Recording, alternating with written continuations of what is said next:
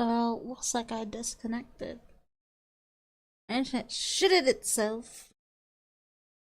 Am I back? I am. Oof. Oof.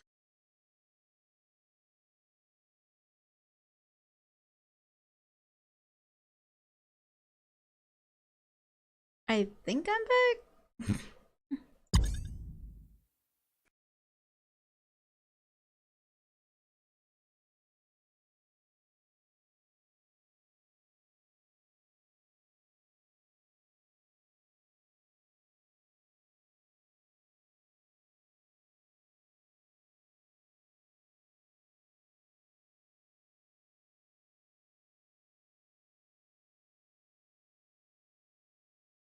Go back on those Yankton plates? Where? You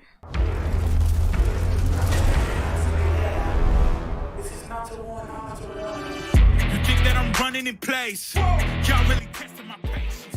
Right before I blow up the spot, I had to get back to the basics.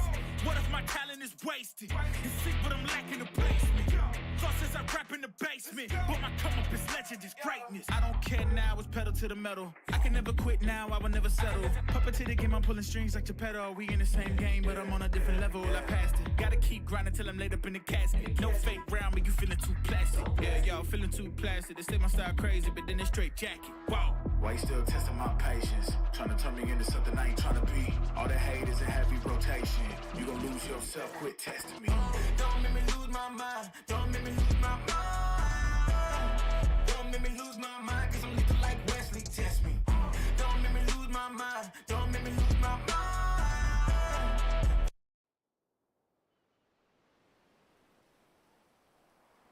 Alright.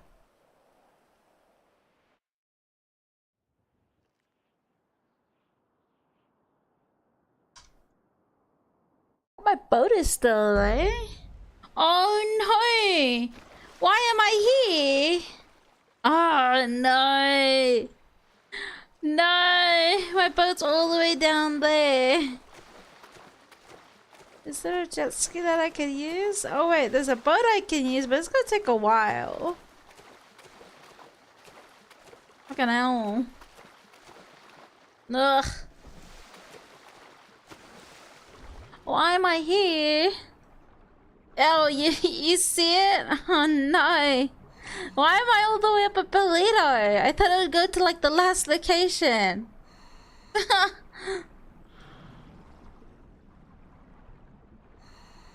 Yeah. This next time I have to learn to get out of the water.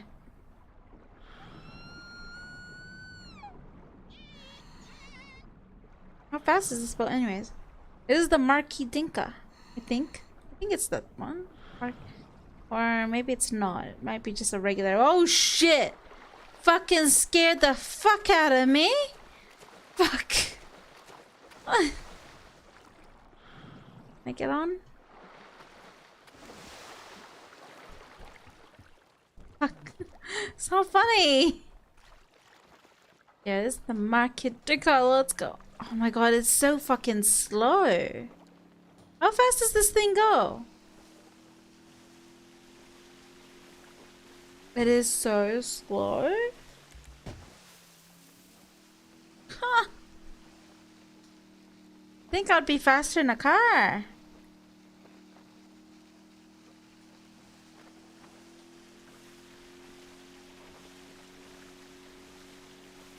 Holy slowness.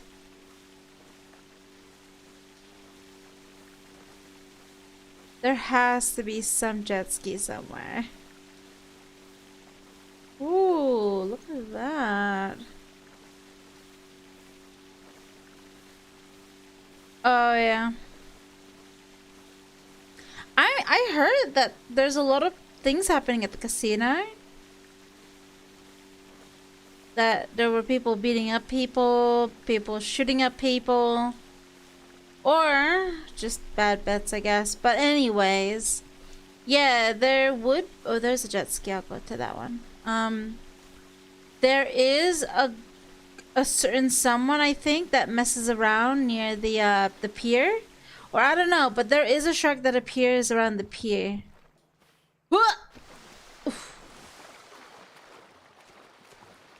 Yeah. Anyways. Have you guys checked out your 2022 stats, by the way? You guys check that out?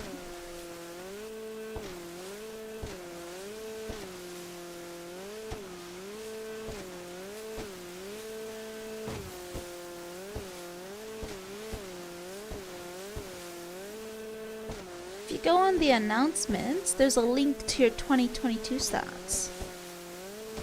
I've already saw mine. I'm surprised I wasn't part of the top 3 most active in the server. But I guess it's because I started full-time at my job, so maybe that's why I don't invest as much as I used to.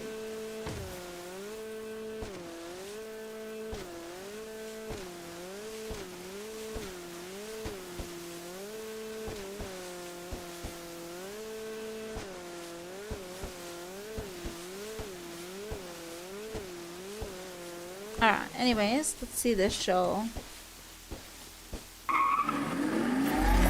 Grand Theft Auto is based on real-life places, and a few months ago I set out to see them all. But I missed some important locations. Grove Street, Michael's house, Sandy Shores. These are real places Rockstar recreated that I'm going to visit. They even copied the smallest details that will blow your mind. And throughout this video I made sure to live like a rich mobster. Hold on, how do you get out of this thing? Which of course meant looking the part. Rockstar actually copied so much of Los Angeles that we were in the game the second we arrived because LAX is actually Los Santos International Airport, and they have the same buildings, control center, restaurants, signs. And these thingies! I don't know why they took the time to do this, but it's kind of cool. LA has the same port as Los Santos, where commodities are imported into the fictional city. But this is what really excites me. Look at the level of detail on the Port of Los Angeles building. It has the same, like, faded writing. 99.99% of players would never notice a level of detail like this. So why do it? What's the point of copying such small details that don't have any real functionality in the game? Well, locations like the airport and seaport build the illusion that Los Santos is a city and not just a game. By creating a full society, it feels like even when you turn off the game, the city continues to function. But that still doesn't explain why Rockstar took the time to copy minuscule details no one will notice. Could it be because it's easier to plagiarize than create something original? But if plagiarism was easy, why wouldn't every gaming company do it? Where other games simply copy major landmarks, Rockstar went above and beyond to create thousands of unique models based on real places, like Grove Street. Ride with me if you ride with me, you can slide with me if you feel like 550 on the 5 sticky, come get high with me, that's a deal, right? And you have to admire the fact that Rockstar doesn't duplicate buildings. It would have been easy to copy and paste buildings to fill the landscape, but instead they recreated the whole city. And just to contextualize cool. how much of Los Angeles is in the game, this happened. So we just got to the Airbnb, and we went out on the roof, and we're like, wait a sec, that looks familiar. Crazy, right? Well, I'll do you one crazier. A couple weeks later, I was on a trip in Idaho, and I came across this. I'm in the middle of nowhere. I see that, I'm like, that's in the game. I've seen that. I was seeing GTA everywhere, and it was getting kind of scary. There's such an insane level of detail, it's hard to tell what's real and what's the game. You know those videos that are like, is it real or is it cake? This is a bowling ball. This is a cake. Wait, that's a Netflix show now? Who thought that would be a good idea? Anyways, like, this has got to be real, right? No, it's cake! Well, it's not cake, it's the game. But like, how do you tell the difference? Everything looked like Grand Theft Auto, but there was only one way to make it feel like Grand Theft Auto. In GTA, you can just steal one of these things from people, but in real life, you can spend $1,000 to rent it for 24 hours. You ever driven a sports car or anything like this? I played a lot of GTA. I play a lot of Let me tell GTA. you, I know how to drive. Oh boy. Driving a Lamborghini in Oh real my life God. is pretty stressful because, you don't get a reset. You're just keeping it 10 and 2, huh? I'm having so much fun. I'm not gonna lie, I was having negative fun the first couple hours I was driving this car, but that wasn't gonna stop me from racing it.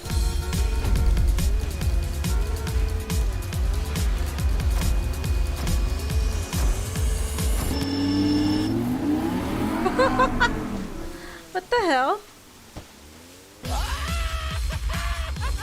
This is the most GTA thing that could possibly happen. Woo! So yeah, I eventually warmed up to the car. Pretty crazy they let an idiot like me rent this. With an ID photo like that, just no questions asked. How did he not comment on that? We spent our day visiting some of my favorite locations in the game. Some places didn't live up to expectations, so we made it to Hollywood Boulevard, Honestly, which is Flags, Vinewood I Boulevard wouldn't game. have a clue. It's honestly on The HR. Playboy Mansion was under construction, and Michael's house was, well... Hello? Hello?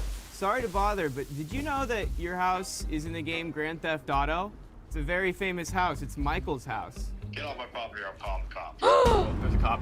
Be chill. Be chill. Later that night, we visited the Vanilla Unicorn. He's like, get off my for property, I'll call the research cops. purposes, of course. So Jake, I got you $40 right there. That's how much it costs to get a dance in the game. And you go have fun and let me know how it is.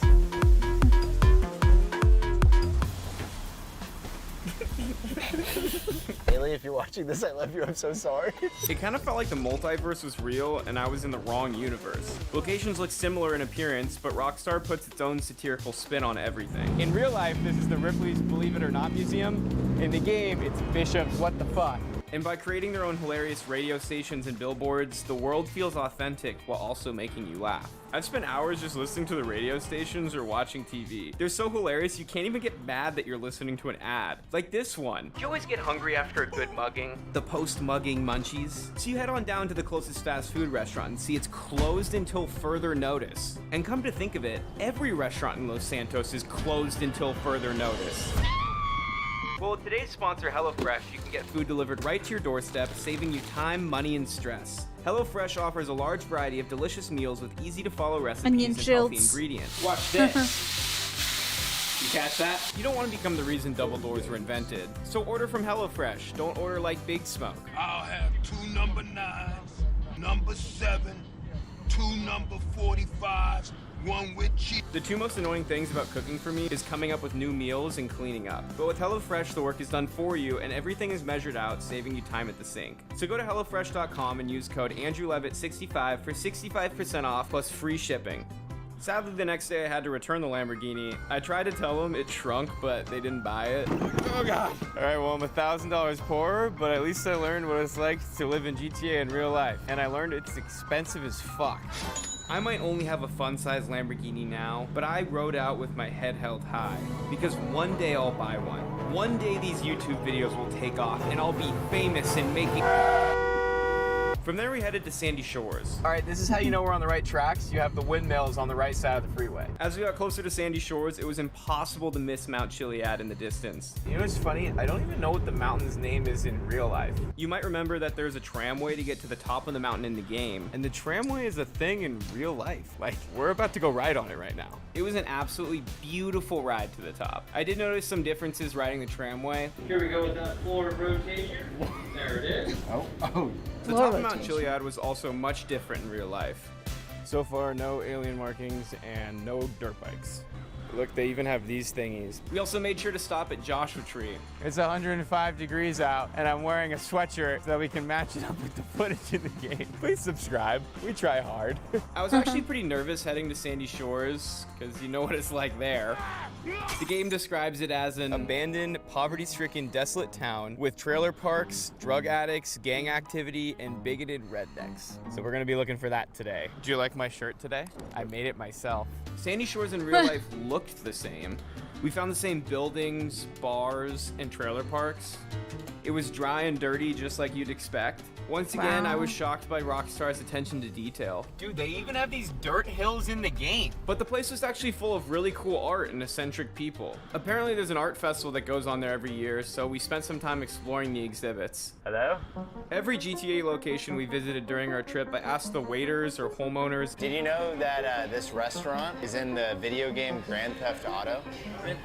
everyone looked at me like I Is was it Grand crazy, Theft Auto? except for the last person you'd expect when we visited Salvation Mountain. You know that this is in the game Grand Theft Auto?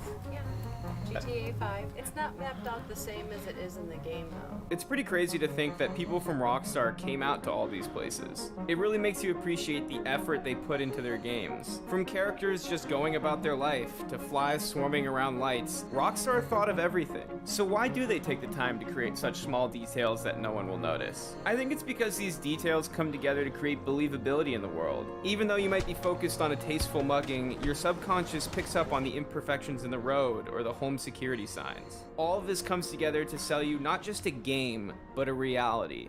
One that might be a lot more real than you think. If you missed my last Grand Theft Auto versus real life video, you can find it here. That's cool.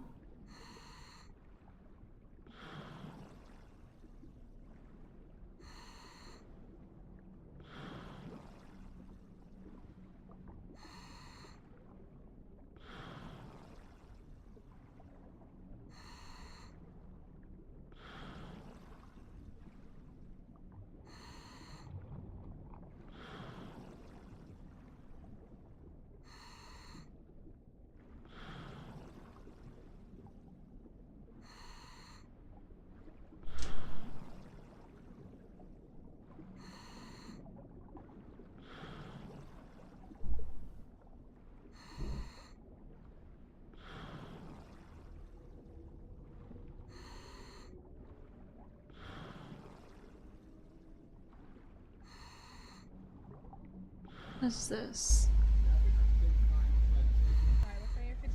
Hi, can I get 6 nuggets, please? By themselves or meal? No, just by themselves. Yeah. And get a chicken salad, grilled chicken. Yeah, we either do it's either with bacon or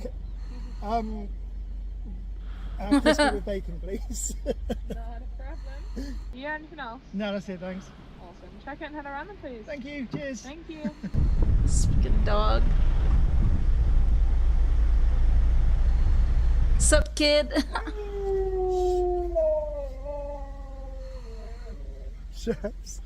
Chefs, leave them to eat their food.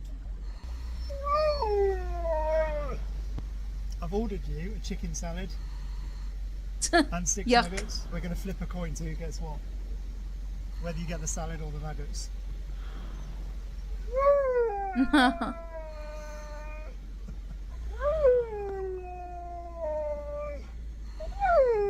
He's so cute. Won't be long. You can smell it, can you?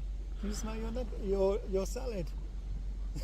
How you doing, buddy?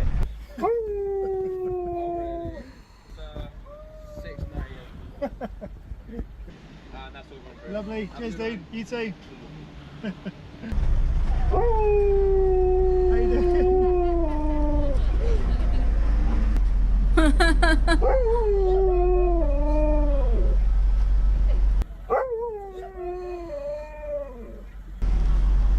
Lovely.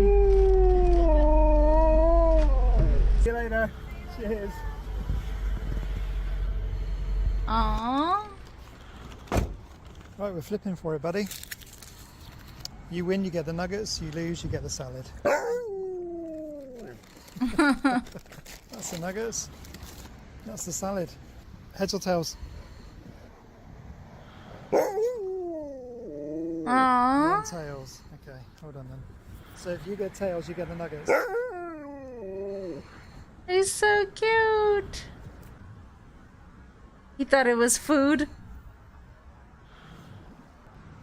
It's heads. You get the salad.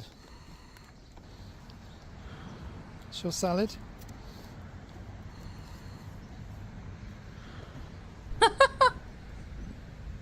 Oh man. Oh, he's actually eating it as well. Should have you eaten a salad? I was kidding. I was kidding. You don't have to eat the salad. There you go. There you go. Good boy. Aww. He's so Good day? cute. Good Aww. day. Good boy. Oh, bless you.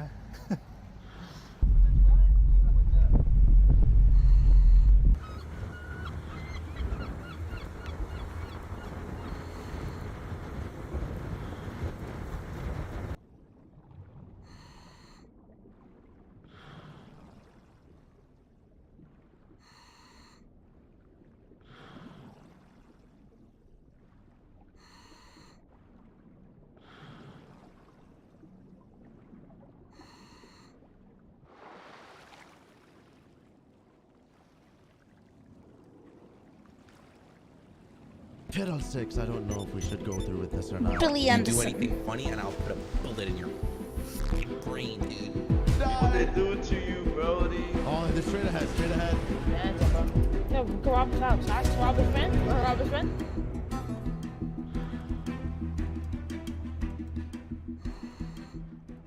I got a job. I got a job. I'm a taxi driver. Oh, what the hell? I'm going through the car. Greetings and salutations. We're back. And in today's video, I am going to be a taxi man. But what happens if we pick up the wrong individual who happens to be a drug dealer, huh? Not on my watch. I will have to report that to the police department, indubitably. As a matter of fact, robbery successful. It would be a shame if I managed to snatch up the thug as their quote-unquote getaway driver. A one-way ticket to the police department.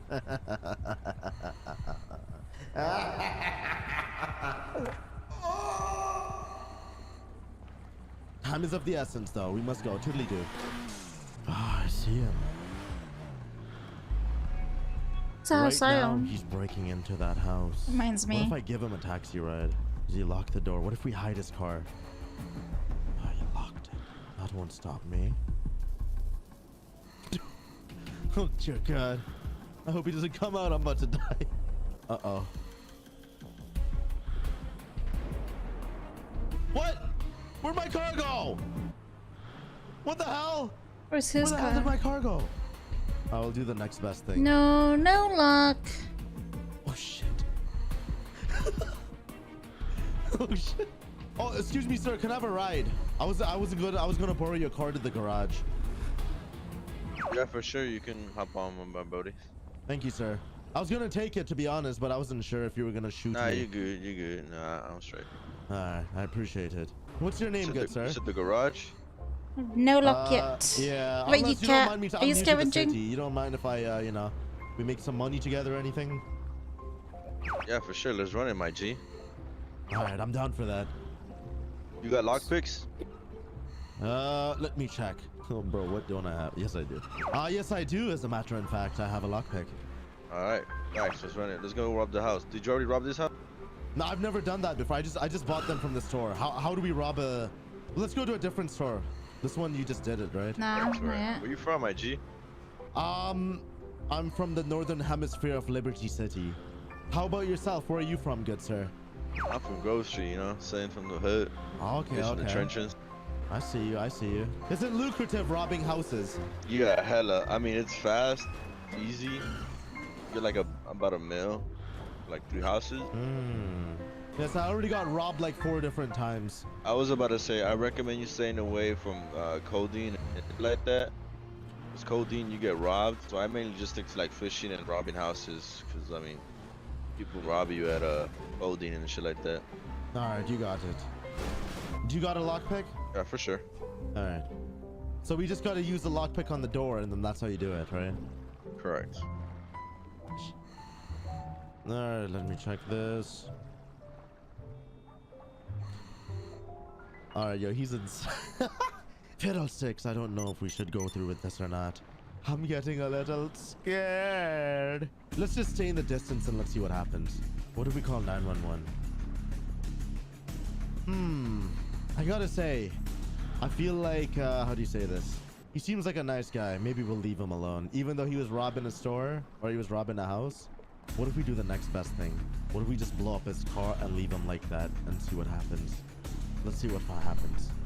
Ha, it's so mean. Respectfully, he seemed like a nice guy. He was just trying to show me around town, this and that. He must just be down bad. I understand it. We've all been there. So I will not call the police on him for once. I know, a miracle, right? But we will blow up his car.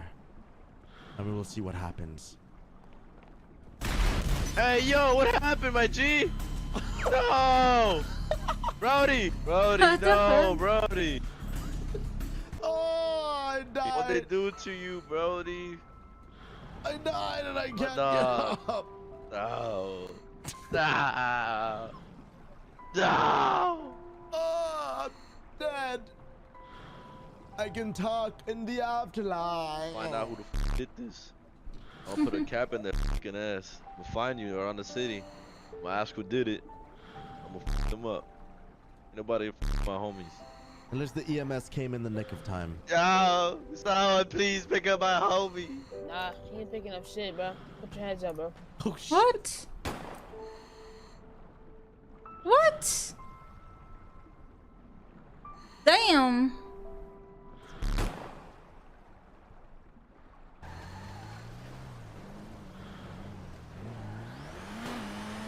What color is that? I forgot. They wear orange flags. Yes, Yep. come on, give me the knife. They killed me. Yeah, they wear orange flags, and we're gonna kill them all. Were you requesting a little getaway driver, indubitably? No, get out. Go ahead, please. Absolutely, if that's what you desire. You know what? Actually, hold on. I have a new job for you, my little hitman. Come here. Don't get in the vehicle. Don't get in the vehicle. You can get in now if you request it, Yeah, indubitably. yeah. Listen, we're gonna go in the car, and we're gonna set something up. Hey. Actually, you know what? I think we do require a ride, sir. That will be $10,000 for a ride, indubitably. Okay, let me just Sure. let me just do something out of my car. Sure thing. Hey, Diabeto, you want to come with us? Yeah, I'm down. Get in the car, my little hitman. A hitman, you say? Where's the Oh destination? no, that's just his name. Absolutely. Where can I take you, Take gentlemen? us to the hospital. Yeah, take us to the. Absolutely, if that's what you request. Wait, I jumped out by accident. No, I didn't. Oh, yes, he I did. Are you okay, good sir? What the Please fuck? put on the seatbelt. I don't know how. Yeah. So, what are you doing driving a taxi, sir? Just making an honest living in the city. I'm like, Wait, can you pull over actually? sure thing, right over here. Yeah, this will work. God, there's some gunshots down there. I think. Hey, you have something that you want to tell him, right? Is everything good? Good. Oh, no. I'll give you money. No, I'll give you money. Give me money right now. All right. Absolutely. Can I just step out to give it to you, sir? I can't. I'm gonna step out, sir. I only have $115,000. Is that okay, sir? No. Tell him you want more, hitman. Oh, please. Okay. Let me just quickly check my pocket, sir. I got $237,000. Is that sufficient, good sir? Give it to me. Give it to me. Give it to the Absolutely. Give it. Hurry up. Jesus. All right, you got it. 10, 9, 8, 7. Counting. Oh my God! Get him! Oh shit! No, you stay inside the car, gentlemen, trying to set me up. Otherwise, you will meet a tragic fate. Stay in the car! Don't try anything wise. Mr. Anderson, are you good? We just saw that. Yeah, actually, officer, this little shit weasel, he tried to rob me. He was forcing me. Oh my gosh. He tried to rob you. Absolutely, yes. This individual right over here, isn't that right, gentlemen? Oh, yeah. Yeah. He totally tried robbing you at gunpoint. Oh, all right. I gave this shit weasel a ride and I said, you owe me $10,000. And he said, how about this? And then he hopped out and he aimed a gun at my head. Fortunately, I managed to shoot him in the head just in the nick of time. It's a good thing you're a good shot, Billy. I got lucky, I cannot say that. But I do appreciate that, officers. Where we go? Oh, he's dead. Oh, Shooter? he gone. For like He's shit a dead shooter. man. Anyways. You let us know, Billy, if you know any systems. Absolutely. Uh-oh. There I you do go. believe the door. I All right, believe have the a doors nice were day, officers. Have a wonderful day. You do the same. I'll drop off these customers to their destination. I do apologize. Absolutely. Sounds good. Now, what was that? You sent your little Walmart hitman on me, yes? No. He was acting of his own accord. Now that right? they know I he could has hear some connections to the mumbling in cops, it's background like, not too long ago. You guys were trying to set me up, right? No, Diabeto, we would never do that, right, Diabeto? Of course, man. Start talking. Who are you working for? Okay, we're working for 4K. The man in the back, he hired me to do this. I didn't want to do this at all, dude. Let me out of the taxi. Well. Needs. You made me do this, Diabeto. Shut the fuck up. You work for 4K. I know you do. Well, I just don't get it. What exactly did I do to you, fine gentlemen? I did not do anything. They told us. I don't know. We need money, okay? All right, that's fine. I appreciate your honesty, man in the back. You've been quite honest. So are you gonna let us go? Let me think about it. Please. I'll do anything you want. I'll tell you what right now. If you do this for me, I will let you go. If you don't, I will find you and I will place 15 kilograms of methamphetamine on you and call the feds. Okay, You okay. What is understand that? What do you want me to do? What do you want us to do? All right. Step out of the vehicle. Don't try any funny business. Okay. Stay right there. Now I want you to drive the cab. You guys are both going to be cab drivers today. Don't try any funny business. You there, man in the women's pants. You drive. You there, Tubbs. You're going to be sitting in the back impersonating a driver or a passenger. Now I want you to find one of these foreskin members you talk about. Hey! Oh, okay.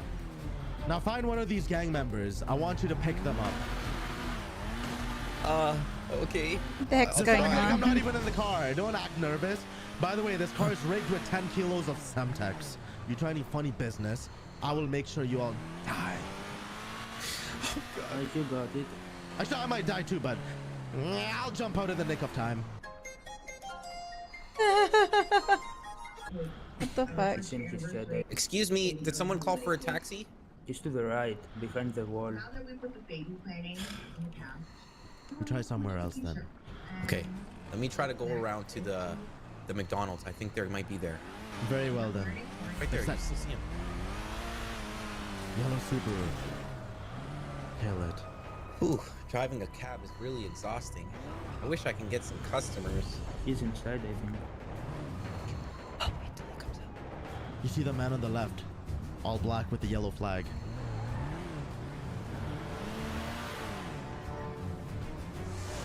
Yo, who this? Yeah. What the fuck? Hey, did someone call for a taxi? No. Get the f on, nigga. Whoa, why'd you have to be so vulgar for it? That Don't was worry. the individual. That was one of the little pipsqueaks who tried to rob my friend. He must pay with his blood. I won't let him out of my sight. If you can assist me killing both of them, I will give you each $500,000. Okay. Damn it, I already lost You him. had one job. You had one job, you little shit bean. It's so hard to drive this freaking car. It's so hard to control. You little shit bean, you had one job. Oh my. You know what? You know what? I'm sick of you giving me orders. I'm sick of you giving me orders. You know what? This is it. You know what? Get out of the car right now. Oh, God, please. I'm sick of this. Diabeto, let's do this. Get out of the trunk now. All right. You got it, gentlemen. You got it, gentlemen. Get out of the trunk now. I'm sick of you. Diabeto, make sure to grab him right when he comes out. Hello, Papa. Okay, I'm coming out. No funny business. You do anything funny and I'll put a bullet in your fucking brain, dude. All right. I'm gonna get out. Are you gonna hurt me? I need to know. No, we won't hurt you. Who's that behind? Oh, someone's rolling up on y'all. I don't know them. Good, GSG. Hey, what's going on, buddy? Is this Gusto? No, this isn't Gusto. Is it That's Gusto? my pink kicks. Wait, Kick is them it off. Gusto? Yeah, I like. I kind of like it, my boy. Quiet, quiet. Yo.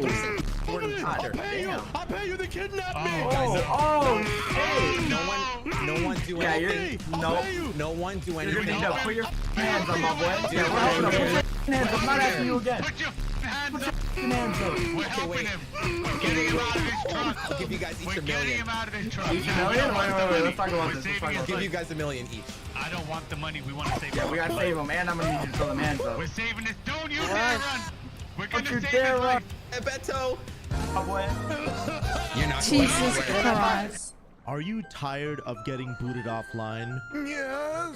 Are you tired of toxic players like this? Shut your ass up. Shut your ass up. I'ma find you. I'ma beat your ass. I'ma boot you offline. And that's a fact. Yes. Do you want full privacy on the internet? I don't even own a computer. Well, the best part about ExpressVPN is that you can connect it to any console, any device, you name it. PlayStation, Xbox, mobile devices, tablets, everything. I've been with ExpressVPN for over 6 years now. Check it out. Hey, Beto. My boy. You're not going anywhere. I got him. Save his life. Get him out the trunk. Okay, I'm getting him out. Open trunk. Don't trust the tubby man. Well, I'm watching the tubby man. I'm Yeah, watching tubby him. man, I'm tubby watching man. him. Throw your hands up. I'm taking that gun off. Throw your hands up, my boy. I can do that. Throw your I'm hands up. breathing the trunk, man. Open the Open the Okay, trunk. kids it. It's gonna suffocate, bro. What the EMS off. Drive off EMS, EMS. this is not your scene. It's not your scene. Oh, we got him out. He can breathe. There we He can breathe. go. He can breathe. Thank God. That tubby man and his little nephew tried to rob me. Put that gun up in your pockets, my boy. Oh, you trying to rob him? I'm gonna rob you back, motherfucker. They tried to rob Stick my him up. ass. Stick him up. Stick him up. my Stick him up, my boy. Stick him up. Oh, you can leave the tubby. Tubby, I hope you learned your He's all lesson. yours. I already took his gun Actually, off wait, him. hold on, Tubby man. He's all yours. Can you dance? Shoot at his toes and make him dance. There we go. There we go. What the That's a little fuck? faster. That's silly for me. All right, that's good. That's good. That good? All I right. hope you learned your lesson about trying to spin it on me, Tubby man, and the little nephew. I appreciate that. Thank you. Anytime. How much do I owe you, fine gentleman, for saving me? You're good. You're good. You're good. Oh. Do I really? Hold on. Let me give you something. Let me give you something. We'll This take was a anything few that's not Yeah, I cash. appreciate you, man. There you go. You can take the Rolex. You can take my appreciate you, Rolex. You can sell it on appreciate Craigslist. that. Appreciate you, man. We like that. Thank you. And you there, you little shit cretin. Yeah, you can get that shit over to me.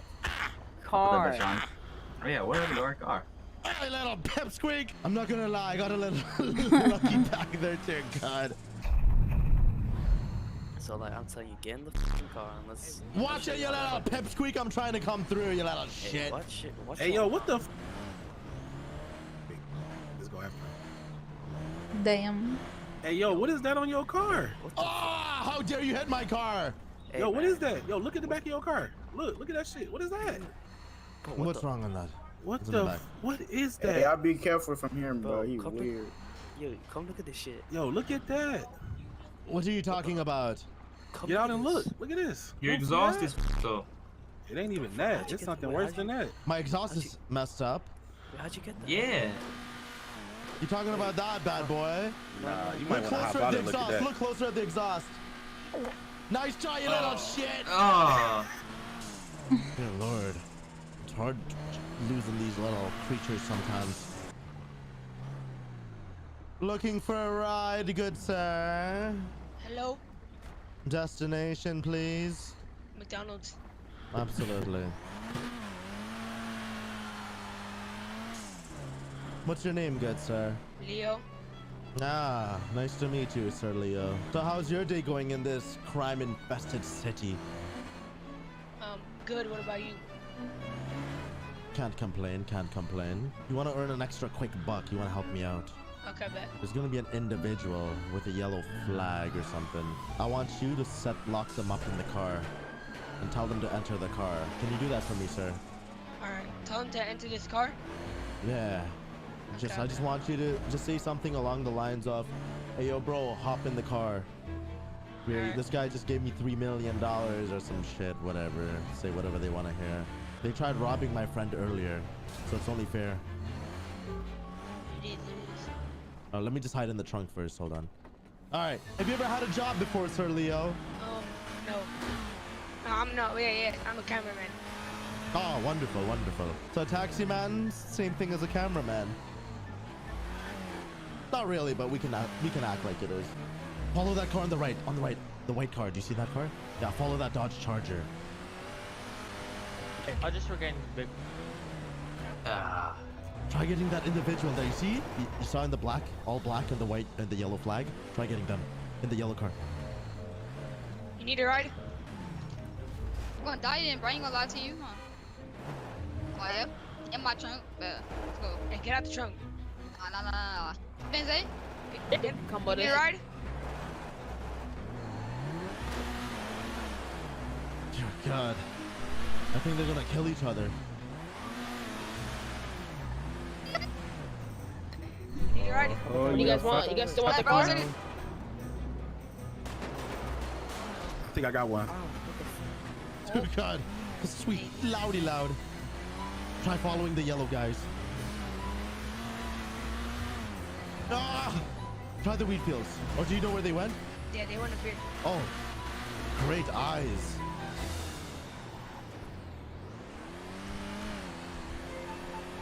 Oh, they're straight ahead, straight ahead. You're doing wonderful, Leo. Very fast. Do you think you have what it takes to be a professional taxi driver? Yeah. Oh, shit. You need a ride, sir? That's the car, bro. Me? No, bro. Get the. Your hands hands up, bro. I'm taking, bro. You better not kill my driver. Get in the car. Bro, drop it off, bro. Damn, man. Drive up, bro. Hey, what? 1 second. You ready? I'll get in there. Hey, go back. Oh, shit. Yo, my friend can come too. Right. Oh, my fault. What's up? Ah, come on, we're out. Yo, put your hands up, bro. Yep. Please, Ross, put your you hands up, think please. about driving off? All right, get out. Please. Get out. Yeah. Please. Hands up. Please, no, please. Hands up. Hands up. Hold X, bro. Down. Guys, 10 seconds. I don't. 10 Wait, seconds. no, I don't got X. I don't got. Please. 10 seconds, bro. 10 seconds. Please. Nah, Okay. gonna No, die don't shoot me. then, bro. Kill him. Nah, you getting Kill it? him. No. No. Never hop in the car. Don't get in that fucking car again, nigga. Whoa. What the car is it? What the Wow.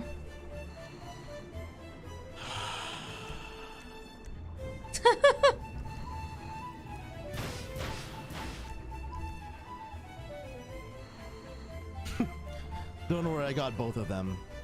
But I must say, Leo, why you used your leg up like that? Quite extravagant, I must say. Leo, I'm gonna call the EMS to save you right now. One moment, alright? As a matter of fact, hold on. Let me try seeing what I can do. Hold on. Let me see if I can help you. Hold in there! Hold in there, Leo. Leo, hold in there. You got this. Thank you, sir. You have done wonderful. Exactly who I needed to eliminate. Let me give you your payment. There you go, sir. Have a wonderful day. Thank you. Toodly do. Hello, Jeeves. Yes, we lost another cab, but at the same time, we managed to avenge my potential friend. Yes. Remember the home invasion? Nah. Wonderful. Hello, Super Toodly do. Slopes. Not If that you much, enjoyed just that, scavenging drop and a like, watching subscribe. different Indeed. things in Jupiter.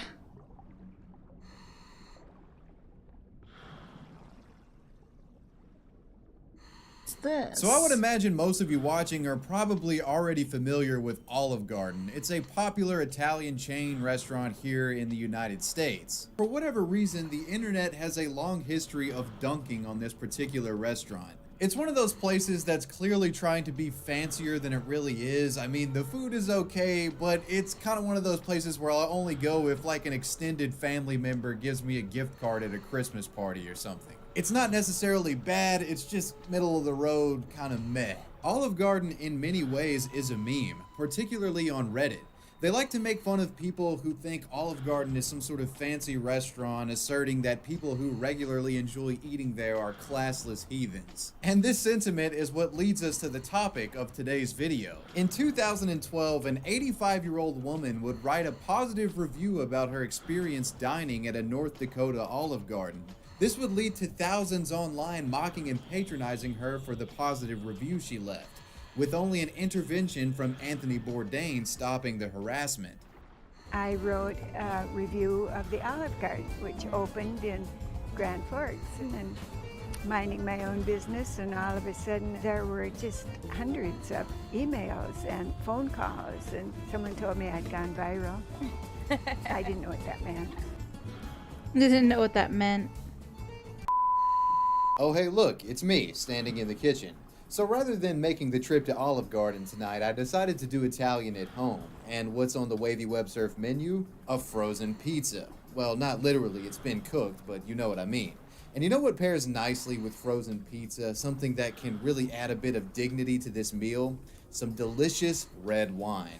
Courtesy of the sponsor of today's video, Bright Cellars. Bright Cellars is a monthly wine club for wine enthusiasts across the spectrum, from relative newbies like myself to wine connoisseurs. It works like this. Simply fill out the quiz on the Bright Cellars website. The quiz will ask for your personal taste preferences, whether you like red or white, and when you typically drink wine. Based off your input, they'll pair you up with a few bottles of wine most compatible with your choices and ship them right to your front door. You get bottles sourced from all over the world, and honestly, I prefer this to randomly guessing at a wall of wines at a local supermarket. I like this Vanishing Act red wine, so next time I may build a box based off wines similar to it. You guys can get 50% off your first 6-bottle box by clicking the link down below in the description box. Want to give a big shout out to Bright Sellers for sponsoring. Now let's get on to the story. To begin, I want to introduce you all to the setting of today's story. Grand Forks, North Dakota. Boasting a humble population of approximately 50,000, residents of this somewhat isolated Midwestern city have long enjoyed a quiet, unassuming, and community-focused existence. To give you a better idea of what living in Grand Forks is like, I want to show you some of the tourist attractions listed on its tourism website. Grand Forks offers can't-miss experiences such as Bob's Oil Company, the American Legion Cafe, and of course their state-of-the-art AMC movie theater. Yeah, Grand Forks is keeping it humble, and with these examples shown, I think you can begin to understand why the people living in Grand Forks may be a little bit excited when they heard that Olive Garden was coming to town. And this is exactly what happened in February of 2012.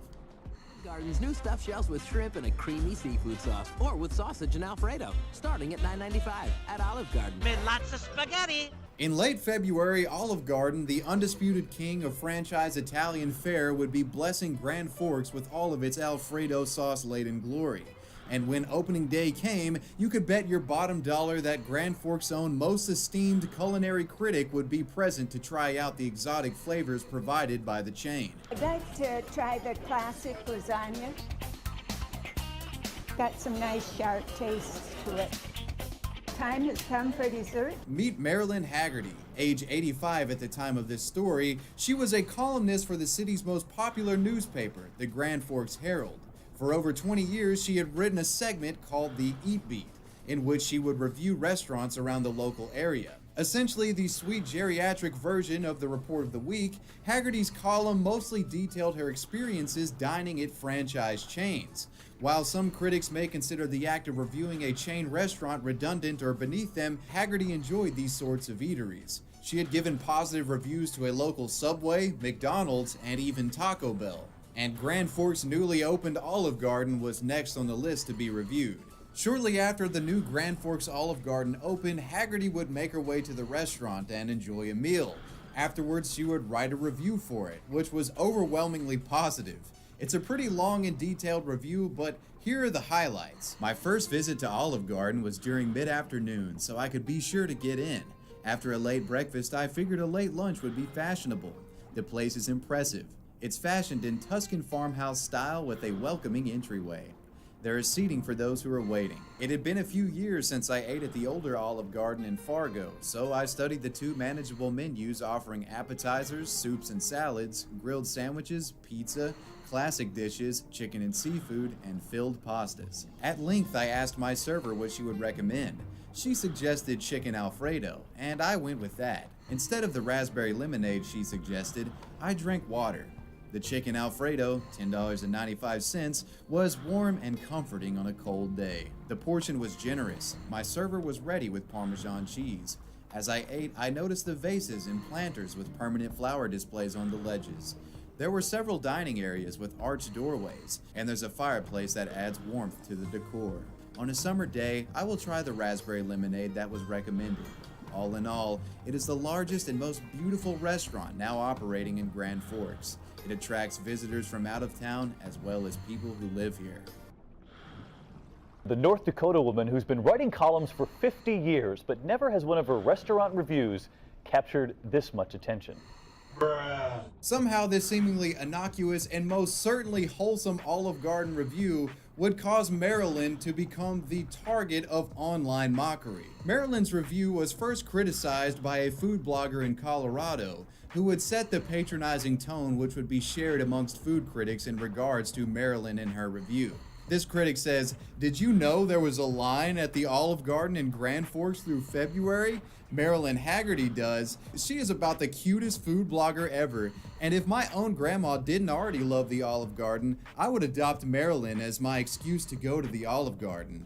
She ordered chicken Alfredo and a water. She turned down the raspberry lemonade. Who goes to the Olive Garden and turns down the raspberry lemonade? Apparently the Grand Forks Herald needs to up her stipend." Another blogger called her review unwittingly hilarious and joked, "I just hope a Popeyes never moves into the neighborhood. Otherwise, everyone's heads may explode like that famous gif from Scanners. Marilyn's Olive Garden review would eventually make its rounds on Reddit, where neckbeards would share personal anecdotes and jokes regarding her seemingly over-enthusiastic review of the chain restaurant. A while ago, I was standing at the Taco Bell at the mall waiting for my food when an elderly lady came up beside me to talk to the manager. Her purpose? To send her compliments to the chef because it was the best quesadilla she had ever had. That's adorable. Quote, instead of the raspberry lemonade she suggested, I drank water, end quote. Well, it was a late lunch. Can't get too crazy before dinner. Bro, you got the whole squad laughing with that one. Within days of Marilyn's interview being posted, it seemed like everyone and their grandma had something to say or some sort of joke to crack about it. Because I guess it's a cardinal sin to actually enjoy Olive Garden. I mean, don't get me wrong, Olive Garden isn't my favorite place to eat or anything, but I consider it to be a perfectly I like their fine unlimited establishment. soup and I think a bread. lot of the snark thrown in Marilyn's direction was rooted in a lack of understanding of what it's like living in a smaller city or town. You aren't surrounded by 5-star dining options. Hell, you aren't surrounded by many options in general. And people genuinely get excited when a new restaurant comes to town. And there's nothing wrong with that. With Marilyn's Olive Garden review now viral, her column on the Grand Forks Herald website was getting upwards of 10,000 page visits per day. And she personally was getting inundated with emails, with feedback both positive and negative. She would first address her viral fame in an interview with the Village Voice. Here she claps back at her haters. I may sound a little on the defensive to you today because of the emails I've received.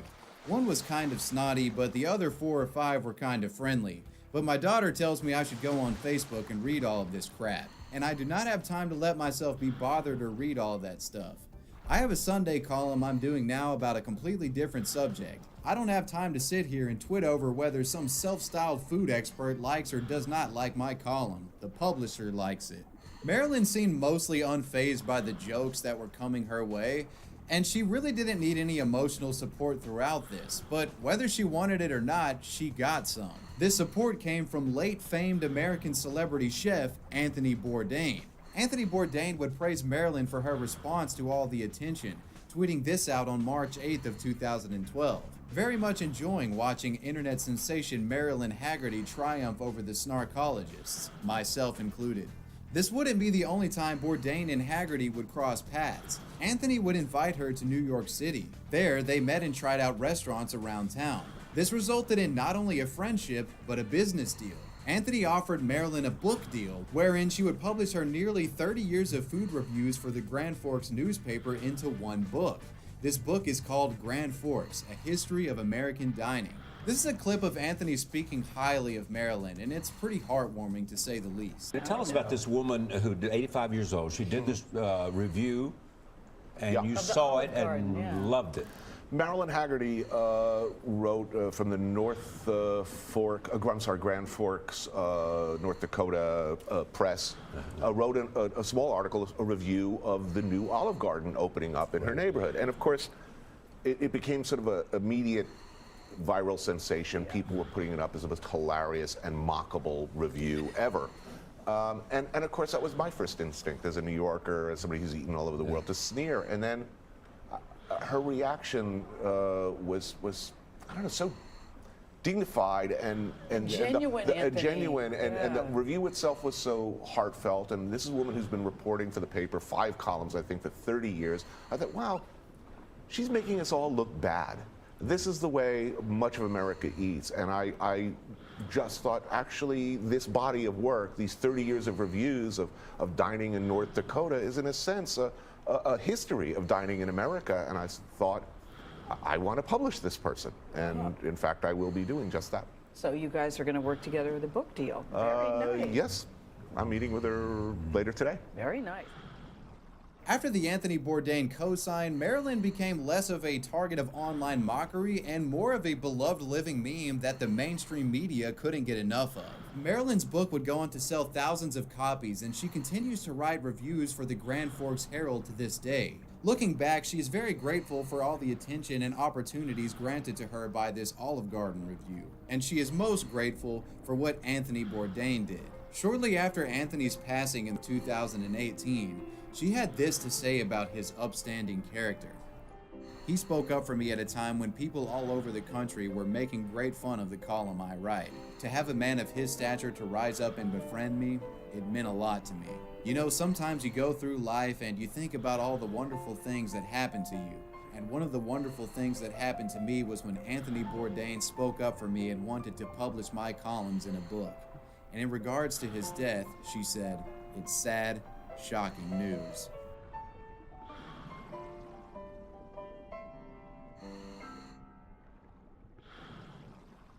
And that, my friends, is the wholesome, heartwarming story of Marilyn Haggerty's Olive Garden review. Shout out to Anthony Bourdain. Dude is really a legend for stepping in and helping out this lady in a time of need. Let me know what you guys thought about this video down below, and let me know who or what you want me to talk about next. Want to give a major shout out to my patrons. I appreciate you guys. Wavy Web Surf out. Peace.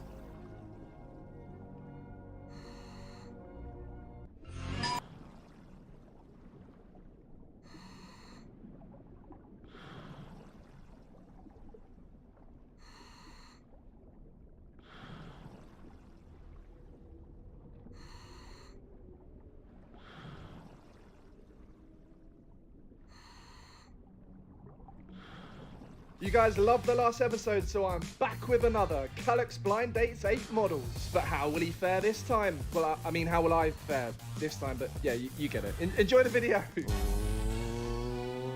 How's everyone feeling? We're great. Yeah.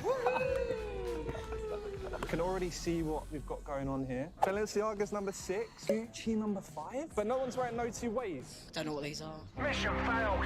We'll get them next time. Well, let me tell you what they are. Straight into the deep end, number 1. What makes you so unique? I tell you what, I can drink a few good bottles of Prosecco. Oh, really? Is that your go-to? At the moment, it is. Number 2, uniqueness. Why? My big laugh.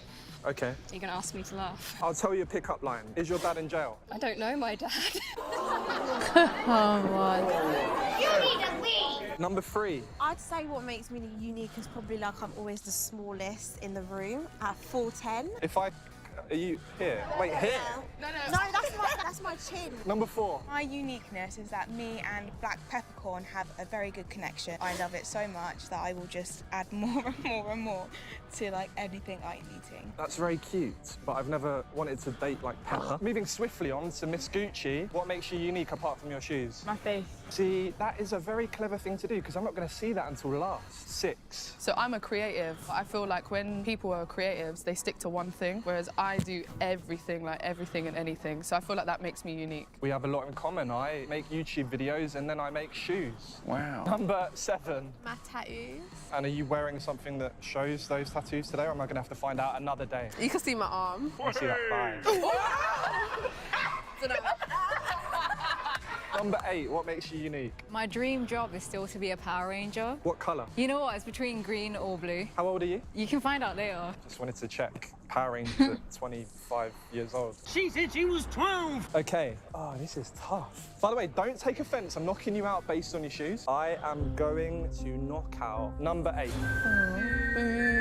I'm getting booed. I've kept you lot in. Ah, shit. How are you? I'm good. How are you? Yeah, I'm very good, thanks. Sorry, it was very brief. That's okay. It's your loss. Goodbye. Okay. It's time to raise that curtain slightly. Number 1, why did your ex leave you? I think it had probably something to do with his relationship he was already in. All right, thank you. Number 2. I don't recall anyone leaving. Yes. That's why I framed the question like that. Okay, number 3. Firstly, I left him, of course, and like he was a city boy, too many girlfriends. City boy! City boy! That's why he's the GOAT! The GOAT! Number 4. We were just on different paths and like what I wanted, he wasn't in the right place to do. You're all so polite. I love this. Number 5? I've never been dumped. I left him because he wasn't going on enough dates. He wasn't treating you like a princess. No, not princess, queen. Sorry. Queen. Shit, that's where I'm going wrong as well. Number 6. We was kind of young. It was just a lot of arguments, like petty conversations. It just had to end. Number 7. I'm completely different because I actually don't have an ex. I think I'm just fussy. Shit, cue the epic music. Dun, dun, dun. I like that. The person I'm voting out of this round is number 5. Ah, shit. Yeah, so... Is there a song that any of you will sing here for us today? I will. All right, number 2. Hit it. I just called to say I love you. Okay, right. So, am I right in saying that that's probably the only one that we're going to hear? Yeah. Okay, I am going to get rid of number 3. Boo. Did you get booed? Okay, I did get booed. Hello. Hi. How you doing? Good. Thank you. That's okay. Thank you. All right, it's time to raise that curtain.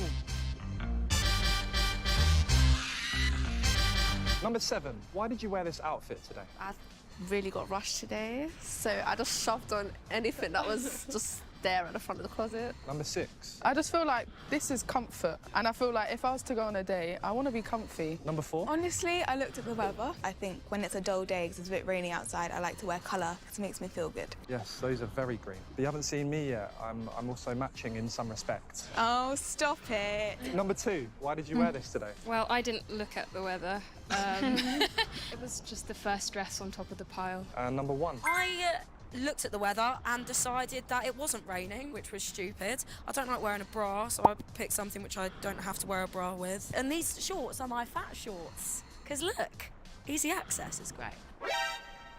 Did you say that easy access? Yeah. Shit, now I'm actually going to start What the offending you fuck? because now I'm knocking you out based on your outfit. Number 7, I'm going to knock you out. I'm sorry. You were rushed. I understand you were rushed, but hello, lovely to meet you. Thank you. Yeah, thank you for coming.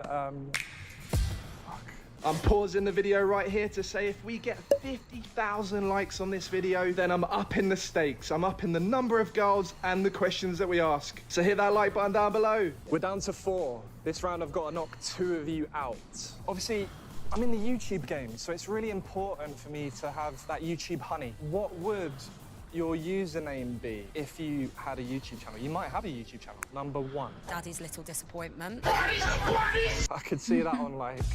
Yeah, I'm not going to say that. Number 2. Mad Hattie. I take it your name's Hattie? Yeah, how did you know? I just guessed it, it like came to me there. Number 4. Automatically thinking, how do I rhyme with my name? So I'm thinking abs with Abby, but then I'm thinking I don't have abs, so maybe it'll be a YouTube channel based on how to not get abs.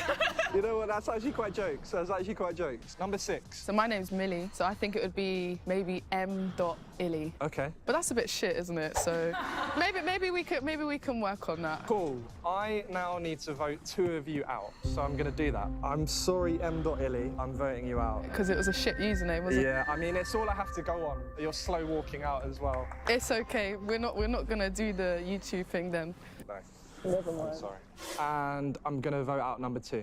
Your singing was absolutely beautiful, and I feel bad voting you out, but you're... Are you mental? I think you're well fit. Nice singing. Thank you. Username was okay. You guys can work on that. Bye.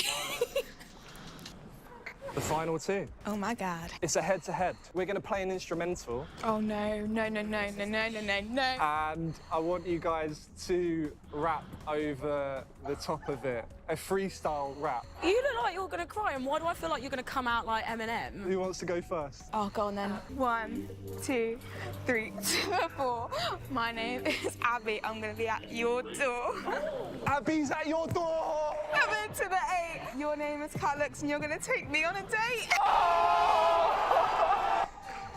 That's all you're having for now. Okay, that was really good. Roxy, are you ready? Yeah, let's give this an embarrassing go. Same beat. My name is Roxy, and I'm like a boxy. I'm pretty foxy, you know, yeah. And I like to do this. No fucking clue what I'm saying. This is great. I'm really wanting to go on a date. I like to eat food, so please buy me some food, please. I like chips. Okay. So I've heard you rap, obviously. Now I want you to fight to the death. Okay. Nani? No, I want you to just hit me with why we should go on a date. Who wants to go first? I mean, I don't know how to sell myself, I'll be honest with you. You can go first. Girl in the green trousers, why should we go on a date? Because if you want a night of entertainment, fun, laughs, and good memories, then you'll have that with me, for sure. Short and sweet. Number one. You should go on a date with me because I'm fucking mental. I always have a good time. Most of the times, although I will admit, every time I've gone out on a date, it's usually at Spoons, because I know exactly what I like there and I usually know all the staff, so you'll definitely get the best seat there, and I like to be adventurous. I've realised that was sexual, it wasn't, maybe. Cool. Okay, now the tough. I am going to kick out number one. Oh my God. What? Hello, you made it so far. I'm just not keen on the whole Spoons thing, I'm sorry. Where do you drink? Soho? No, it's Soho. What's wrong with Soho? Expensive, isn't it? Don't she know? She knows. Okay, and now for the big reveal of Abby. We're going on a date. How do you feel about it? I don't know. I feel good. I think your answers were great. Oh, she's You're cute. beautiful. Nice to meet you. Nice to meet you. Abby. Hello. Cheers. Ching. Thank you. We made it. We did. Thank God. Needed this. I did hear you talking to someone else here. You did? Roxy, and you said that you'd spilt a bit of your lunch on your... What the fuck?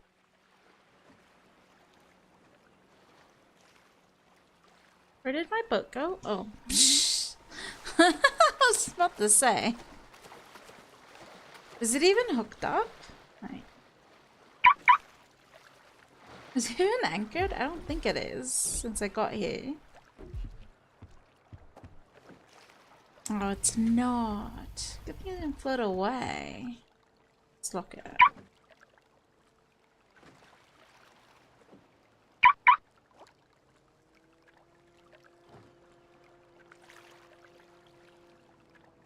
So much scrap.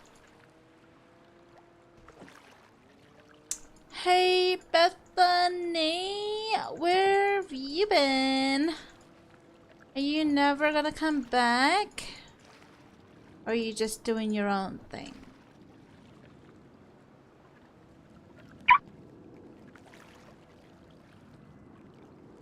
There's like nobody. I'll play 5M, but I just realized that my mate sold the house I was living in, so I'd have to tow all my car. Oof, oof, true. Oh god, that kind of sucks. But at the same time, I think I tow my cars all the time, like from place to place. But yeah, I'm on my way. Oh yeah.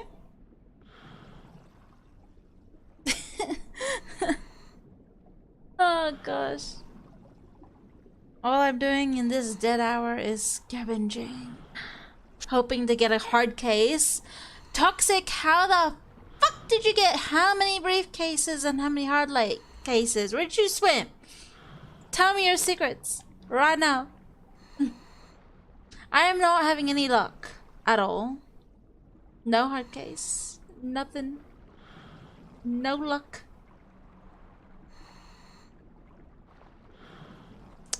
But yeah. Not having any luck. Right. We are hunting and scavenging our days away. Although I think hunting changed a little probably because of all the trees. If you haven't noticed, there's so much trees everywhere. Like everywhere. There's so much trees everywhere. I mean, I could go hunting instead. I should go hunting, honestly, on Estella. Like, while PDM is out, you know? Grab some hunting stuff instead of buying. I probably should, huh? I bet. I haven't seen you in forever. Like, yeah, there's quite a few changes.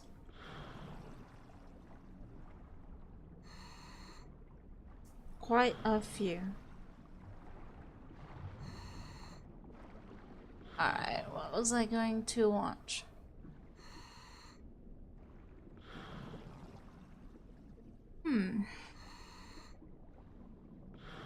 What's this police simulator?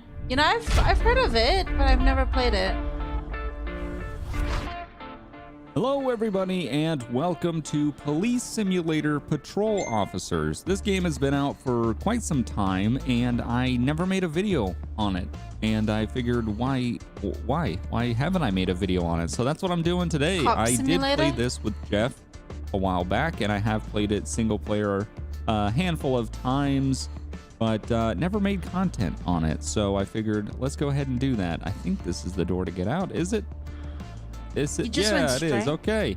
So we're gonna do a bit of a patrol. I think we're in historic downtown right now. We're gonna go ahead and take the patrol car out there. We do have a bonus for report speeders with a radar gun, which is what I found to be very difficult to do. We are gonna go out here and we're gonna patrol the streets. Oh my God, I just saw it. I just saw it happen. Don't worry, I'm coming. Are you okay? Eyewitness. Ah! Oh, why is he running in the middle of the Hey, street? I saw it. I saw what happened. Give me what happened? I know how to drive. I was quite safe. I just saw you hit her, dude. I just saw it. What do you mean? Let's go ahead and just yeah, give me your ID, dude. This vehicle's insurance, please. Who's available? No, I'm dealing with another accident. With another issue. Okay, let's go ahead and take a look at his license. It is currently May 11th, 2020. Dude, your license is expired, dude. Your license expired in 2019. All right, let's go ahead and check his insurance, and his insurance is valid. But yeah, dude, your license is expired. That's... Oh, I smell alcohol. Can I test you real quick, man? Go on. Let's see what it is. Oh, dude. No wonder. Okay, you know what? You just hang out for a second. Let me go talk to her. How's it going? What happened? I didn't have full control of my car. What do you mean? Yes, you did. You were stopped at a red light. Why are you changing your story to not help your situation, lady? We need support. Who's available? Yes, officer. There you go. Find a wanted person. I'm in the middle of an investigation. You know what? I'll take it. We'll deal with it. If it runs out, it is what it is. Okay. Your license is also expired, and you're kind of swaying a little bit. What is going on here? Also, you don't have insurance. What is happening? Okay, you know what? You're swaying and you're looking weird. Something's not right here. Something's going on. What's going on here? You're also intoxicated. A drunk person just hit another drunk person. That's what I'm dealing with right here. You know what? We're gonna drug test the both of you. And also, I'm going to search everybody. I don't care if I lose points. Okay, you're good on drugs. You know what? Okay. I don't know if I actually have the right to... Oop. No. We don't want that. Nope. How do I... Here we go. Assistance is requested for an emergency. Please respond. Okay. Listen, I got a lot of things going on right now. Okay. I'm trying to manage everything at once. You're gonna have to give me a minute. We got a big accident here with two drunk people. I can take that. Yeah, somebody else take it, please. Thank you very much. Okay, let's talk to you real quick. I'm gonna give you a drug test as well, just because you're already drunk. So let's make sure you're not on drugs as well. I can't see. Okay, the report is complete. All right, we are good. So I'm going to go ahead and I'm going to issue you a violation for expired ID. We're going to write you a ticket for that. Expired ID. It will cost you between $75 and $100. There you go. There's for driving on an expired license. Ruined my day. Well, don't drive intoxicated. Well, wait, actually, wait for this. should I, you know what? I'm going to give him the accident report first. So you got a ticket for expired license. Extensive report. Thank you so much. I really appreciate it. There's your report. Now I'm going to arrest you for for driving DUI alcohol. You are under arrest for driving under the influence of alcohol. Please move to the sidewalk. Please move to the sidewalk. So you are going to jail because, yeah. Please, officer. Please. Hold on. Wait, which one's the less invasive? Okay, frisk. I'm just going to frisk you because you're under arrest. I just want to make sure you don't have a gun in your pocket. You got a cucumber and a ninja star. I don't want to know. I don't want to know. All right, lady. So I'm going to issue you a violation for no.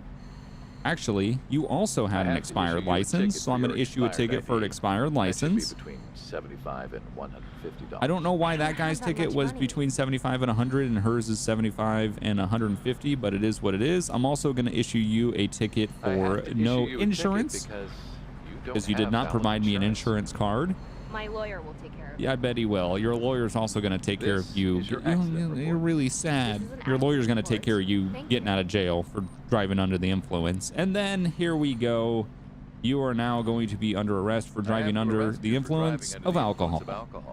Please cooperate. I can't believe it. 5 minutes into this, and we had the drunk person rear end another drunk person right in front of the police station. This city is.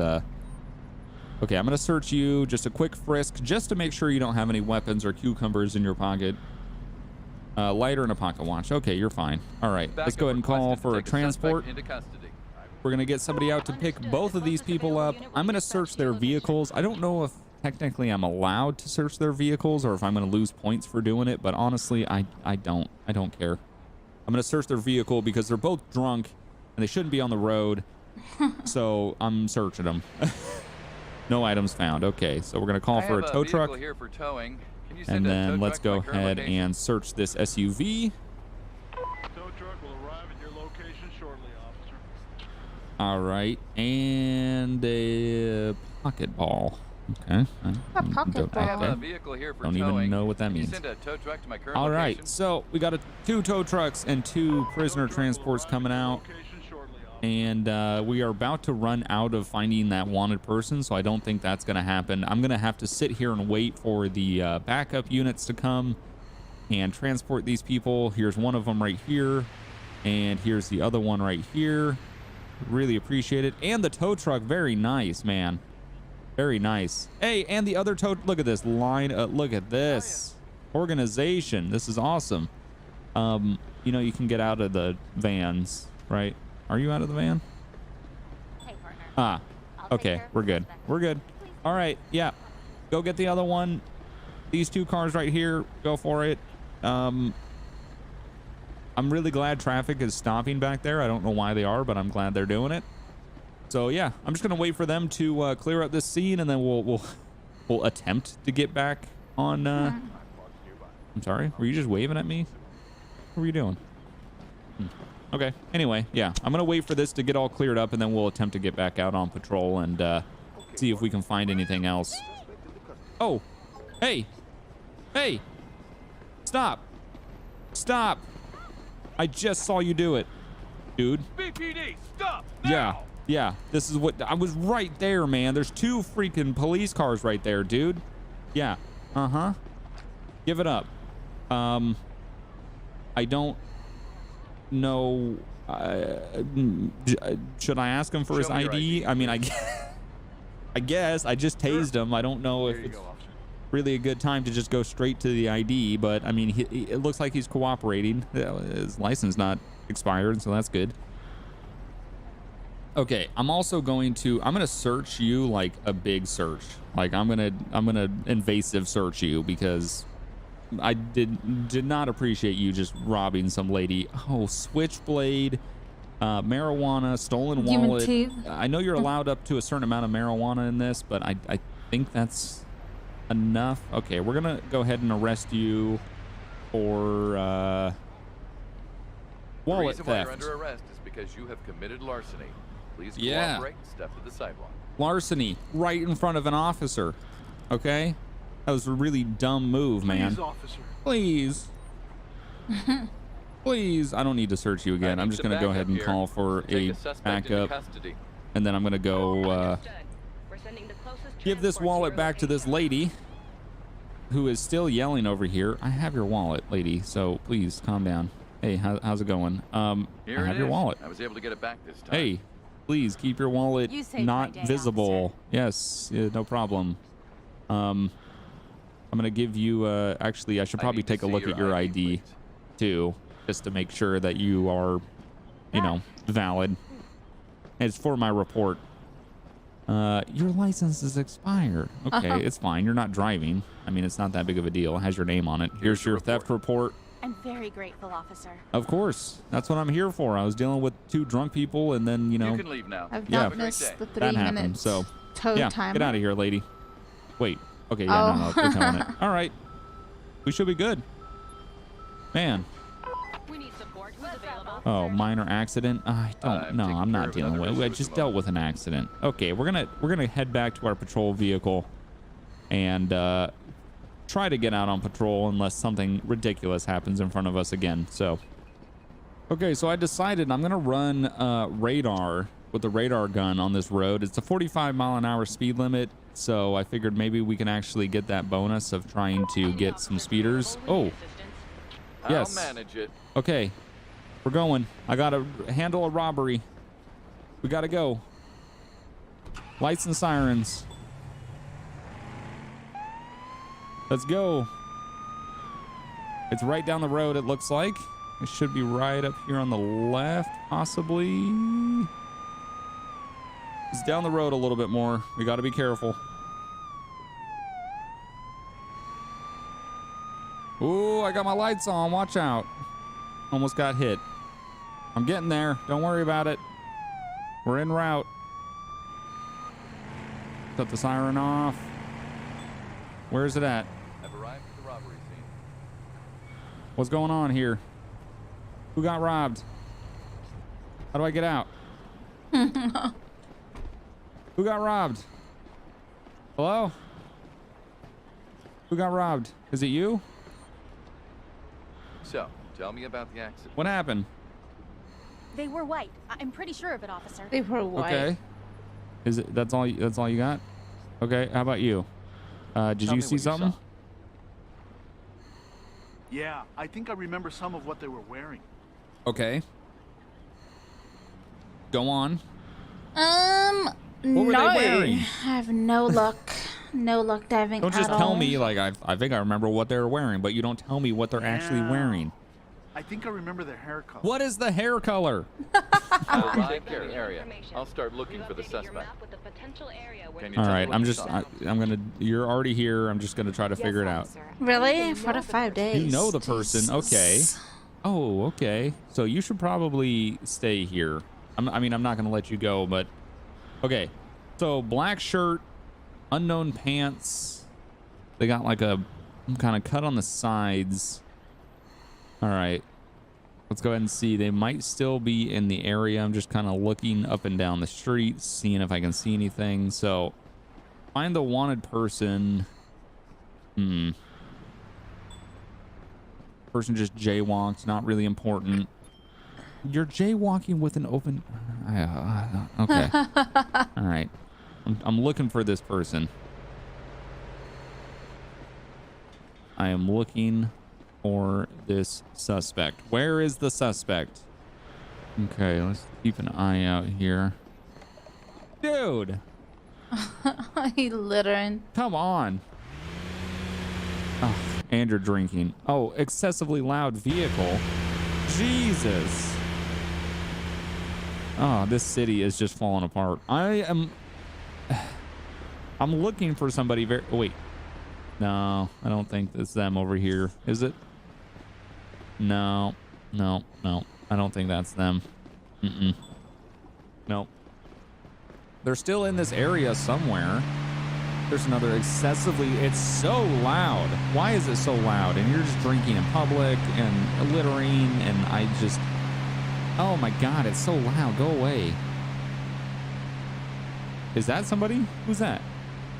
Who's this? Hang on. Hang on. Who's this? This lady running right there.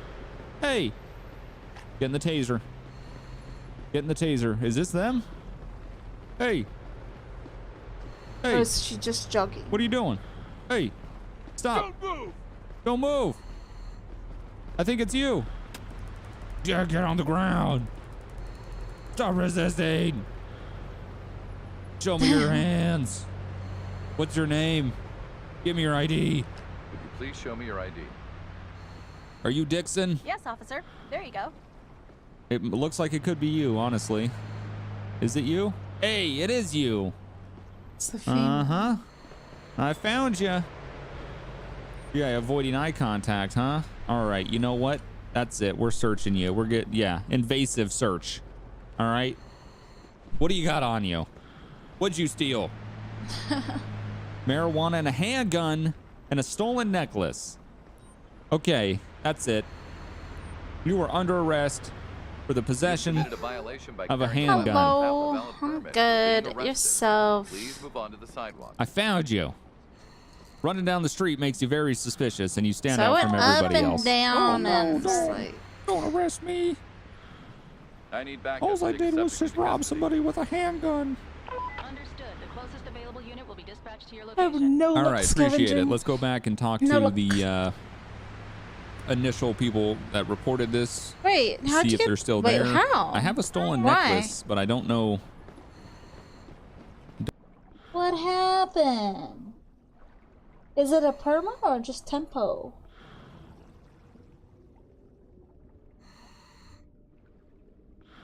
What? I thought scamming for drugs is fine. I thought scamming for drugs and illegal items was fine.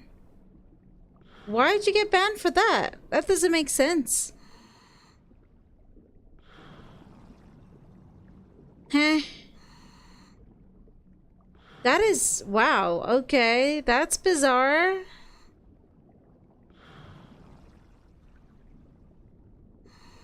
What was the verdict? I mean, didn't you tell them that scamming for drugs is allowed?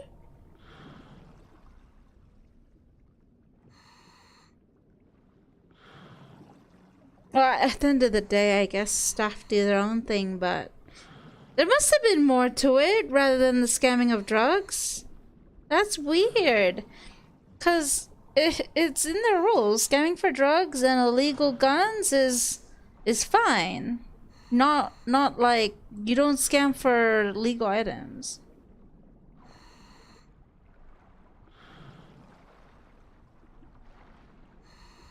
But that's why they allowed scamming for drugs. I mean, everyone robs people, and every time it's always for their own gain. It's not to rob for nothing.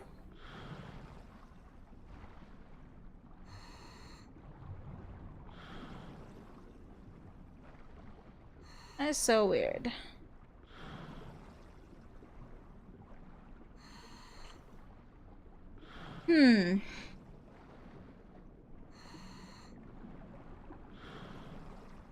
That's just weird why you would get, you know.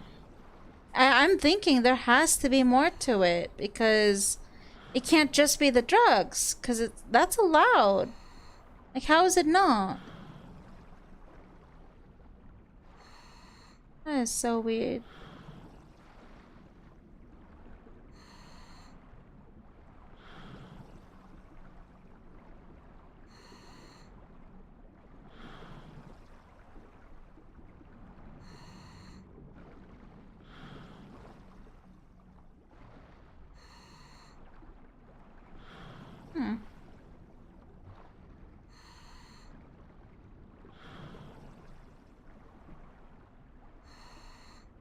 But that would have been, honestly, I don't know.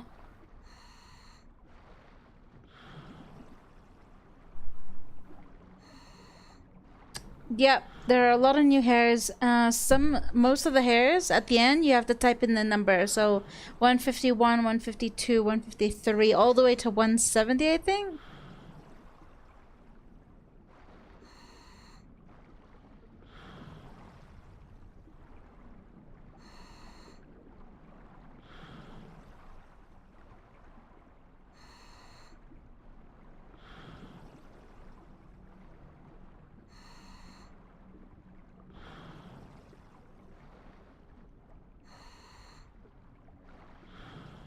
But still, people rob drugs all the time. That just doesn't make sense. Especially those that you know, plan to set a location to sell drugs to someone. They either steal the money or steal the drugs, depending. It's also a scam. Like, it doesn't make sense.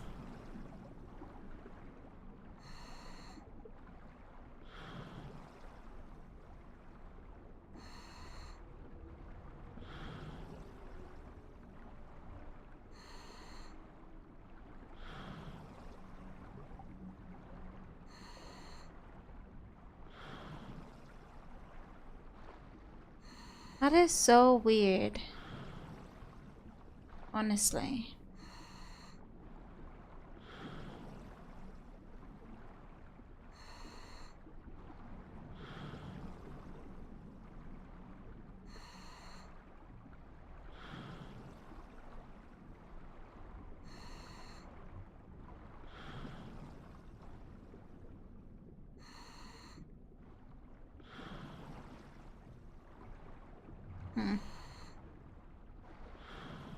Oh. Who messaged me? Oh.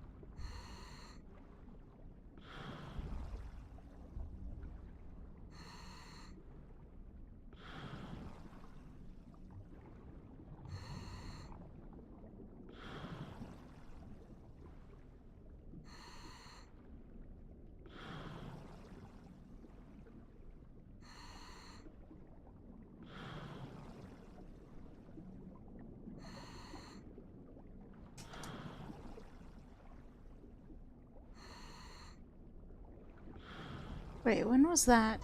Three.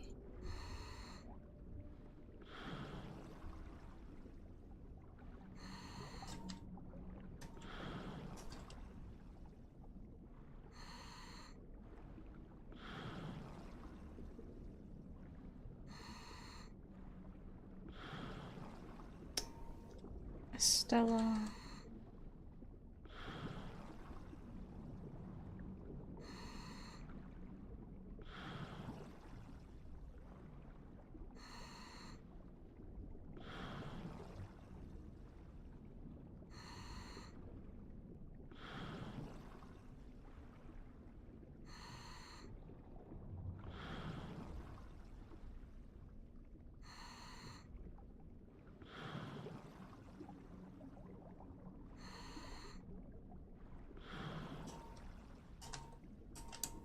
Vehicle on the 5th.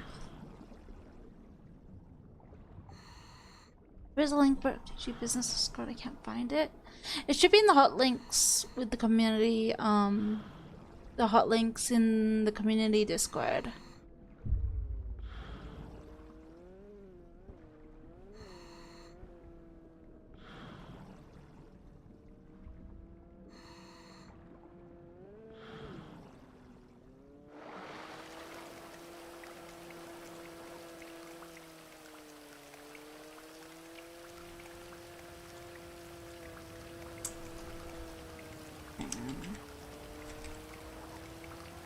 Oh.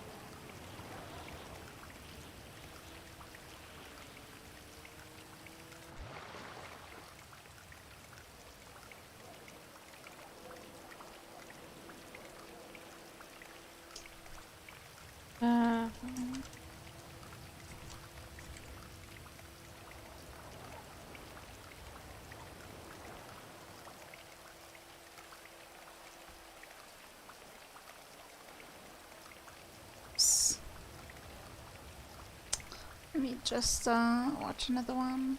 It was interesting though. Never played Cop Simulator. You're right, buddy.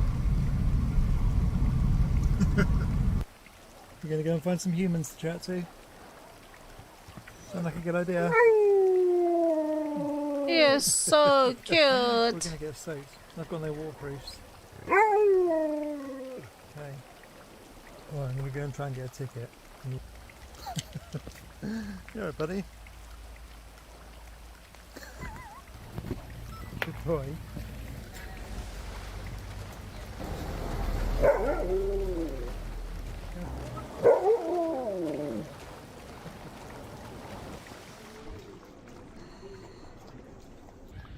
Wouldn't it be nice to have one of these places here? Wow. Don't do it. Don't do it. You did it. Go on, work it out. Go on, you can do it. Right this way. No, human, you go the other way. No, you're not going to wait. No. I wait. No. No, back this way. Back this way. Yep, Oh, no. Wow. And they say Fine. huskies are intelligent. Okay. Oh, so cute. But I'm never gonna own a husky. They shed way too much. Hello. Shep, say hello. Go on. How old is this one? 12 weeks. 12 weeks. Wow. How cute are you? Oh, come on then. Sorry, buddy.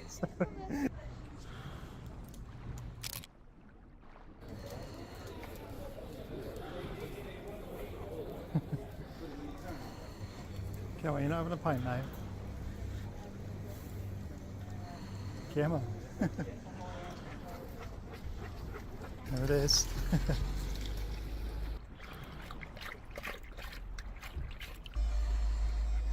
Bit of fresh air.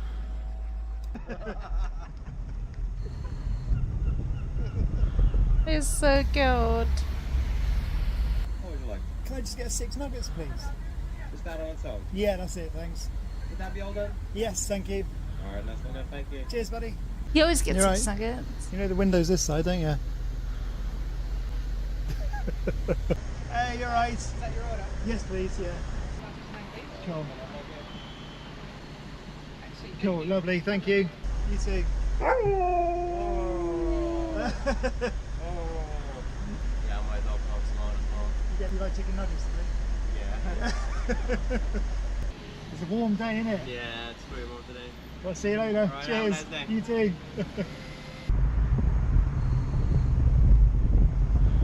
Good day. There's your nugget. Good boy. Right.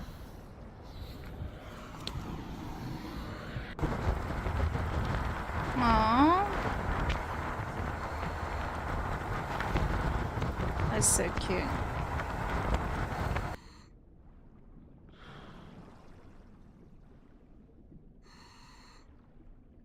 I have no luck with freaking.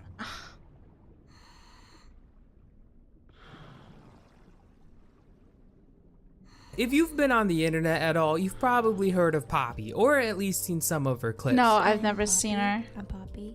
I'm Poppy. I'm Poppy. I'm Poppy. Or maybe you have a life and you haven't, but either way, Poppy is this girl who has become an internet pop star through her weird style and unique videos. She's gained millions of views and a cult-like following of fans over the past 5 years, but today we're gonna take a look at how this I've never entire heard of her. persona may have been stolen from another girl years ago. This is Poppy vs. Mars Argo. I can do whatever I want. I've been asked to slow down. Fireplace, do you know how? Piles of paper, my desk is out. everyone. It's me, Titanic Sinclair. I'm a director, and I make videos. Before we dive in, this video is sponsored by Adam and Eve. If you don't know, Adam and Eve is a huge adult store that's been around forever, and I actually have a joke with my friends that in 10 years I'm gonna be selling toys on my kitchen floor like Trisha Paytas, so I had to get the ball rolling with this sponsor. Adam and Eve gave us a 50% off code PRIMMING for 1 item off plus free shipping to US and Canada. They have a 90-day no-hassle return, and the coolest part is 20% of their profits go to fighting the spread of HIV around the globe. It's a great deal, it's a great cause, go have fun. Not while you're watching me though. You creeps. Let's start with the basics. Who is Poppy? Before Poppy became what she is today, back in 2011, she started off as a normal girl who was aspiring to make it in the music industry. She had an old channel called Mariah Poppy where she would upload vlogs and her music. I'm Poppy. Today is October 6th. October 6th.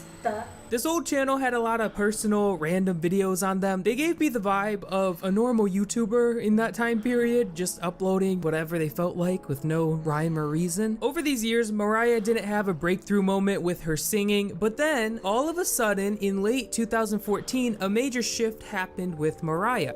I was created on January 1st. Can you see the difference? What's happening to me?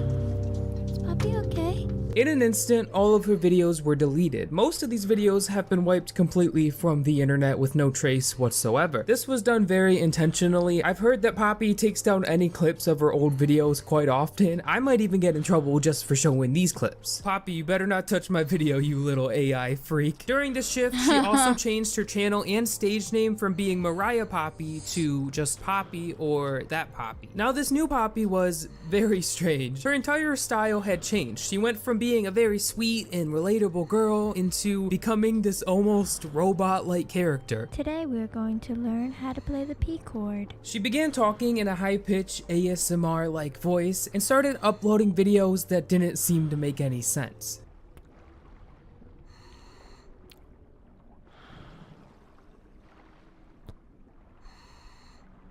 The videos seem pointless, but from a marketing sense, these videos were being used to create a mystery so that in return the audience would share the video around and Poppy's music would get free promotion. It's kind of like that creepy ice cream commercial from years ago. I eat little babies' ice cream.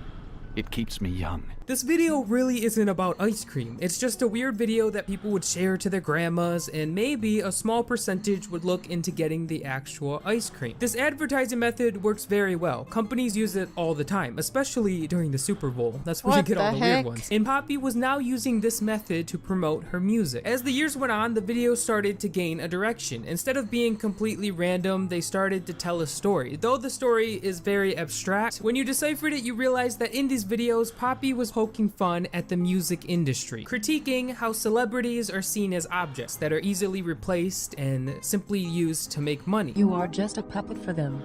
You are fake and plastic just like every other girl in Hollywood. It was a really interesting concept. She became this anti-celebrity. Eventually, Poppy started to gain a ton of traction. The weirdness attracted thousands of viewers who had a very die-hard love for Poppy. I'm gonna be honest, a good chunk of her fans are kind of psychotic. They remind me of the BTS fans on Twitter. Don't talk bad about them because they'll take you out. They're insane. I mean, I love them.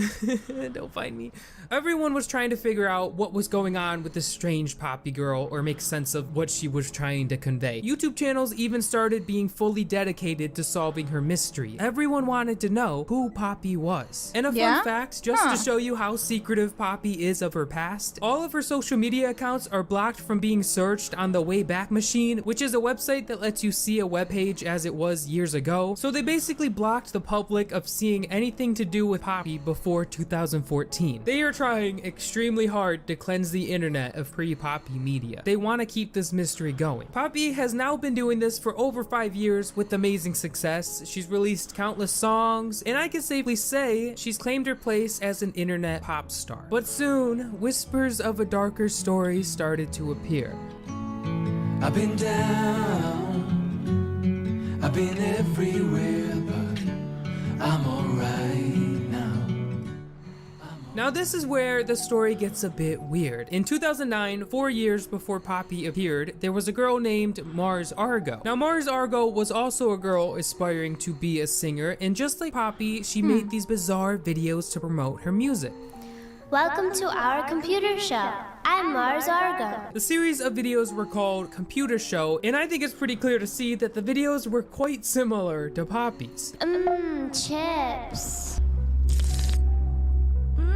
They had the same voice, the same style, the same quirkiness. They both were artists. There was even a few times in Poppy's videos where she would blatantly reference Mars Argo's work.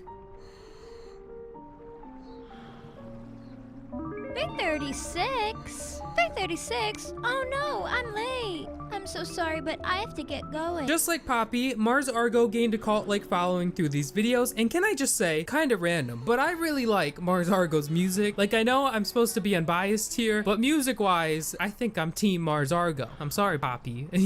You're a bit creepy. So Mars Argo's videos went on for about 5 years, and she released multiple songs, just like Poppy. Her career was on a steady rise, but one day, the videos just stopped. The last video to appear on the channel was called Day of Retribution, and in the video, Mars reads the transcript of a mass killer's suicide note. Tomorrow is the day of retribution, the day I will have my revenge against humanity, against all of you. It's a little creepy, I gotta say. Along with the stop in videos, Mars Argo also seemed to vanish from all her social media. Everything became frozen in time. And sometime after that, all the videos were deleted from her channel except for 3. Nearly the exact same time Mars vanished is when Poppy first appeared. And that's why this was so weird. It was like this very unique person just vanished, and then almost instantaneously, a girl exactly like her appears. I'm already late. I have to go. Where's Mars Argo? But there seemed to be a simple answer to all these questions. If you looked in the description of any of the videos by Mars Argo and Poppy, you will see that they both were directed by a man named Titanic Sinclair, and he's actually seen in a lot of the Mars Argo videos. Now this makes sense. They were both directed by the same man, so of course they would have a similar style. It would also explain why Poppy's videos sometimes referenced Mars Argo. It was like Titanic's way to pay tribute to his previous projects, kind of how like E.T. made an appearance in Star Wars. I later found out that Mars Argo and Titanic were actually a couple during the time of their show, and apparently the reason it ended was because they broke up. Apparently there was a now deleted tweet by Titanic Sinclair saying that Poppy was his new project, but he was still gonna work on Mars Argo. They just needed some time separated because they broke up. So at the end of the day, this all seemed like a simple explanation as to why Poppy and Mars Argo were so similar. It also explains what happened to Mars Argo and where she went. It was a case solved, mystery over. But Mars Argo never did make a return, and years later, we are let in on a very dark reason as to why. Lawsuit? With the empty promise of Mars Argo's return left unfilled, the mystery of where she went began to grow again. It had now been nearly 5 years since she vanished, and the chances of getting any closure grew more and more slim. But shockingly, in 2018, Mars Argo came out of the shadows to file a lawsuit against Titanic Sinclair and Poppy. Now this shocked almost everyone. Like I said before, it just seemed like a bad breakup happened between Mars and Titanic, but suddenly we are being told that there was bad blood, and everyone was shook.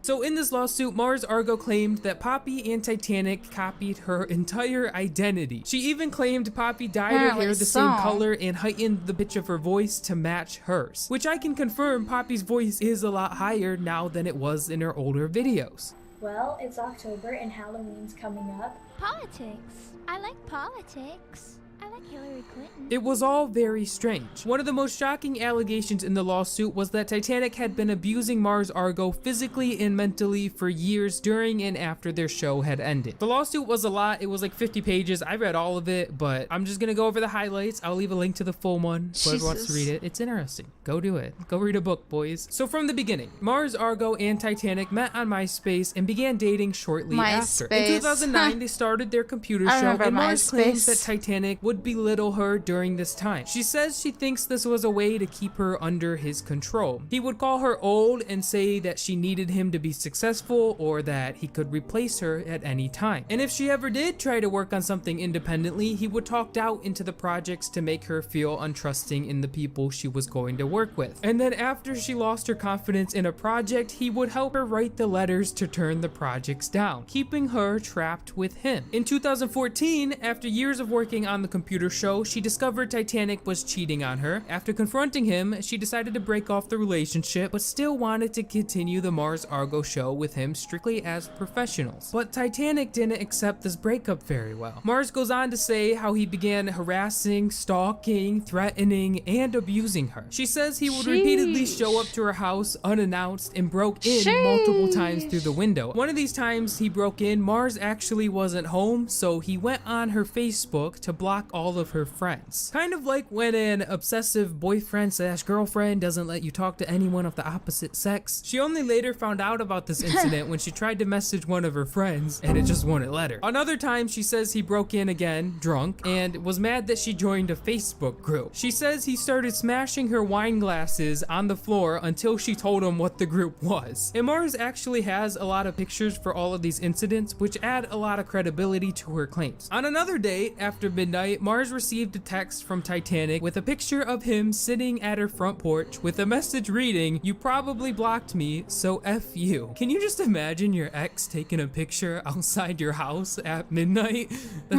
Call the cops, Mars.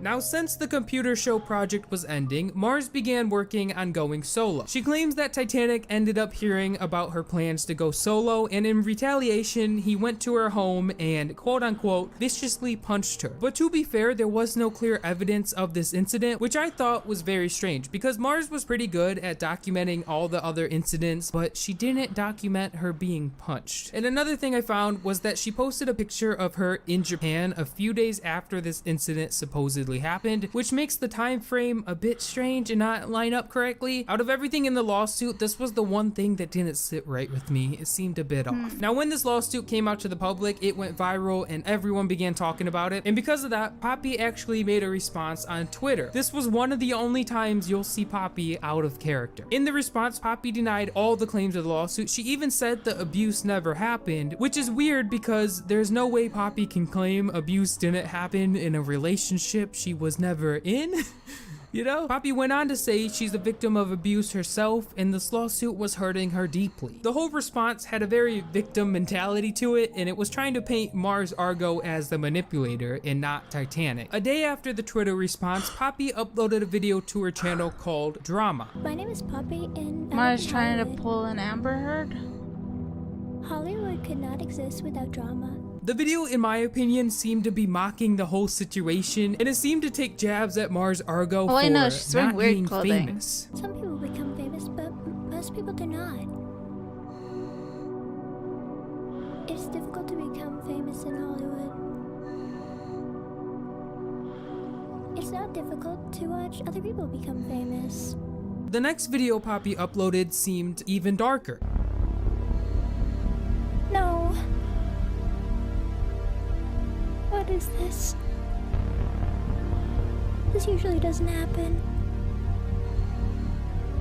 Why are you doing this? What the hell? You're too close to me.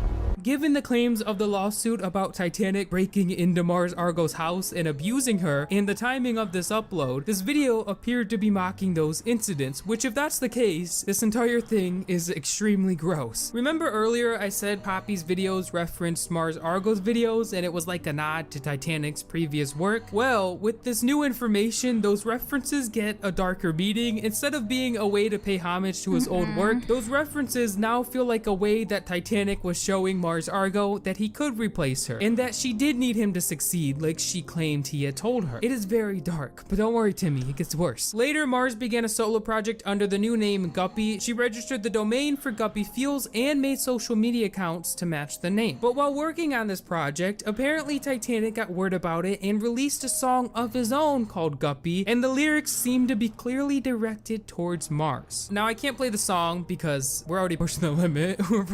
Poppy's already gonna kill kill me because I showed her before she became a robot. But here's a snippet of the lyrics. I hope you're having fun in your hotel. Hope you're having fun with all my friends. Cause we both know that you've needed a vacation in La La Land. You've been working so hard. Yeah, you probably wanted a break. You spent a year doing nothing. Now you're in New York on holiday. Creepy. Later, Titanic posted a picture of a creepy drawing with a caption that read, I drew my mom Diane tonight. I miss my mom. Which, Diane is not Titanic's mother. It's Mars's mother. The majority of all these incidents happened nearly a year after the two broke up, and that just makes them even more creepy and obsessive. With no signs of the abuse or harassment stopping, Mars stopped posting on all social media and moved away to hide her whereabouts. Finally, she seemed to have been free from Titanic's harassment. But even with Mars now gone from the internet, Titanic continued to talk about her on his social media hundreds of times. I remember the days when people were going to raid Area 51. Mars Argo, he claimed she was evil. Instead, they made a party. They just did a party like on the She didn't do any of the work. All of these tweets are now deleted, but I did manage to find some copies. At the end of the lawsuit, Mars also showed quite a few instances of where it appears Poppy is copying her, and that basically wraps up what the whole lawsuit was. Through this lawsuit, Mars was seeking a restraining order from Titanic and wanted some reimbursement from Poppy and Titanic for copying her work. This whole situation went insane. Everyone started covering it. It was a huge story, and it was looking pretty good for Mars. Everyone seemed to be on her side. She might have even won the case, but shockingly, the lawsuit ended up being settled outside of court. The settlement papers were also online, and I went through all of it. I had to do a lot of reading today, guys. It was not fun.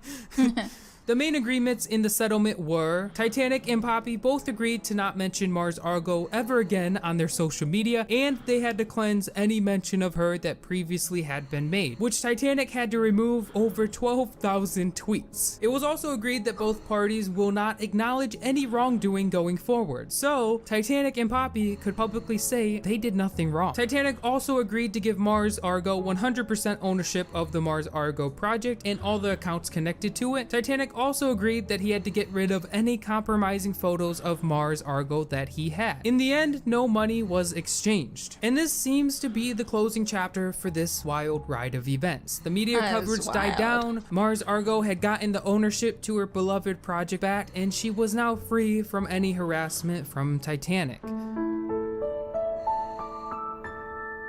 So did Poppy copy Mars Argo? It's undeniable that these two were extremely similar, but was it copying? I don't know. I'm not a lawyer. Who the frick knows? But I do know it is really hard to prove someone's copying someone else, especially in a creative sense. And since Titanic directed both of these artists, couldn't you just say it's just his style? So maybe it was the best idea to settle this outside of court. Mars got the rights to her work back, and she's away from Titanic. And on top of that, Titanic and Poppy can claim innocence, so it seems like a win-win. The weirdest thing about this whole situation to me was that almost instantly when it all ended, everything just went back to normal. Poppy is still making her videos, she's still being directed by Titanic, and Mars Argo is still inactive. And with the severity of the claims, I kind of expected something more. Cancel culture must have taken a holiday during all this, like nothing happened. The irony of this entire situation is that these videos were supposed to be commentary on everything wrong with the industry. The manipulation, the expendability, the controlling of celebrities. When at the end of the day, Titanic seems to have been guilty of all of these.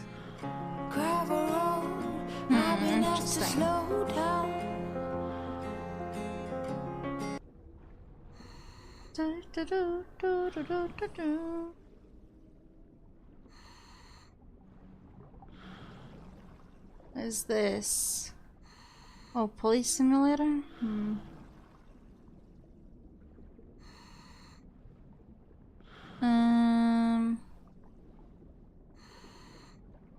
What is that? Here's a security card.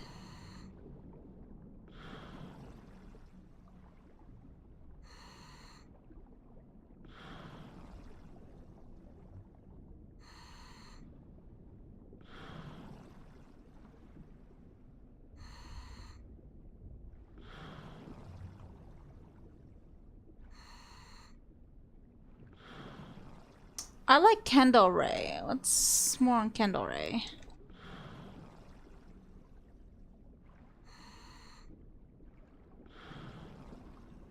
A 27-year search comes to an end. Hey guys, welcome back to my channel. So before we get into this true crime video today, I wanted to take a moment to thank our sponsor, Audible. If you guys have been watching me a long time, you probably know that I am a big fan of Audible because reading hasn't always been the easiest thing for me, so it makes reading really easy and really convenient. We're going into these summer months here. We're gonna spend a lot of time on airplane, and having an audiobook playing in the background at any of these locations is the perfect way to relax and enjoy your summer. I always like to recommend a book for you guys, so this month I want to specifically mention Michelle McNamara's book on the Golden State Killer. It's called I'll Be Gone in the Dark. So if you would like to try Audible for free, you can get a free audiobook at the link below. If you have never tried Audible before, you can actually start with a 30-day free trial, which you get a free audiobook of your choice through. It's really, really cool. To start your free trial, you can go to audible.com/KendallRae. That is audible.com/KendallRae. Or conveniently, you can text Kendall Ray to 500-500 and they will get you started with your free trial. There are so many titles on Audible to choose from, so many different categories of content, and pretty much something for everybody. And if for some reason you don't like your book, like you really can having exchange no it luck, at though. any time. So definitely check that out. You can't go wrong with a free No trial. luck. So link is in the description box, and let's get right into today's video. Hey guys, welcome back to my channel. So today we are doing another true crime case. And this would have been a where is video. This person was missing for 27 years. Today I'm gonna be telling you the story of a beautiful little boy, and it breaks my heart. This is Jacob Wetterling. He looked like such a sweetheart. Doesn't he just look like the sweetest kid? I'm sure his teachers loved him, family loved him. He was born on February 17th of 1978, and he sadly went missing on October 22nd of 1989. Today, October 12th, I'm 5 feet tall. My whole name is Jacob Irvin Wetterling. My favorite food is steak. My favorite color is blue. My best friend is Aaron Larson. I don't really have a favorite song. My favorite game is Clue. My favorite thing to do most is watch football. What I want to be when I grow up is a football player. My favorite hobby is collecting football cards. I don't have a favorite book, and my newest friend is Gabe. I'm finished. This video, Jacob. He was from St. Joseph, Minnesota. These are his parents, Jerry Wetterling and Patty Wetterling. And they also had 4 other kids, Amy, Jacob, Trevor, and Carmen. So let's go through that day and what happened. It was a pretty normal morning. Jacob actually went with his father, Jerry, to go fishing. They had a great time together fishing, and you know, that's always like such great bonding time because it's a lot of sitting and waiting for a fish to arrive. They had a really nice time fishing. They went back to their house to catch the beginning of the Vikings game. The Vikings game started at noon, and after the game ended, Jerry had the boys go outside with him and toss the football around. So that was Trevor and Jacob hanging out with their dad, just, you know, having a really normal quality family day. Patty and Jerry actually had plans that night to go to a dinner party. So they left the house around 5:30ish. They were going to dinner at a friend's house who was about 20-25 minutes away from where they lived. They weren't going to be gone very long. It wasn't going to be a late night, and they decided to let the kids stay home alone. But the oldest daughter, Amy, actually wasn't there that night. They closed it until blackout.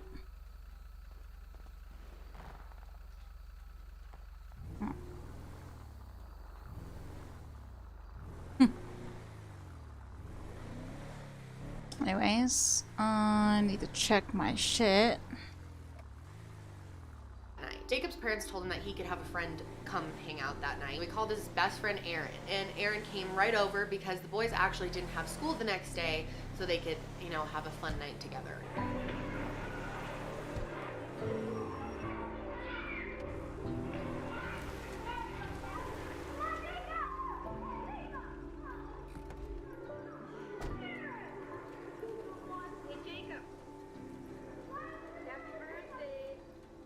When they got to the dinner party that they were going to, they actually called the house and gave the kids the phone number of the house that they were at. So that way they would be able to get, you know, a hold of them if anything happened. So during the middle of the dinner party, Patty and Jerry received a call from Trevor asking if the boys could ride their bikes down to the video rental store. When I was that age, there actually was still rental stores back then. I don't really think they exist much of anywhere these days. Me and my friends used to walk down to our video store all the time. That was like kind of our thing to do on Saturday or Friday nights, especially when my parents were gone. So it's like pretty normal, and you know, that was in the 2000s that I was doing that. But Patty, being a very cautious mother, said no. She didn't want them to leave the house on their own, so they needed to find something to do at home. And they lived in an area that was, you know, mainly fields and stuff, so it is a little dangerous, and it's getting darker, so it's not like they're just like on suburban streets. They're, you know, in the middle of the country.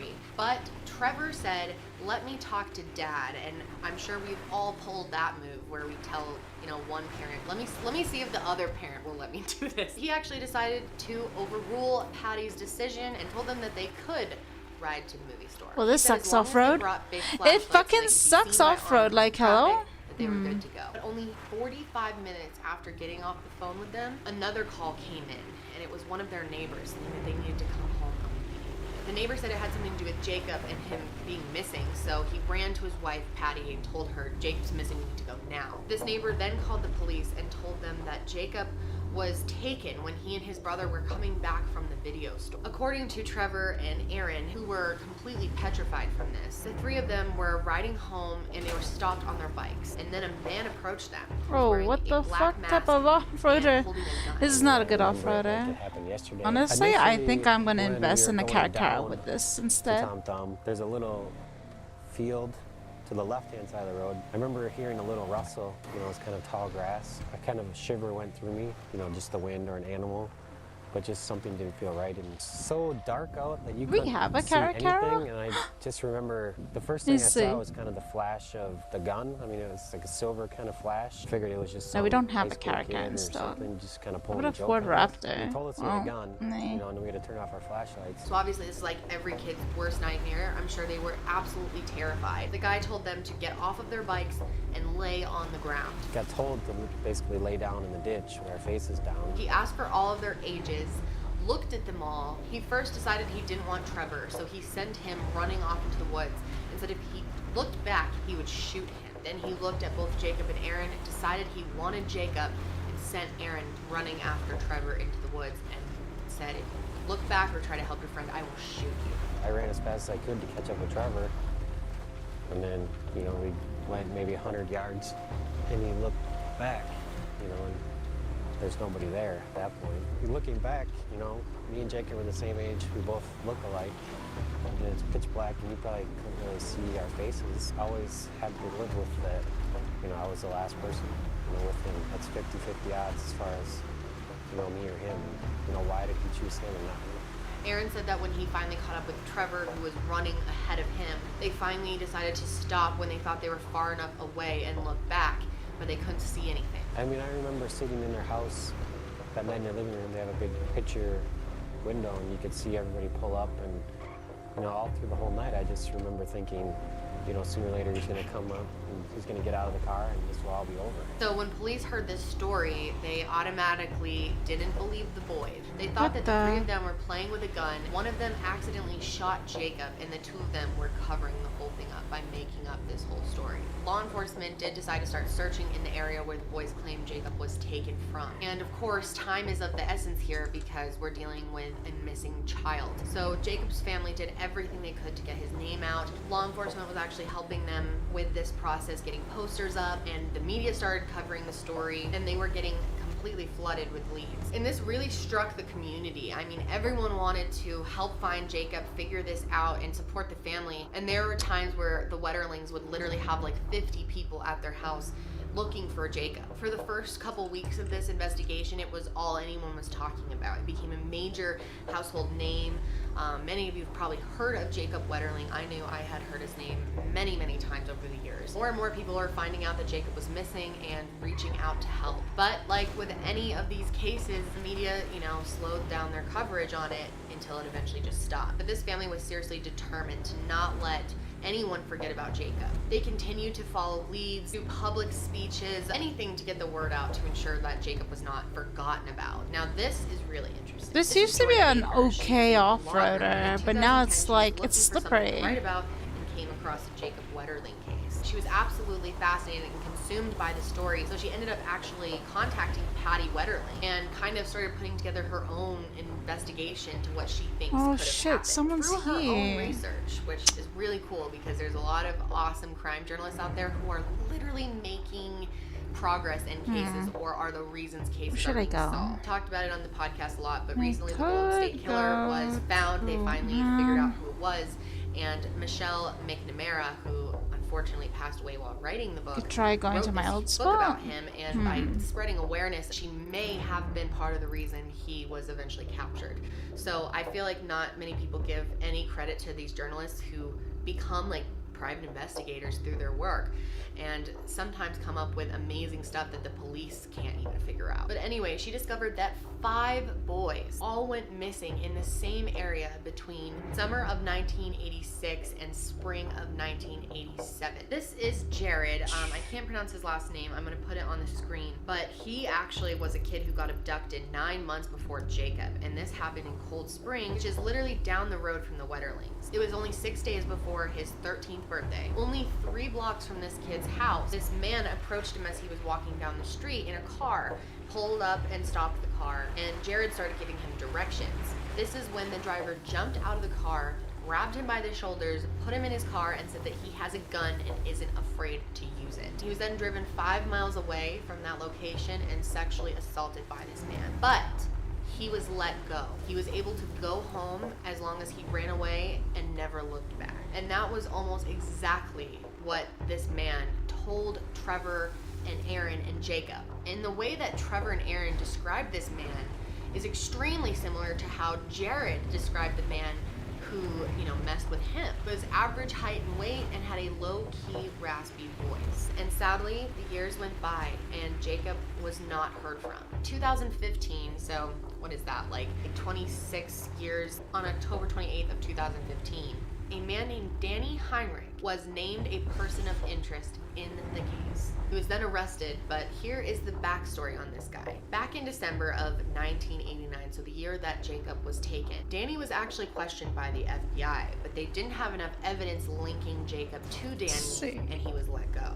But Danny's DNA was actually connected to the abduction of Jared through DNA evidence on Jared's sweater. So remember, Jared went through a very similar situation to what the boys described happening to Jacob less than a year earlier. But unfortunately, by the time that they matched Danny's DNA to Jared's sweater, the statute of limitations had expired. It scares everything and away, and that's an issue. Hold him accountable in any way. But it was a good enough reason for them to search his house. And when they were searching his house, they found child pornography, and obviously they immediately arrested him. So as part of a really odd plea bargain, Danny decided to cooperate with the authorities. And on September 1st of 2016, Do I got Danny GPS? I showed do. the FBI where he buried Jacob Wetterling. And sure enough, Jacob was exactly where Danny had put him 27 years earlier. After nearly 3 decades of secrets, all was revealed in just a few minutes in the federal courthouse.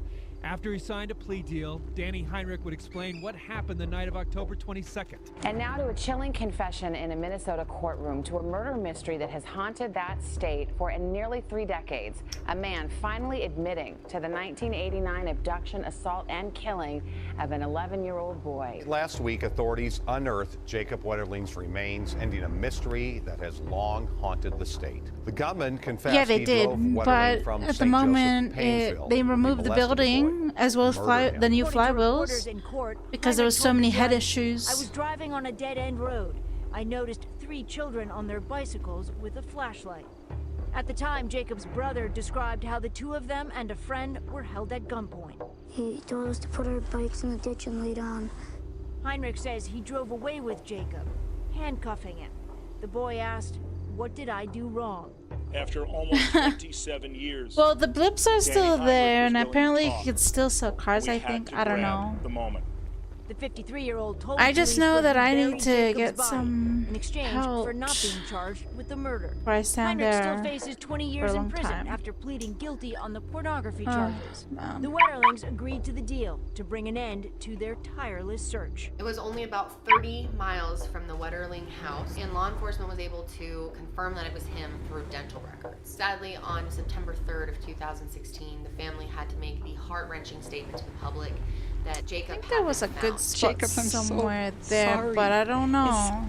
It's incredibly painful to know his last days. Today, after 27 years, Patty Wetterling finally learned what happened to her son, Jacob. For us, Jacob was alive until we found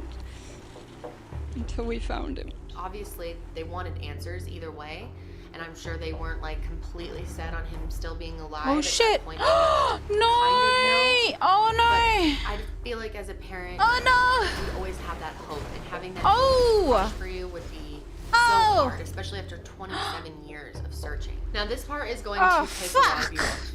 Trust me, I feel the same way as you. This is really, really frustrating. My Because car! Danny agreed to a plea deal and showed them where Jacob's body was, Shit! essentially allowing them to solve the Wetterling case. He was not charged with Jacob's murder. Let me repeat that again. car! Not charged for Jacob's murder, Wait. even though he confessed to. I'm not even paying attention to the show anymore. How the fuck am I gonna get my car out? Fuck.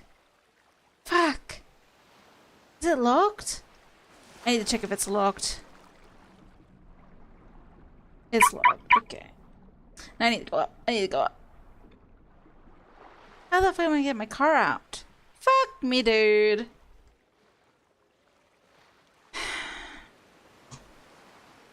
This is awkward.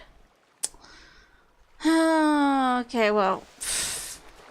I know.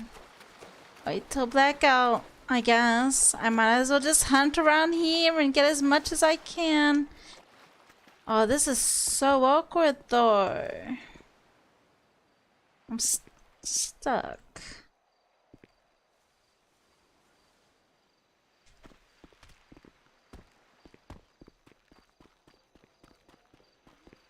That is dumb.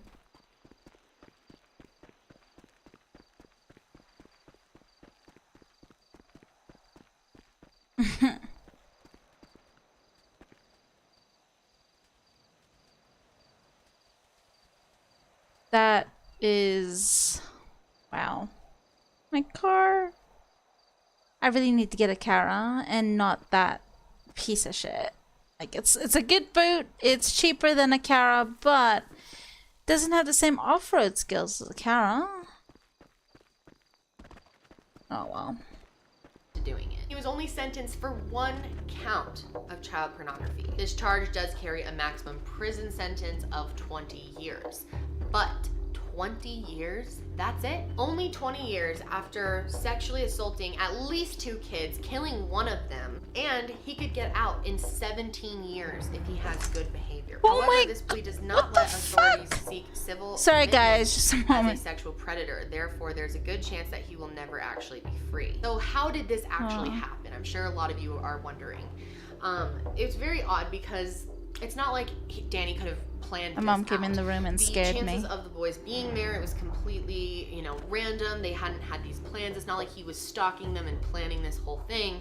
He just came across them. So why did this happen? What happened? He said that the night he killed Jacob, he was Alrighty. driving through the streets Hello without any there. clear idea Hello. of what he was doing or where he was going. And that's when he came across the 3 boys and he saw that they were riding their bikes with flashlights. He said You're that he sick. parked his Oh, car, everyone's put on his sick at mask, this and time, waited not for the gonna boys lie. to come closer to him.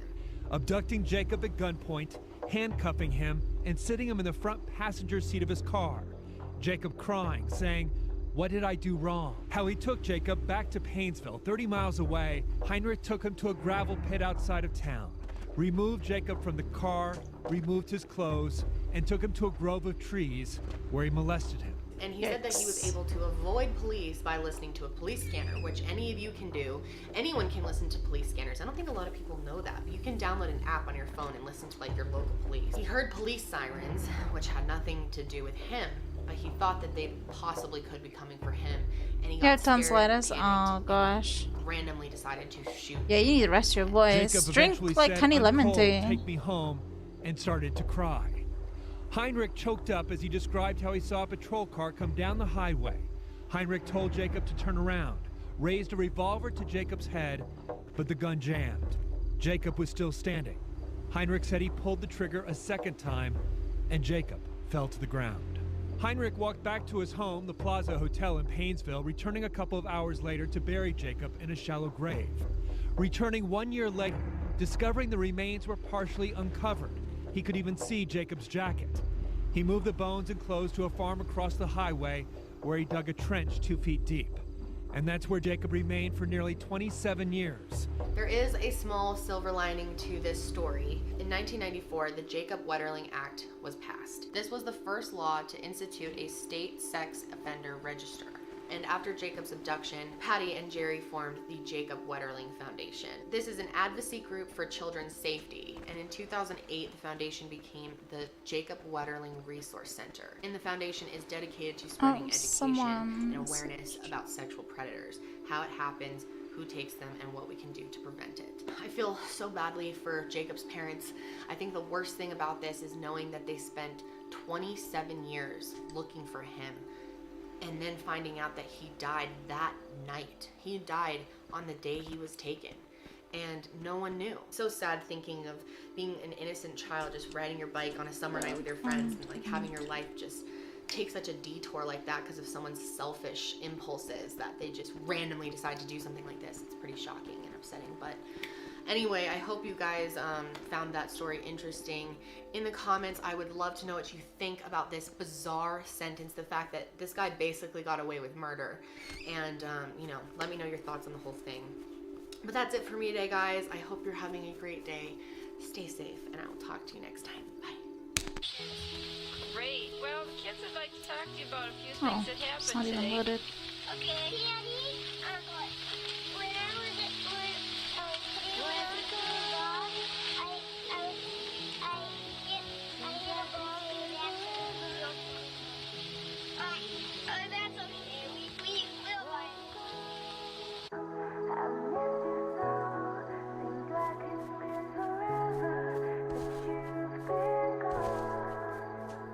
Where'd you go?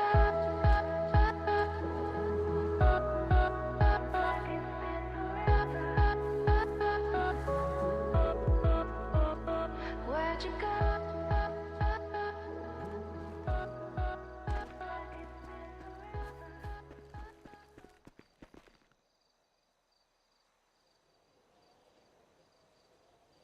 Today's video is brought to you by Casetify. Go to casetify.com/Kendall to get 15% off.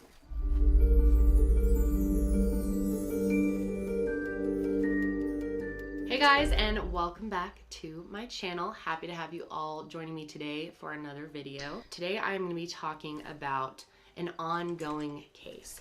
And I know some people find those videos kind of frustrating. I do too. Trust me, we all want the answers as fast as possible these days. But with this case, an arrest was just made recently, and there is a lot of unknowns and a lot of questions that we just don't have the answers to at this point. But as time goes on, things will start slowly coming out. And if you're watching this in the future, you know, there might be new updates at that point. This is a Colorado case. I live in Colorado, if you didn't know that. Colorado My state. And I've been following it, you know, just on social media and my local news for the last year. There's finally enough information to put together a video, and it's pretty shocking how all of this ended up. This case has had quite a bit of media attention and a lot of interest online. So there have been a lot of rumors, there have been a lot of speculation, some of it correct. So I'm just gonna try to break it down as simply as I can, not get too speculative, stick to the facts, what we know at this point, and let you guys make your own minds up. Also, I just wanted to say sorry that my uploads were a bit sparse this month. I've just been going through some shit. I know you guys get it, and I needed a little time to heal and to take care of my mental health. And yeah, I'm doing a lot better now. But let's go ahead and jump into the case. Today we are talking about Suzanne Morphew. So Suzanne was born Suzanne Renee Moorman on April 30th, 1971. the day of her sister Melinda's 15th birthday. And Melinda That's said that Rangers she right always thought there. of her baby sister as a birthday gift to her. She also grew up with 2 brothers, David and Andrew, and they were a really close family. Growing up, Suzanne was adored by her friends and family. People describe her as considerate and thoughtful even at a very young age. When she got older, she took on after her mother. She was a very sophisticated and intelligent woman. She had a really good voice, and she sang in the choir when she was in high school, and singing was something that brought her a lot of joy. Suzanne's family describes her as beautiful inside and out. They said that she had a really calming presence, and you couldn't help but feel safe when you were around her. She There's was a Rangers genuine, patrolling the kind waters person, right now. and people said that she never had anything negative to say about anybody. Oh shit, In what the 1988, Suzanne met the love of her life. Aw. His name was Barry Lee Morphew. He was from a wealthy Christian family, and his faith was really I important need to to him, go and back Suzanne's faith probably was to Valhalla important to her, anyways. so they were a perfect match. They fell in love almost instantly. I swear if I get and they cougared. got married on August 6th, 1994 at Grace Baptist Church in Anderson, Indiana. Suzanne had gotten her degree in education from Purdue University, and she worked as a teacher for 4 years after she first got married. And Barry had hopes of becoming a professional baseball player. He was actually recruited out of high school by the Toronto Blue Jays, but he got injured, and that cut his professional baseball career short. So instead, he also went to Purdue University, and he got his education in horticulture production.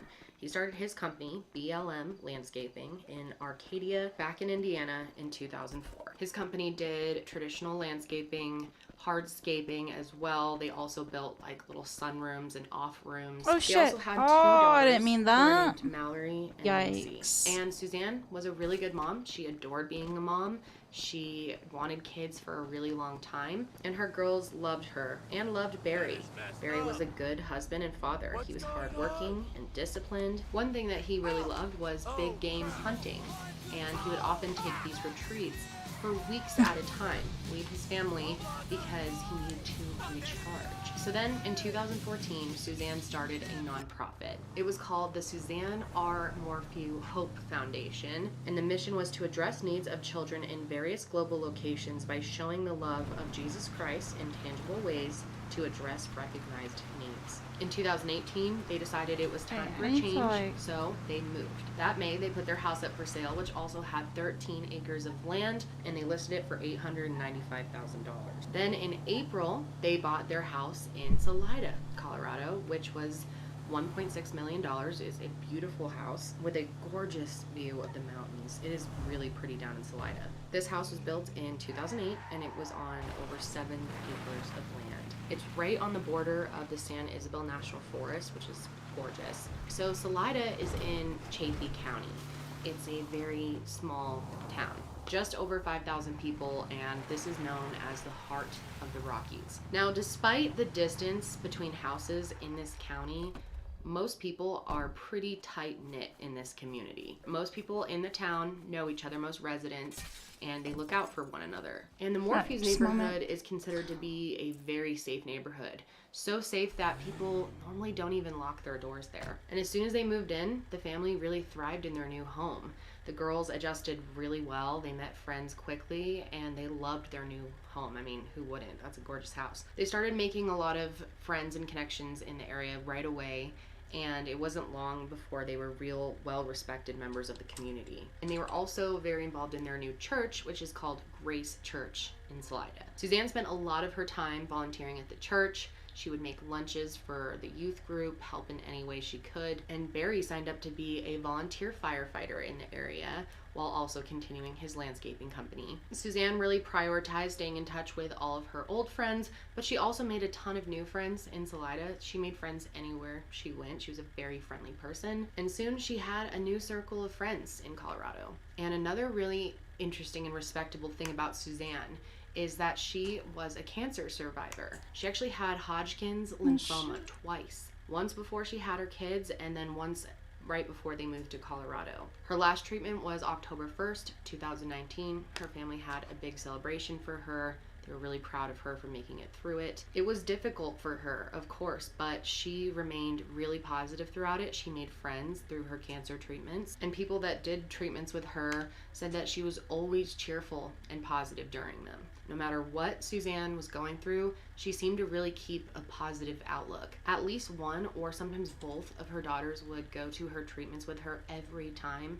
They were really, really close with their mom. But Barry didn't go very often, and when he did, he kind of seemed out of place. He would kind of shut down and not really talk to anyone. Now, of course, it is understandable for something like that to be traumatizing on a partner too, but other survivors who were there said that he just seemed really uncomfortable being there. But Suzanne made it through, and she had scheduled maintenance appointments throughout 2020, which brings us to May of 2020.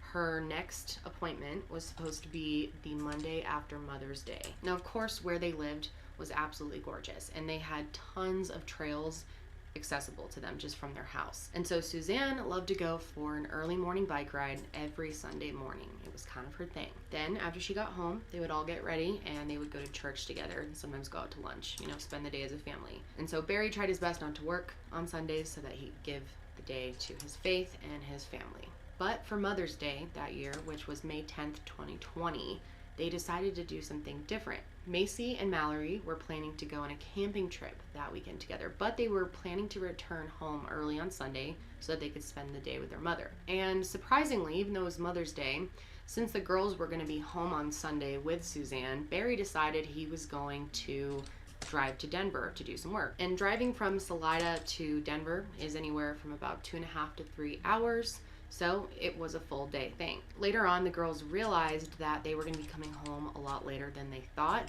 So they texted their mother just a short message saying Happy Mother's Day, but then they didn't hear back. And they actually got worried, so they contacted a neighbor and had her go over and try to check on Suzanne. When the neighbor went over there, they saw Suzanne's car, but no one answered the door. So they all assumed she was on a bike ride, but hours went by. There was no way that she was still biking. It was pretty hot that day too. So Suzanne was officially reported missing at 5:46 p.m. So the sheriff's office organized a search right away. They got the Chaffee County Search and Rescue Team involved. They also had 8 tracking dogs from the Department of Corrections and several drones as well. And they began searching the area immediately after she was reported missing. More than 100 people were brought in to search for Suzanne. And people were frantic because, of course, as the sun is setting, there's a big concern that if she's out there and she's injured somewhere, that something could happen to her. And of course, with any disappearance, time is of the essence. And they ended up having a professional only search. They didn't involve the public, possibly because of COVID, and they also blocked off the road to the family's home so they could search that area as well. And at the time, they believed that Suzanne would be in the area around County Road 225 and West Highway 50 in Maysville. And they searched as long as they could, and by the next morning, they had searched pretty much the whole area. So they brought in even more professionals, even more search teams, and looked in some more tricky places. You know, like steep drop-offs, areas along rushing water, and keep in mind they have to look out for wildlife in the area as well. There are a lot of mountain lions here. But even with all these professional searches being done, there was not a single trace of Suzanne found. Later that day, the sheriff sent out a press release asking anyone in the area with information about Suzanne Morphew to call the tip line. But what really frustrated people is there was no mention of what she was wearing that day or the make and model of her bike. Literally nothing useful other than call us if you have information. But after they reached out to the community, over 600 tips were called in. And at that point, the FBI and the Colorado Bureau of Investigation also joined in and started going through the tips and possible leads. Now, you might be wondering, what's Barry doing during all of this? Well, when Suzanne first went missing, Barry was 150 miles away. He was in Broomfield, Colorado, which is past Denver. So when he heard that she was reported missing, he rushed home and was home by 9:00 p.m. that Sunday. Now, Barry tells a few different versions of why he was out of town that weekend. The first was that he had a volunteer firefighter training thing, but then the county fire chief said that there was no training that weekend, that yes, Barry was a volunteer firefighter, but nothing was scheduled. In fact, they weren't doing trainings at the time because of the pandemic. So then Barry ends up telling investigators that he was actually out of town to set up a job site for his business. He was getting it done over the weekend because the job was supposed to start on Monday. Family members confirmed that Barry did have to work in Denver and that he had cleared it with Suzanne before he left. And again, he said he was comfortable leaving on Mother's Day because his daughters were supposed to be coming back early in the day to spend the day with their mom. So all of them, Barry and the girls, were asked to stay out of the home while they searched it, of course. Now, often this doesn't take too long, but in this case, it took a long time. They weren't able to return until the end of May. And keep in mind, she disappeared or was reported missing on the 10th. Investigators also took Barry's cell phone and his vehicle so that they could search that thoroughly as well. And while the house was being searched, Barry stayed with a friend. And this friend claims that while Barry was staying with him, he was pacing around the house nervously, looking out the windows, which is understandable considering his wife is missing. But he said that his behavior was a bit odd and that he would go on these long drives. And when he was on these drives, he said he was trying to spot vehicles that he thought could have possibly picked up Suzanne, vehicles that he claimed he remembered seeing around their neighborhood, around their house, before Suzanne went missing. And from the beginning of the case, the police have really kept things as on the DL as they can while still trying to keep the public informed enough to get leads. So it's kind of hard to know the exact details of this case at this point, but we do know that they took bags of evidence from the Morphew home. They also asked neighbors to give them any surveillance footage they had, any Ring doorbell footage, and they asked for it from the dates of May 8th to May 12th. And a lot of people were quite frustrated with this because they just trusted people to give that footage up instead of going and obtaining it themselves. Now, like I said, there are a lot of mountain lions in this area, but investigators were able to rule out the idea of a mountain lion attacking Suzanne pretty early on. But at first, Barry was very set on the idea that a mountain lion could have attacked Suzanne or even have taken her. One officer has stated that, Barry stated, that he believed a mountain lion took her off into the forest and like stashed her somewhere to eat her later. And that was his explanation for why there was no trace of blood. I mean, with any wildlife attack, normally you find clothing, a shoe, some blood, some hair, something. You know, it's not going to just be a clean scene. And this officer said that that was one of the moments that he felt like there was more that Barry wasn't sharing, because that was odd for him to keep pushing this idea when it really didn't make a lot of sense. And Barry is a guy who spends a lot of time outside in the wilderness, in Salida. And he also knows a lot about hunting and wildlife in general. So, come on. It seems like he would be able to rule this out himself pretty quickly, but he really stuck with that theory for a while. Her brother also says that at one point they were looking over this area. Barry was kind of pointing down saying, you know, I think maybe she was like dragged down here by a mountain lion and taken off.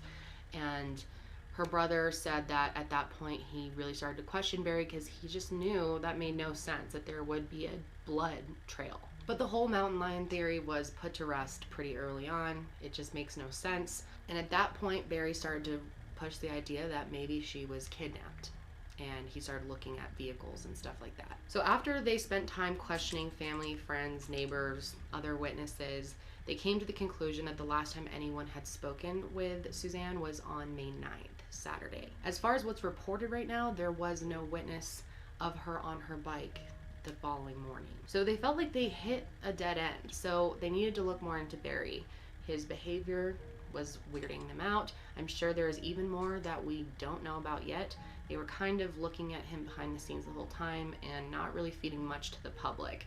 There was silence for a while. But they decided to collect surveillance footage from the businesses around the Holiday Inn Express where Barry had stayed in Broomfield that weekend. And before Barry rushed home that Sunday, he had asked a worker of his, Jeff Puckett, to come and take over for him. And according to Jeff, when he arrived at the Holiday Inn, he went up to his room and he noticed that it smelled like chlorine. And this is the room that Barry had been staying in. The entire room smelled strongly of chlorine, and there were towels all over the place. And the bed I guess was made, but it didn't look like it was made by the hotel staff. It looked like someone had possibly slept in it or gotten into it, or at least messed it up and then kind of remade it. So they checked with the hotel and they confirmed that they don't use chlorine to clean the hotel rooms. And also, the pool was closed at the time due to COVID, even though Barry tried to say that the chlorine smell could be from the pool. And then Jeff also found a pile of mail,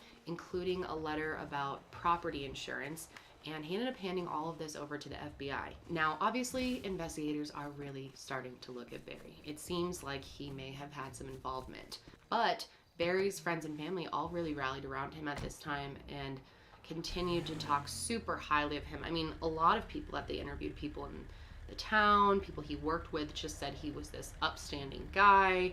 There's no way he did anything. One of his childhood friends got on the media and said that Barry was absolutely devastated by the loss of his wife and there was just no way he had any involvement. He said everyone got along in their family so well. They were the perfect family. So backtracking a little bit, within the first few days of her disappearance, Barry offered a $100,000 reward, and then a friend matched it, and so it was $200,000 total. Then it came out that on May 12th, Barry had given a very weird note to a local storage manager, and the note said, "Baby blue bike helmet, biker's clothing." No phone number, no name, nothing about her hair color. Now, Barry tries to say that at first his story of where he was inconsistent because he was so shocked about what happened to his wife. He was confused, which is understandable in that situation, of course. And then a week after Suzanne first went missing, Barry posted this video to Facebook.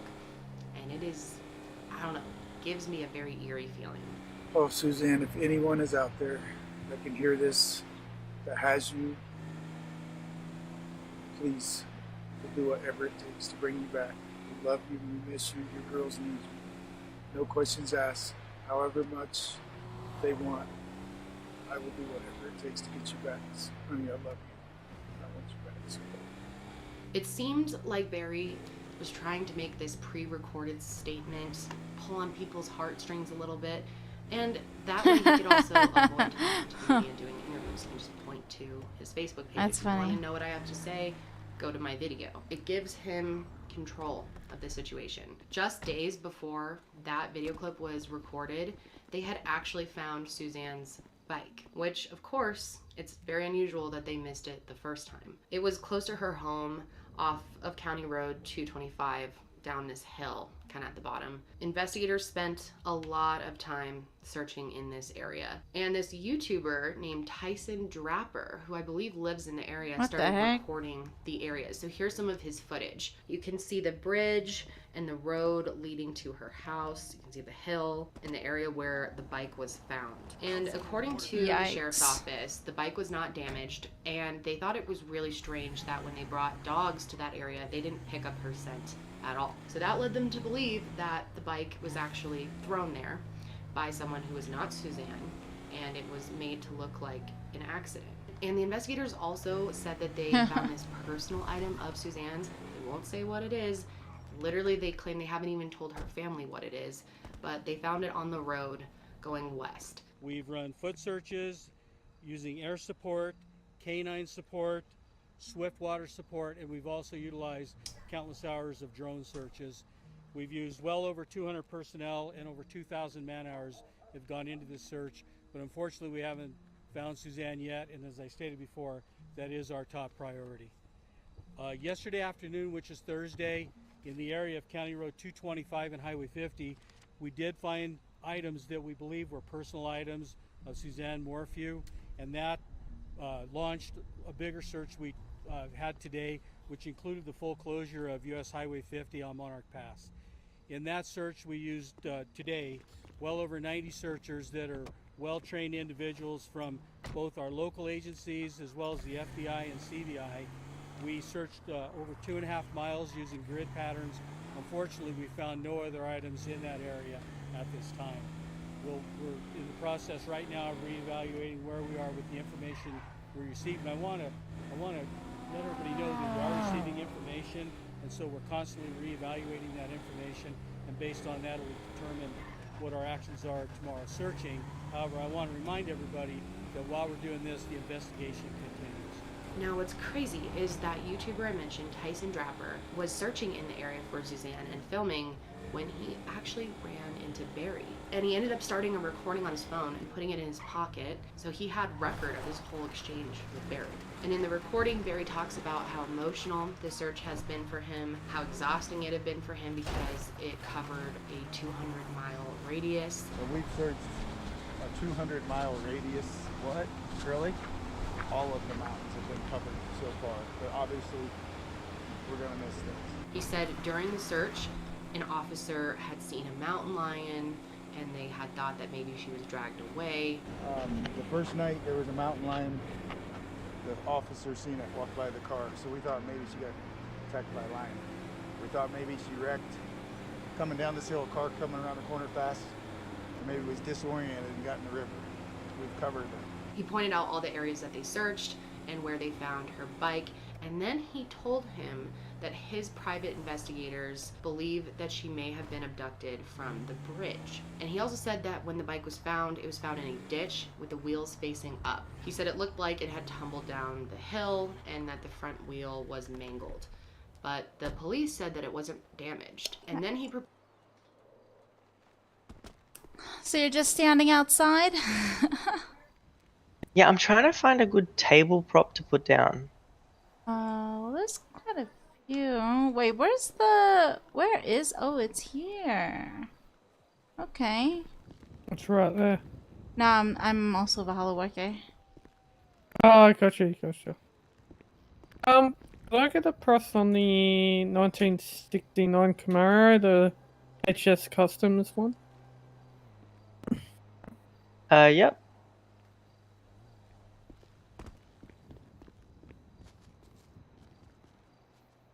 So we've got a max 21, no brakes, it's 220. Right. No worries, and we got the cheaper one is 260,000, that's max 20, no brakes,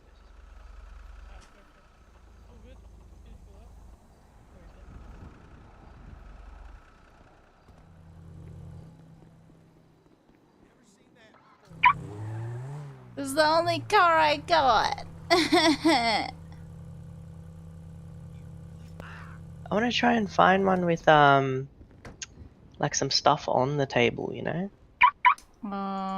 That's Oh my god. bad. Oh my god. That's a Yankton? Yeah.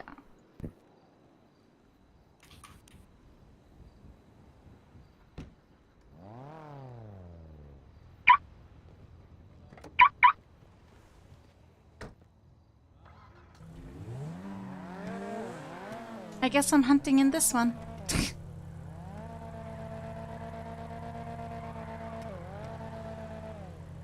I'm just gonna go near the radio station. Let's see.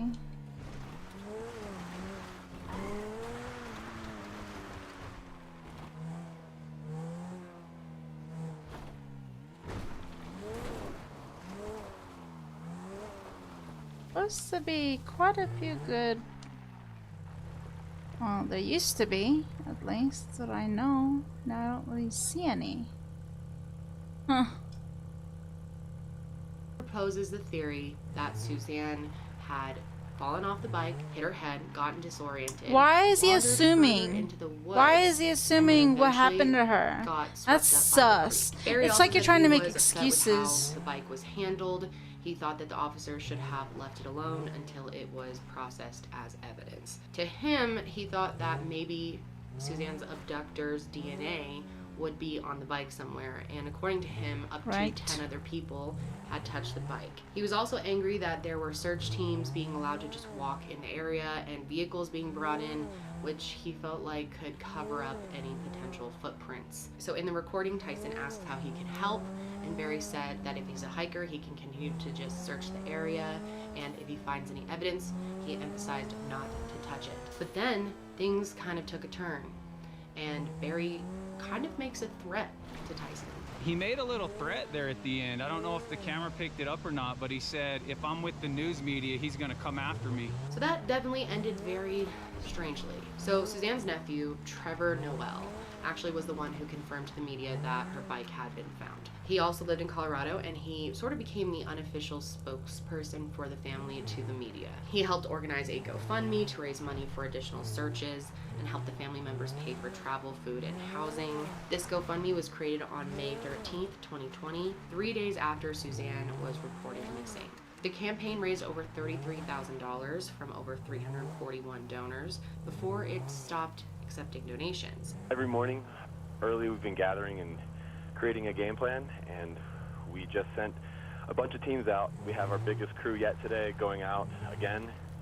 And we're working all day from when the sun comes up until the sun comes down, scouring every hill, every creek, every watershed, looking for our beloved family member and my aunt, Suzanne. I know it must be really difficult. Is there any clue as to what might happen? Are there any theories that you're working on? Yes, there are, but I think it's best for the investigation and for Nice. the family and for the progress that we. I mean, I'm not sure about the price of a health tech, but I know it's one of those parts that you rarely find. So for weeks and months after But Suzanne it's more first commonly went found missing, than the public continued to most. search for her, hike around and see if they could find her. People would put signs all around, at trailheads, anywhere where you might catch someone's eye. Neighbors and friends put up these teal and yellow ribbons along the road that led to the family's property. So then towards the end of the month, a woman named Mary Branson came forward with new information. She said the property next door to hers was under construction with plans for a 5,000 square foot home to be built there. And guess whose crew had been hired to work this spot? Barry's. And this woman, Mary, claims that shortly before Suzanne went missing, she heard the sound of construction happening in the middle of the night. The middle of the night over Mother's Day weekend.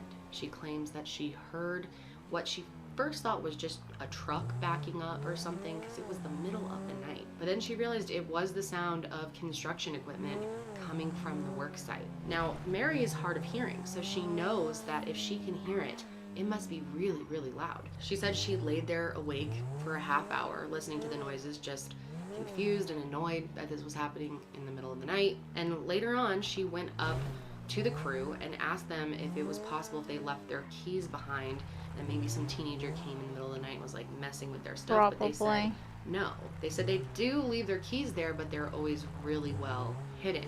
So this was unlikely. And then we find out that that weekend the crew had laid dirt and also put down concrete. Any case with concrete in it just scares me. So with this new information, investigators planned an immediate search of this area, obviously. They used equipment to check for disturbances within the concrete, and they tore like half of it out. They searched the garage on the property and the entire surrounding area and found nothing. As far as we know, they may have found something, but they said that they did not find Suzanne. So then on June 1st, 2020, about 3 weeks after Suzanne had first gone missing, Barry filed for legal guardianship of his wife. And this request was apparently related to some real estate that he was trying to sell. So she was listed as an incapacitated adult in the Indiana court system, and once that was approved, Barry was able to sell any properties that they owned together without Suzanne being present.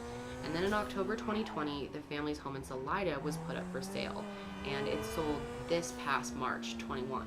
So by August of 2020, the public is definitely very suspicious about Barry. There were a lot of rumors online at this point, and a lot of things being said, and even some of Suzanne's family members were starting to think that Barry really could have been involved. Barry had allegedly refused to take polygraphs on 2 different occasions. He disputes this, and there were a lot of rumors starting to go around about how Barry had another side to him, and how he had a really bad temper that could just come out of nowhere. Someone's here. And his employees started saying that he was difficult to work for, and there was even a rumor going around that he may have had a mistress. Barry ended up responding to all of this by talking to the media for the first time. He ended up giving an exclusive interview to Fox 2, a local station, and it was over 25 minutes long.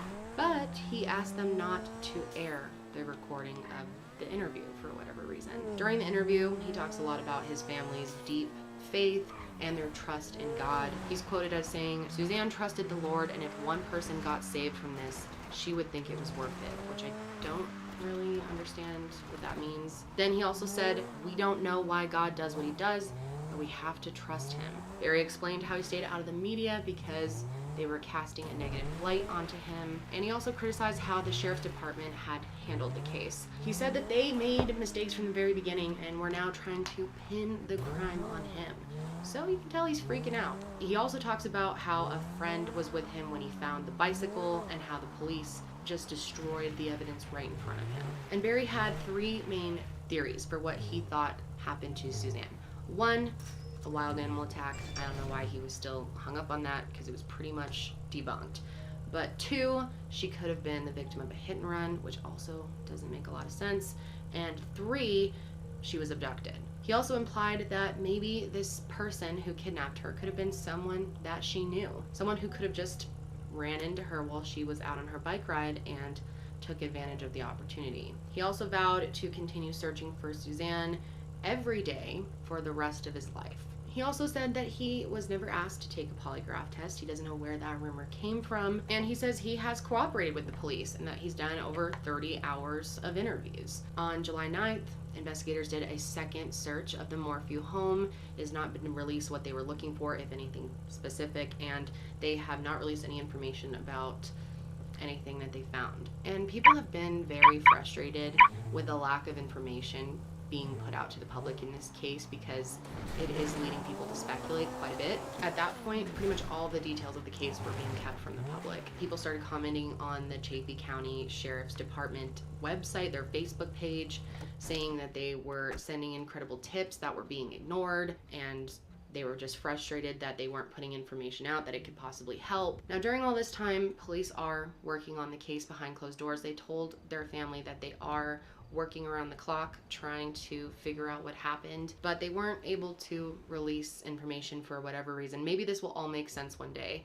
but in the meantime, rumors are flying online. And one rumor started about Suzanne's nephew, Trevor Noel, who became like the spokesperson. He did the GoFundMe. There were claims that he had actually tried to hit on his aunt and that she rejected him. And people also started saying that he set up the GoFundMe for his own financial gain. And then it got even crazier. People started speculating that he helped hide Suzanne's body, that he could have been involved in her disappearance. So obviously there's no information to back any of this up, and it was really intense for their family. There were a lot of reports going around about Barry being seen at a local dumpster and that maybe he threw her body into the dumpster. There was also theories about Suzanne being held hostage at a neighbor's house. Another one that her body had been put through a wood chipper and put into the Arkansas River. And there were even rumors that she was buried and put into their family garden. So I can't imagine how her daughters are feeling at this point. I'm sure they are totally overwhelmed and don't know what to think. None of it has been verified. All of that is local gossip.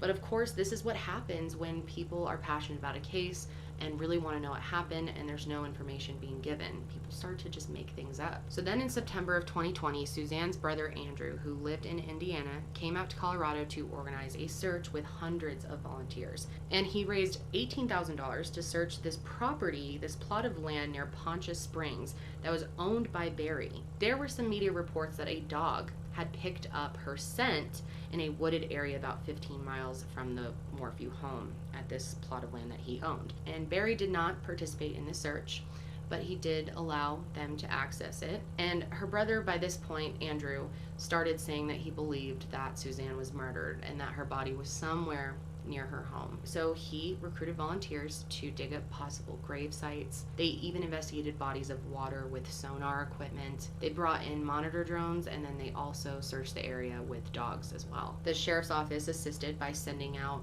their own crews to process any evidence that may have been found. And at this point, Andrew tells the media that he heard an investigator say to him that when they first searched Barry's house, it smelled like chlorine, which definitely makes you think back to his room at the Holiday Inn. He also claimed that the CBI is investigating several items of evidence, including a towel, a tarp, and a blanket. And he also said that he thought it was very weird that investigators did not find any coolers in Barry's house because Barry was this big hunter. It's weird for him not to have any coolers. So where are his coolers? What else could they have been used for? So then in November of 2020, Suzanne's family had another blow. Her father died from cancer, and he never found out Wait, what happened to I his missed daughter. out. Around What this happened? Time, the rumor that Barry Was could have been having she- an affair Was she started to pop dead, up again. or Specifically, a woman named or is this all Morgan controversy Gentile with was accused Bobby of being his or Barry? mistress and the reason he may have murdered his wife. Now, Morgan was actually I did look working at my on the crew FDG with Jeff 2022. Puckett, the worker who smelled the chlorine in the hotel room over Mother's Day. Morgan had also gone into a hotel room, and she confirmed Jeff's story that it did in fact smell like chlorine in the room. They And didn't she find it said in this the wasn't just a concrete? hint of chlorine. I mean, Imagine- her yeah, eyes imagine were if she burning was because it was so strong. She also said the towels on the floor were soaking wet and she couldn't make sense of the scene. And according to Morgan, Barry was acting very strange that weekend. On Friday and Saturday, she said that he was working a local job off County Road 105 in Salida. She said that Barry seemed stressed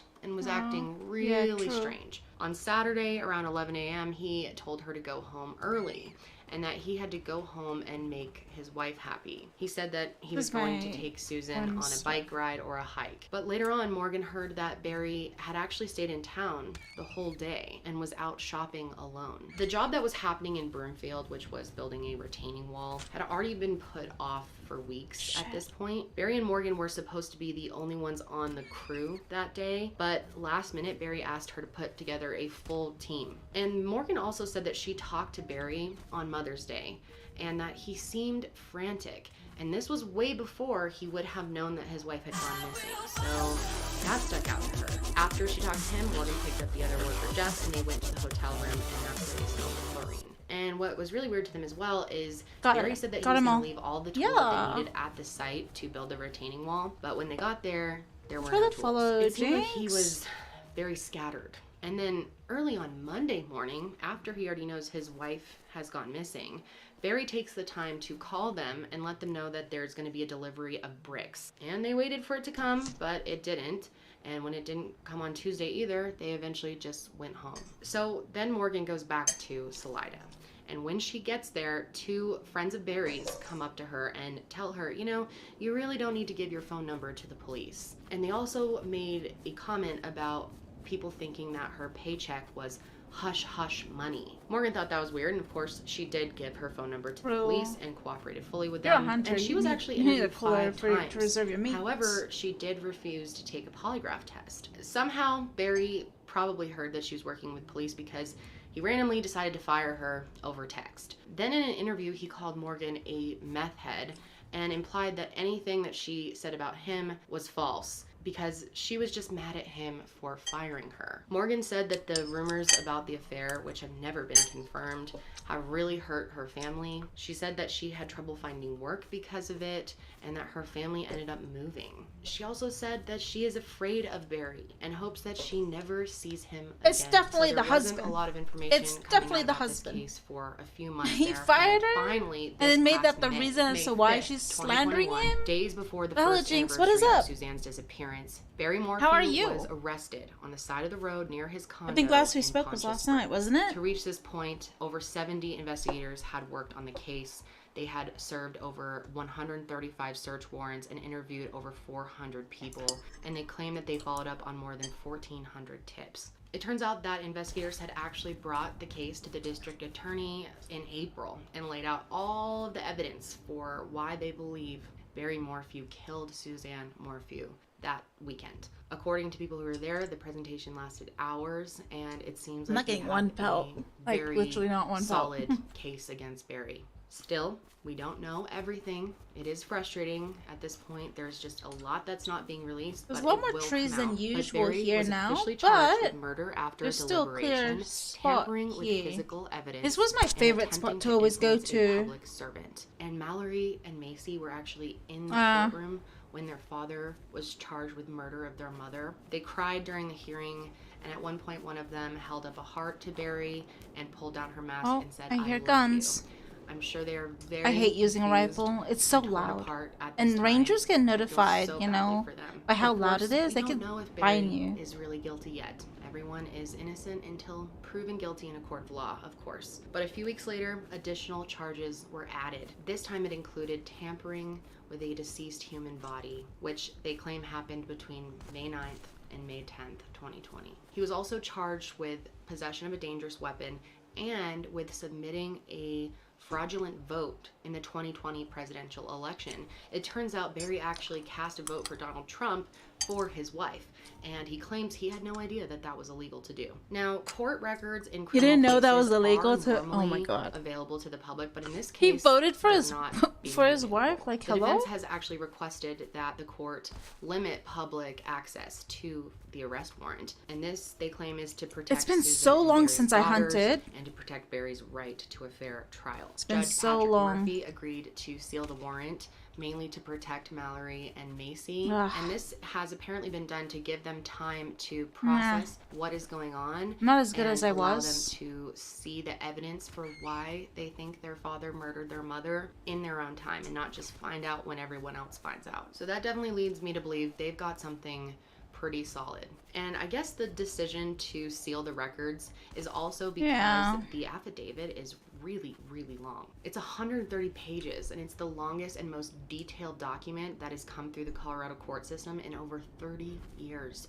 So there is a lot we don't know right now. So basically they're saying that if the information was given up to the public, Barry would probably be deemed guilty by the general population way before the trial even started. Now, of course, people want the redacted version, which is where some important crucial information that needs to be made private is left out and they just release kind of the bare minimum. But the judge decided not to do a redacted version because it would be too time consuming. That's how long this thing is. Not only that, the prosecution and the defense would be able to go through it and redact what they want, so it would just take a really long time to get it done. So as of now when I'm recording this, all of the records remain sealed, and they definitely will be sealed till at least August, if not probably longer than that. People are very angry about this decision. The media has openly said they don't agree with this decision, and the media actually put in an appeal to the judge asking him to reverse this decision. And the media's argument is basically that it doesn't make sense to just make this decision based on the document being too long and it being too time consuming to go through it. They argue that this is just not a legitimate reason to take away the public's right to review I'm having public dinner information. right now. So I don't know what's going to happen as of right now. Judge Murphy may reverse his decision, or this could go all the way up to the Supreme Court. But if and when eventually this information is released, a lot of stuff is going to come out about Barry, and I think everyone's going to see this case in a whole new light. There's probably some major elements to this that we are missing. District Attorney Linda Stanley says that they are confident with the evidence that they have against Barry and doesn't expect there to be any more arrests in this case. For those that didn't hear the question, he said, we're not releasing the affidavit and we don't have a body, so how can I convince the public that we have a strong case? That's my job. I'm the one that considers how strong my case is before I bring charges, and I wouldn't bring charges unless I was confident. So it sounds like they know that Barry did this. It sounds like they knew for a while and they were just collecting a massive amount of evidence. Why would he kill his beautiful wife? They had this perfect life. Well, a lot of people believe that it could have been due to financial stress because Barry and Suzanne owned a couple properties back in Indiana, and when they moved to Colorado, one of those sales fell through. And so at one point they were paying 2 mortgages, which could cause stress. It's also possible maybe Barry had planned to cash in a life insurance policy on Suzanne. But it's only possible to do that if she is legally dead. Like I said earlier, there have been a lot of rumors about Barry cheating on Suzanne. Maybe he had a mistress. In February 2021, he was photographed with a woman who had red hair. Right? I'm not sure who I that don't know. is. Can you actually do that? Morgan I don't think has so. denied having an affair with Barry, and Barry also denies having an affair with her. So if he really was having How an can affair you with fake another woman, death and maybe that could insurance money? explain why What? he would want to kill his wife. Maybe he thought the divorce would be really messy and cost a lot of money, and this would be easier. And if she was still alive, he would probably have to pay alimony. Then there's the possibility that Barry snapped on Suzanne, that maybe he could be violent with her. An anonymous person who worked for Barry for years claimed that he was the worst person he had ever worked for and that he had a terrible temper. He actually called him an extreme classic narcissist. Other former employees have talked about his temper as well and saying that he was very quick to anger all of a sudden. And then after Barry's arrest, Melinda Moorman, who is Suzanne's sister, called into Heart of the Rockies Radio, which is a local Colorado radio station, to talk about the case. And she said that Suzanne and Barry's relationship had deteriorated over the years and that she believed Suzanne was afraid of him. She said that she has proof, a text message, that they're not sharing with the public at this point. But she said from this message, it was clear what her state of mind was. And she actually said that the text was very profound and very transparent. So after his arrest, Barry decided not to cooperate with police anymore. He refused to answer any questions. He asked for a lawyer immediately, and at this point he has not yet entered a plea. We know that investigators have not found Suzanne's remains and that they cannot release a cause of death because they don't have her body. But they did say that they believe they know the details of the incident that led to her death. But that is pretty much all we know at this point. And it seems pretty obvious that Barry did this. Of course, innocent until proven guilty. There's always a possibility that he didn't. I would like to hear your thoughts, of course. Maybe you don't think he did it. I'd like to hear that.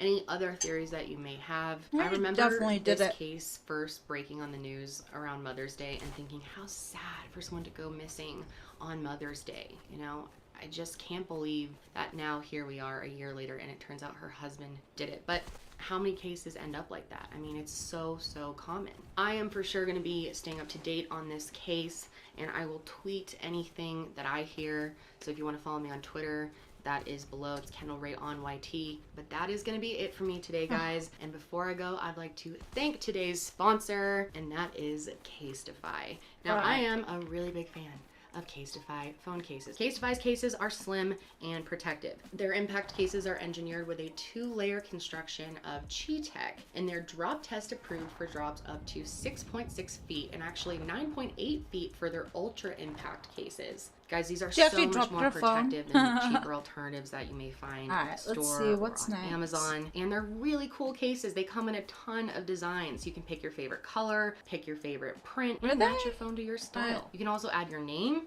or a monogram for a truly custom case. And what's really cool about Casetify's cases, and a lot of people I don't think know this, is they actually have a layer.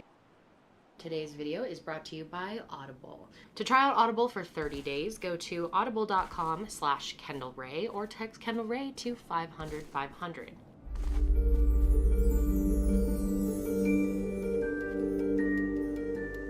Hey guys, and welcome back to my channel. Happy to have you here once again. That Suzanne had been having an affair with an old high school and was texting him the day before she vanished from set. Postal Gazer and Barry on what he decided as a work. Then in April, just before Barry's trial was set to begin, District Attorney can still be charged at a later. Okay. I like Kendall Ray's stuff. So far. So yeah, today we are diving into the legal world once again. She's which most I guess we likely do just every video, yeah, but today dead, we're going to be talking about some lawsuits. I'm actually a big fan of reality TV. I find it really balances out all the true crime stuff I watch all the time. So when I'm trying to just turn my brain off and wind down, I love some good reality TV, some juicy drama. And honestly, the worse the better. And one of my favorite shows to put on when I'm just in the mood to veg out is The Real Housewives. And I kind of dabble between casts and seasons. There are times where I've just gotten bored with some of them and I've moved on to a different one. There's like several different versions of this show all throughout the country. Like there's Real Housewives of Orange County. Have you watched Beverly Mr. Ballin? Hills, Atlanta. Ballin? Which is my Mr. Ballin, and his now I stuff think is they even also have Utah, great. They've got New York, He's New a Jersey. good There's storyteller. A bunch of them. And one that I've been a little more interested in the last few years is the Real Housewives of Beverly Hills. But most of the women, most of them on the show are housewives. They have a lot of money due to their husbands, and Erica Jane is definitely one of those people. She does make her own money, but nothing compared to what her husband Tom Girardi made. And you might be wondering why I'm talking about this on this channel. Oh shit. Well, holy shit. This guy Tom, wow. They should call him Dirty Tom, honestly. I mean, this guy was a total fraud. And there's a lot of questions about what Erica knew and what she didn't know, and it's all kind of unfolding right now in the courts. So I wanted to talk about this because there are actually a lot of victims in this case. People need to hear this story and what has happened to tons of Tom Girardi's clients because of his selfish actions. And the whole story is honestly just mind-blowing. I mean, what a facade. Now, Erica Jane is like her stage name. I'll explain that more in a bit. But Erica was born Erica Nay Chahoy on July 10th, 1971 in Atlanta, Georgia. She grew up in a pretty simple household. Her mother, Renee, was only 18 years old when she gave birth to her, and she ended up being a music teacher. Sadly, Erica's father abandoned her when she was very young, Oh, and so shit, she what'd I and her do? mom moved into her Oops. grandparents' home in Conyers, Georgia. But her grandmother was more like a mother to her. Erica seems to have gotten a lot of her strong qualities from her grandma. Her confidence, her strength, her sarcasm. When Erica was young, apparently she vowed to never let herself become dependent on a man. She was going to work hard for everything that she wanted in life, and she had big aspirations from a really young age. Hey, As a Bende, kid, what is Erica up? always loved singing and dancing. She was involved in musical theater and dreamed of working in the entertainment industry one day. I was a middle-class kid from Atlanta, Georgia. I had big dreams and I wanted to make them happen. She used to say, I'm going to be a star when I grow up. But I knew the road was going to be hard. In October of 1989, just a few months after her 18th birthday, she moved to New York City to go get that dream I'm life. eating dinner She right got now. a job at a famous go-go strip club called Shakers in Lodi, New Jersey. Around this time, Strip club. she was meeting a lot of people, making connections. She started doing some modeling. And in the early 90s, she landed a few small acting jobs and even landed herself on 2 episodes of Law and Order. But what Erica really wanted to do all her life was sing and perform, and she was never going to let that dream go. When she was younger, she was a member of 2 different girl bands. One of them was called The Flirts, and she actually was just standing in for someone else who was on a leave of absence. She recorded a few tracks with them, and at that point, she knew she had found her true calling in life. However, her plans got a bit sidetracked because eventually she met this DJ, and his name was Thomas Zizzo. They hit it off right away, and they ended up getting married in St. Patrick's Cathedral in December of 1991. Then Erica gave birth to her first son, who was named Thomas, in 1994. Around this time, Erica's manager was really pressuring her to leave home and move to Los Angeles because there was way more opportunity for anyone who wants to be an actor or wants to be a singer possibly, and Erica wanted any of it. So about 2 years later, she divorces her husband and she takes Thomas and goes to Los Angeles to pursue her dream of being a pop star. She had a few more acting roles pop up when she got there in the mid-90s, but nothing huge. And she actually spent most of her time working as a waitress. She worked at Chasen's in West Hollywood, which is a nice restaurant. Now, the regulars at this place are normally pretty wealthy, powerful people, and people in the entertainment industry and politics as well. So Erica was constantly waiting on famous actors and singers, business moguls, politicians, and people who could possibly help her out with her career. And the co-owner of this restaurant happened to be one of the most well-connected people in all of Los Angeles, Tom Girardi. Now let's talk about Tom for a sec. Tom was born Thomas Vincent Girardi. He was born on June 3rd, 1939 in Denver, Colorado. He graduated from Yolola High School, which is a private Catholic all-boys What is school, everyone up to? in 1957. Scavenging? And he continued his Hunting? private education at Yolola Marymount University for his bachelor's degree. And then he went to Yolola again for law school for his JD. After this, he went to New York University for an additional year of chilling. studying and earned a postgraduate degree specializing chilling. in I also got consumer day off law, which is tomorrow. called an LLM. In 1965. And that same year, he ended up starting his Actually, own law the firm, following and he 2 more partnered up weeks, with a friend my of off will his, be on Robert Monday and M. Tuesday. Keese. So they became the Girardi Keese Law Firm. And the Girardi Keese Law Firm Pretty has good. been incredibly successful. They have recovered over $10 billion worth of settlements for victims of mostly corporations. When he met Erica, he was already one of the most prominent trial lawyers in American history, and by 2003, he would be inducted into the Trial Lawyer Hall of Fame by the state of California. And this was very appealing to Erica, and Tom, as soon as he saw Erica, he knew he had to have her. At the time, she was 28 years old. She's tall, she's gorgeous, she's blonde. They knew each other for about a year before Erica would even give him her phone number. And at first, his assistant tried to call and get it from her, and Erica was not having that. She said that he needed to call and ask for it himself, and he did, and they went on a date. and the rest is history. They started dating, and they were She's actually still married married to in that just guy? 6 months. At Oh, this she time, divorced the other Tom was guy? over 30 years older than Erica and had a lifetime worth of experience, but that didn't seem to matter much to either of them.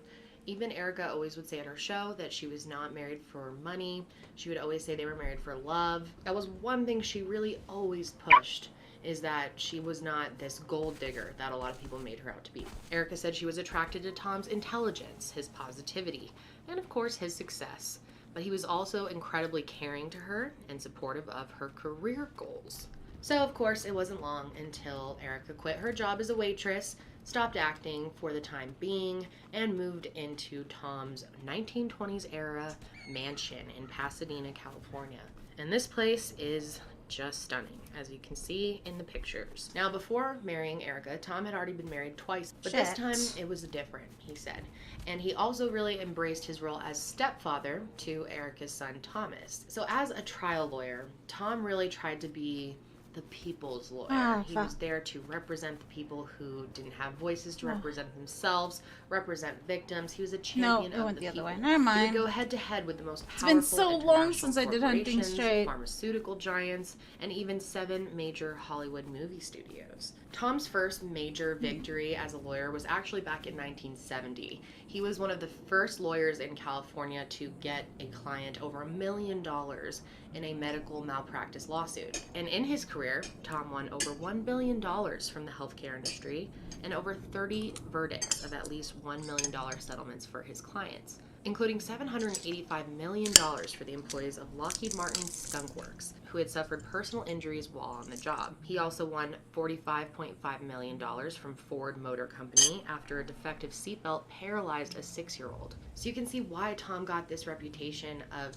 the people's lawyer, that he was going to help victims and get as much money as he could from these greedy corporations. He also became a recognized public figure when he represented the residents of Hinckley, California against Pacific Gas and Electric, PG&E. PG&E is a utility company who was accused of contaminating people's water, leading many people to develop cancer and other diseases. This was a really serious lawsuit, and in 1966, PG&E agreed to pay $333 million. So Tom really seemed like the hero lawyer, the man who could really get it done and get you the help that you need. And the way that they were able to do so well, and Tom was able to accumulate so much wealth, is because they took on their cases under contingency. Basically meaning if they are able to win the case for you, then they take a percentage of the settlement. But if you lose the case, they don't take anything. But because of the risk involved with taking on a case and not charging if they lose, they get to charge a higher percentage out of the final settlement, and they make a lot, because sometimes these cases settle for huge amounts. If people won their cases, Girardi Keese was keeping anywhere from 25 to 40% of the final settlements. Now, Girardi Keese was also known as the place to work. Law students from all over want to get in there because they had, not only did they pay really well and they have great connections, but they also gave employees tons of benefits for working for them. Literally things like luxury company cars and designer suits tailored to your perfect size. They even had their own box at the Staples Center that all their employees could use. You get to go to all these parties if you're in with the Girardi Keese group. well. You know, like Super Bowl parties and holiday parties. And you're mingling with a ton of high-profile people. And every year, Tom would have this big conference in Las Vegas for his employees, and he would go all out for this. Tom was notorious for hiring really famous entertainment for his parties as well, such as Leanne Rimes, Jay Leno, and Penn and Teller. He was friends with people like Johnny Cochran, which you probably have heard that name before if you're into true crime, but he worked on the O.J. Simpson case, Governor Jerry Brown, and Senator Harry Reid. So you really never knew who you were gonna run into at these parties. Tom was also a trustee at the Library of Congress in Washington, D.C., and he was on the prestigious James Madison Council as well. He also became the first trial lawyer to serve on the California Judicial Council, and Governor Gavin Newsom appointed him to the Judicial Selection Advisory Committee, which is the people who get to evaluate potential judges and decide if they get a spot on the bench. This is a really big position. Recently, a documentary came out on all of this called Housewife and the Hustler, and in it, there was someone talking about how Tom Girardi was kind of almost above the judges in a weird way. Like, he could point to them and go like this, and they would just come on over to him. He had a lot of power in the whole legal system in California. And not only that, he was a major donor in California politics. We know that he gave at least $7.5 million to various candidates over the years. In 2019, Tom and Erica hosted a fundraising event for Joe Biden at the Jonathan Country Club, which is a very famous private country club in downtown Los Angeles. So, as you can imagine, Erica had a very lavish lifestyle with Tom. They were constantly on trips, flying all over the world. They have a international jet, and then they also have a smaller one for domestic flights. Imagine that, 2 planes. But by 2007, Erica was a little bored being in Tom's shadow, and she wanted to be in the spotlight once again. And so it was around this time that she asked Tom to finance her music career. Tom loved Erica. He would do anything to help her achieve her goals and aspirations in life and throw any amount of money at her that she wanted, really. So this is when Erica becomes Erica Jane. Her first single was called Roller Coaster, and for the next several years she released multiple singles, one after another, and some that were featured in films like Hit and Run in 2009 and American Summer in 2011. And Tom was always cheering her on, trying to get her as many opportunities as possible, and one time he planned a performance for her. But this wasn't at any event. This was at the Italian American Lawyers Association's annual Supreme Court night in 2011. Tom was the association's president and chose the evening's entertainment, which was a screening of his wife Erica Jane's music video.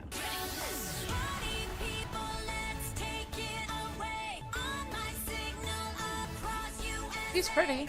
This is a little awkward because this event is held at the Biltmore Hotel Ballroom, and it usually featured really classy entertainment such as an orchestra. Literally, they played this music video in front of a room of lawyers and judges who did not know what to think. People who were there said this event was a fiasco.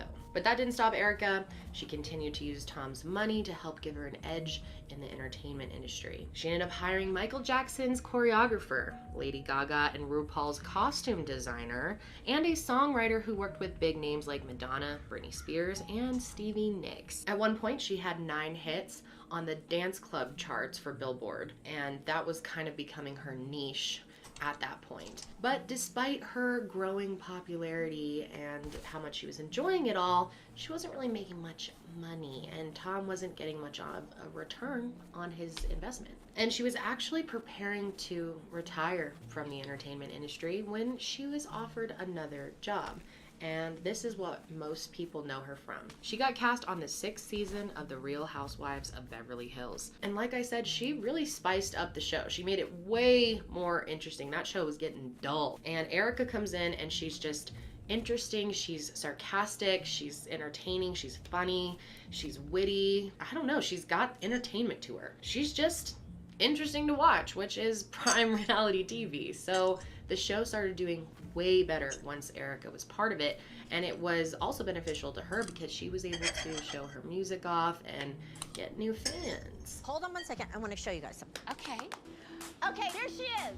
Oh my God. And the thing with the Housewives shows is all of the women on it constantly flex their wealth. All the time. It's who can throw the biggest party, who has the nicest dress, who has the most team members on their glam squads, who's got a plane, who's got the nicest car. I mean, it is so over the top. And Erica just blew all the rest of them right out of the water with her wealth. In her first episode, Tom and Erica show off their private garden, which was actually designed by the same people who did Central Park in New York City. She showed off her giant wardrobe, her huge closet. She has all designer clothes. I think one item in her closet is worth more than everything in mine. And a huge part of her kind of persona on the show was that she was trying to continue her career as a pop star. And in 2017, she released her probably biggest single that she's most known for today, and that is called It's Expensive to Be Me. It's expensive to be me. And it is expensive to be Erica Jane.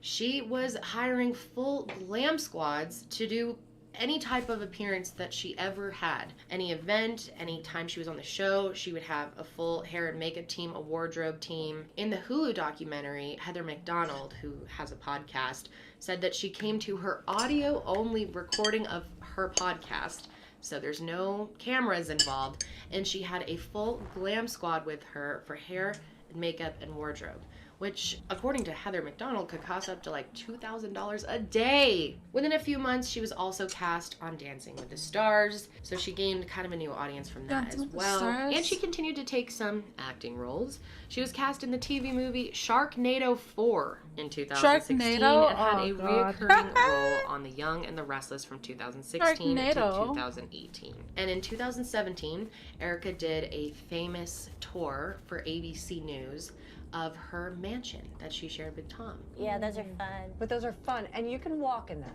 Yeah, I can. I can do lots of stuff in them. How you think I got them? I love short shorts. I'm from the South, okay? You got I your love Daisy Dukes. Dukes. Come on. I love my Daisy Dukes. And the tour makes it painfully clear just how extravagant their life was. So over the years, people have watched Erica Jane as she releases new songs, has the new performances, new outfits, and is just living her best life, spending all of this money. And meanwhile, Tom is out here working for victims, people who were victimized by corporations and wealthy people. That was Tom's whole career. So that's where this money is coming from. And people that knew Tom were actually very concerned about Erica being on the show and flaunting their wealth, doing these video tours of everything she has, bragging about her private jets, doing songs called It's Expensive to Be Me, when that's kind of frowned upon in this world of law where you're making money off of victims. It's not really a good look. So let's talk about one of those victims that Tom represented. His name was Joe Ramoguez. His whole life changed on September 9th, 2010, which was the opening day of the NFL season. He was at his home with his girlfriend, Jessica Morales, on Earl Avenue in San Bruno, California. They were just sitting on the couch in the living room watching the game when all of a sudden the ground started shaking. And of course, they thought maybe earthquake at first, but it was only for a couple seconds. And then they heard what sounded like a jet engine on a plane outside. And within 3 seconds, this massive explosion went off and went through their whole house and multiple homes. And this scene was so horrific. Joe thought he was for certain going to die. But It he was a somehow gas leak, stumbled was it? his way to the back door of the house, got out of the house, and when he got out there, someone put an oxygen mask on him and saved his life. A few seconds later, he was completely unconscious. And this explosion was caused by PG&E, the company we talked about earlier that had contaminated the water. It was caused by their gas line erupting, and Joe's house and dozens more were completely leveled. It was insane. And his girlfriend Jessica's body wasn't even found for a few days. Wow. She had somehow gone in this shed in the backyard and had died there. It was truly miraculous that Joe even survived. The chances of him surviving were very, very low. He was in the hospital in a coma for a long time. He had burns all over his body, at least 80% of his body actually, and his lungs were severely burned inside as well. His mother, Kathy, got to the hospital as fast as she can, and she was just overwhelmed by everything and did not know what to do. But she knew that Joe would need a lawyer. His doctor said that his injuries were so severe that he was going to need medical care for the rest of his life. Wow. So she actually got connected with Tom Girardi, and she was connected through a friend of hers named Kim.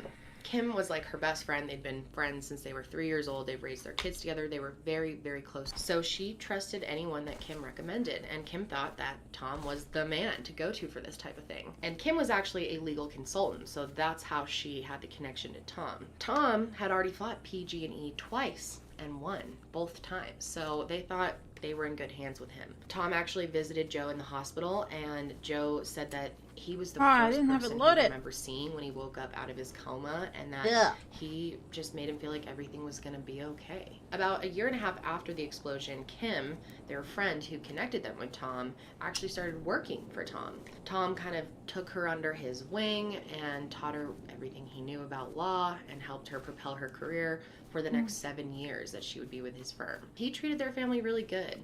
And of course, Joe and his mom, Kathy, as well. He would tell them that They were his favorite client all the time. He would take them to dinner all the time. To them, he seemed intelligent, funny, very caring. They really liked Tom and they trusted him. Now, it turns out that the explosion had been caused by a faulty pipe, and so PG&E was definitely responsible. So it was going to be a pretty much slam dunk case. And before the trial even started, they were brought in for a mediation, and when they got there, Tom told them that the case had already been settled. There was no trial. It was all done, which was relieving for Joe. He didn't have to live through the trauma again. He said he was happy with the settlement amount, which we're not sure exactly what that is, but it would be enough to cover his future medical costs and then some. So after Girardi Keese took their cut of the final earnings, the rest of it was put in a trust account. It's supposed to just be held there, separate from the law firm, until it is all released to the client. Now, in these types of situations, lawyers are not allowed to touch this money for any reason. It is one of the biggest rules.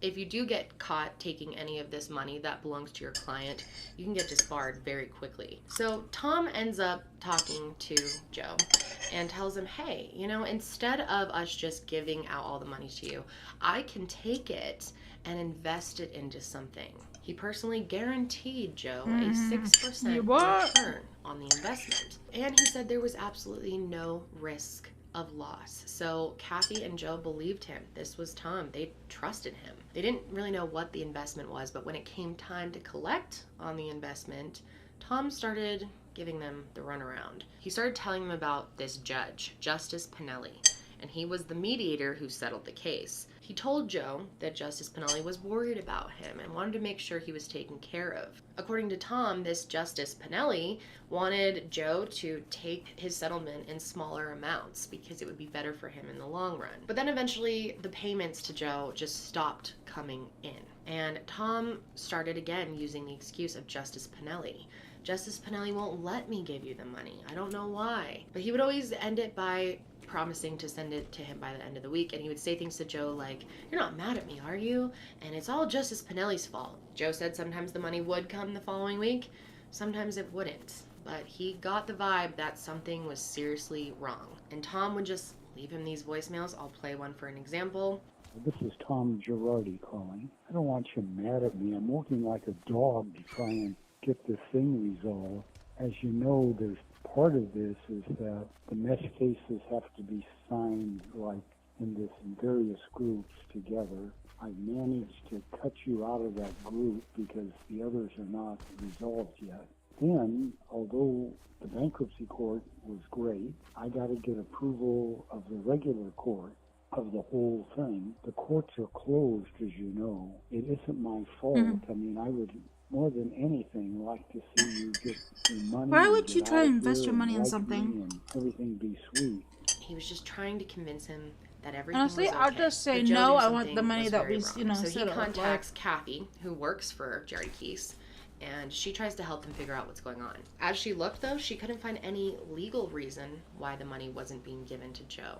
None of it made sense. But meanwhile, Joe's medical bills are piling up and he's scheduled for more surgeries soon, so he needs this money. But Tom would continue to assure them that everything was fine. They would get the money soon. He would just continue to blame it on Justice Pinelli.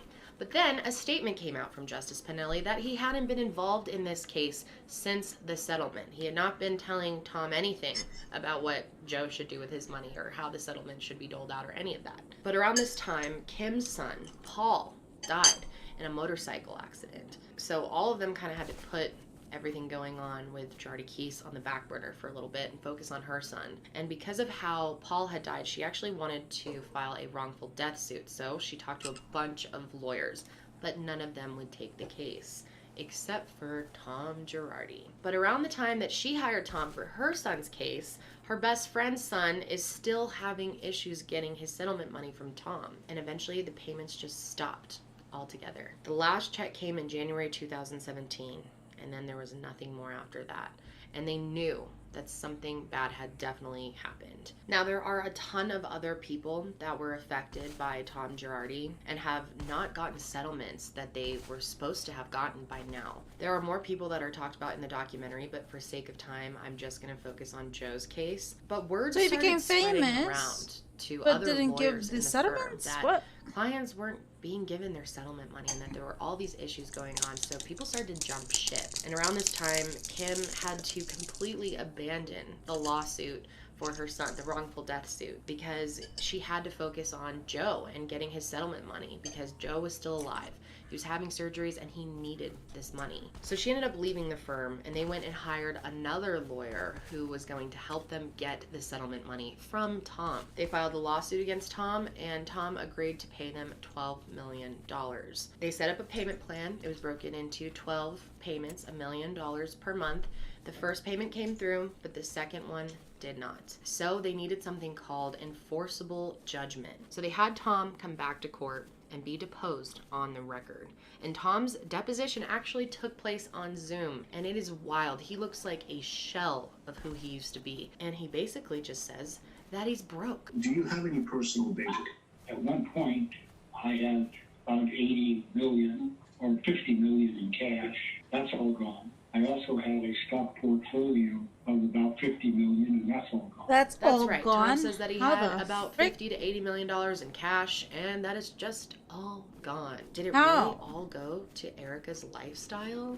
Was Tom putting money elsewhere that we don't even know about yet? But the most shocking part about this Zoom deposition is that all of the money that he had earned for people in settlements for victims was gone. He estimates that he has a few $1,000 in his bank account now, and he added that he also hadn't taken a salary from the firm in 2 years. And it seems like Tom can't explain where the money went. So the court needed to get to Erica. They needed to get her to talk on the record about their assets. And Erica has been subpoenaed twice. Once in May of 2020 and then again in September of 2020, but she was out of town both times. So the hearing was rescheduled a third time for this past January of 2021, and she never testified, it turns out. And what's crazy about all this is it's all just playing out on the current season of The Real Housewives of Beverly Hills. In the show, before all of this blows up, all the women go on with their trips. They go on like a trip every season, and because of the pandemic, they went to Lake Tahoe. And Erica in it seems completely fine. She says that her marriage is good. And then the next episode, I believe it's the next episode, everyone's getting ready for the 2020 election when they all get the news that Erica and Tom are getting a divorce. And the women on the show are talking about how shocked they all are, that they thought they had this great relationship, that they were fine. They had no idea there were any issues in their marriage. So it seemed a little random. And Erica talks about it on the show as well and talked about how she did everything she could to save her marriage, but Tom pushed her out. So, at this point, there's still a lot we just don't know. But there have been rumors swirling for a long time that Erica could possibly leave Tom due to financial issues. One source has even reported that Erica believes Tom cheated on her, but I don't know about that. It doesn't really matter. But things got really complicated in December of 2020 when a Chicago lawyer named Jay Edelson filed a lawsuit against Tom. And the details of this case were available to the public and the media. And many people believe that these details that came out, and it's pretty shocking, just prove that Tom was a fraud all along. On October 29th, 2018, Lion Air Flight 610 took off from an airport in Jakarta, Indonesia, and 13 minutes later, the Boeing 737 MAX 8 aircraft crashed into the Java Sea, and all 189 passengers and crew died in the crash. This was the deadliest crash in Lion Air's history, and the surviving spouses and children of the crash victims were represented by Girardi Keese and the Chicago-based class action firm Edelson PC. Boeing quickly reached settlements with individual victims and family members in early 2020 and sent the money to who else but Tom Girardi. Jay Edelson said that he tried for months to contact Tom and get his client's money, but he would never pick up or he would make up an excuse. And just like he has done with previous clients, he would call Jay Edelson and butter him up and say really bizarre things to him. He would say, "Be nice to me. It's because of me that we got this anyway." So when they saw Erica file for a divorce from Tom in November 2020, they knew something was up. They gathered their legal team and tried to figure out their next move. They knew that Tom was definitely in financial trouble, but they didn't realize how bad it really was. But as soon as Jay and his team looked through everything, it was clear what had happened. Tom had stolen millions of dollars from creditors and loan companies, and when that wasn't enough, he stole from his clients too. He probably felt pressure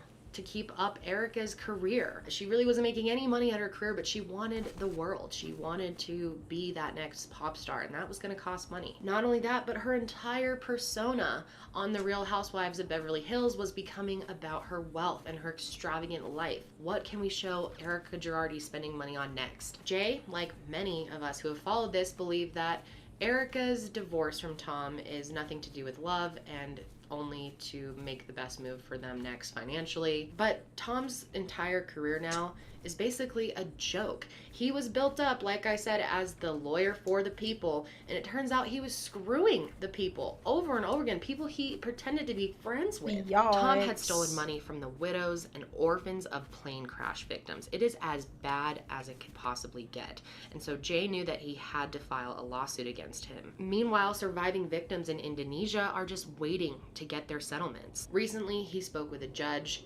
and the judge asked him on the record what happened to the settlement money, and Tom's lawyer said that he shouldn't answer that, so at this point we have no idea. Also, he referred this case to the U.S. Attorney's Office, and federal prosecutors have requested access to sealed filings in the case, which could mean that this might be a criminal investigation.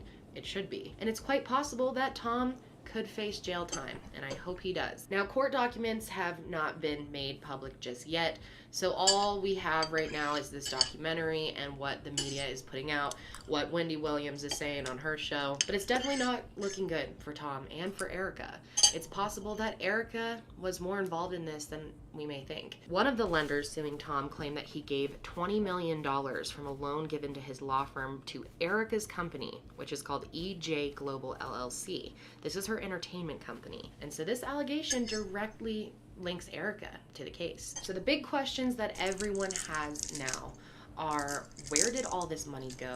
Are people ever going to get their settlements? And what did Erica know about where the money that Tom was giving her was coming from? Now, Tom's defense attorney has claimed conveniently that he is now mentally incompetent. He told the judge that he doesn't think Tom understands how serious the allegations being made against him really are. And he's acting like all of this is just no big deal. It was also revealed that Tom was hospitalized for a serious illness in 2020, and he was out of work for weeks. His brother believes that Tom suffers from short-term memory loss and isn't capable of making rational decisions anymore. And as of February 2021, Tom is now under a legal conservatorship, and his conservator is his brother Robert. And in March of 2021, a psychiatrist diagnosed Tom with Alzheimer's, which could affect his charges as well. A lot of the public, even his own friends and colleagues, are very suspicious about this sudden diagnosis. They said that Tom had been hosting multiple social events up to all of this and seemed completely fine.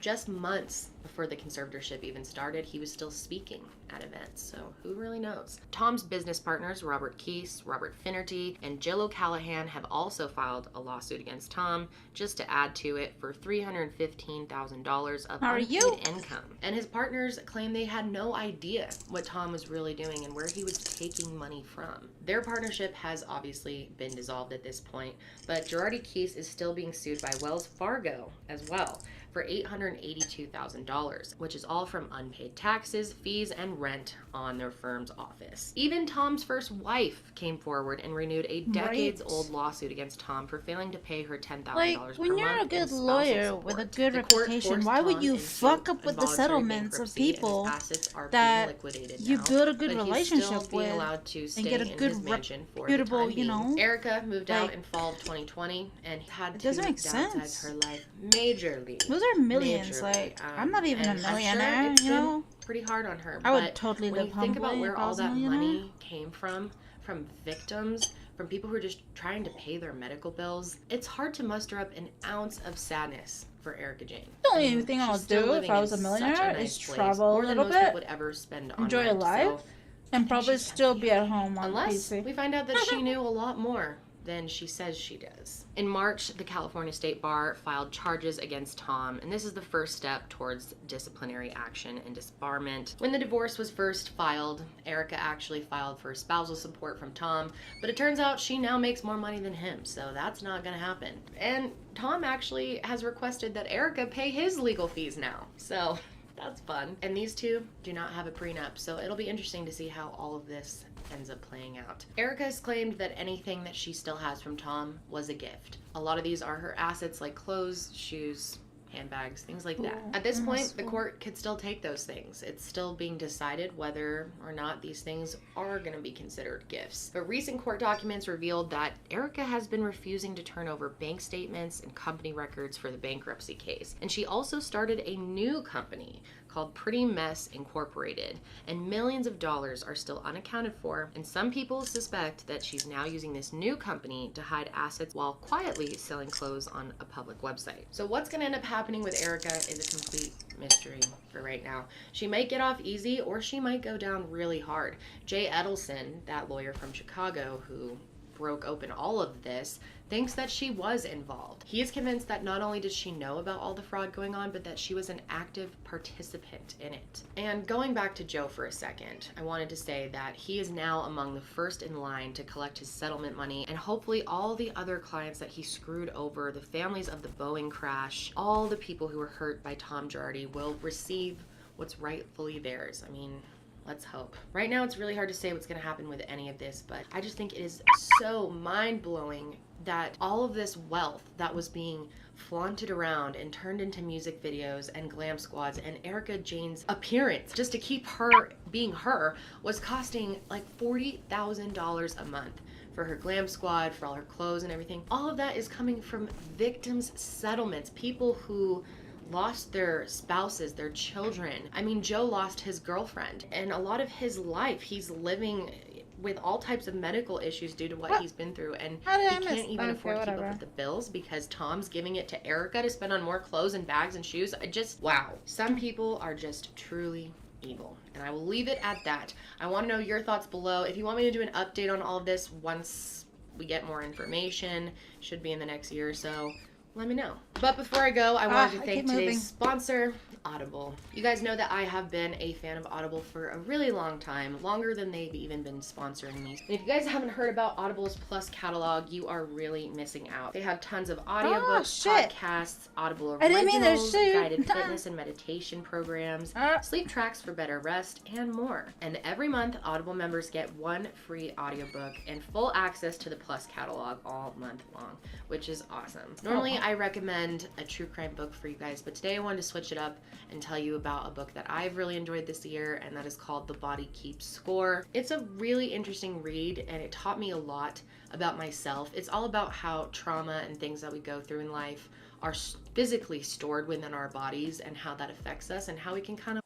Today's video is brought to you by Casetify. Go to casetify.com/Kendall to save 15% off your order.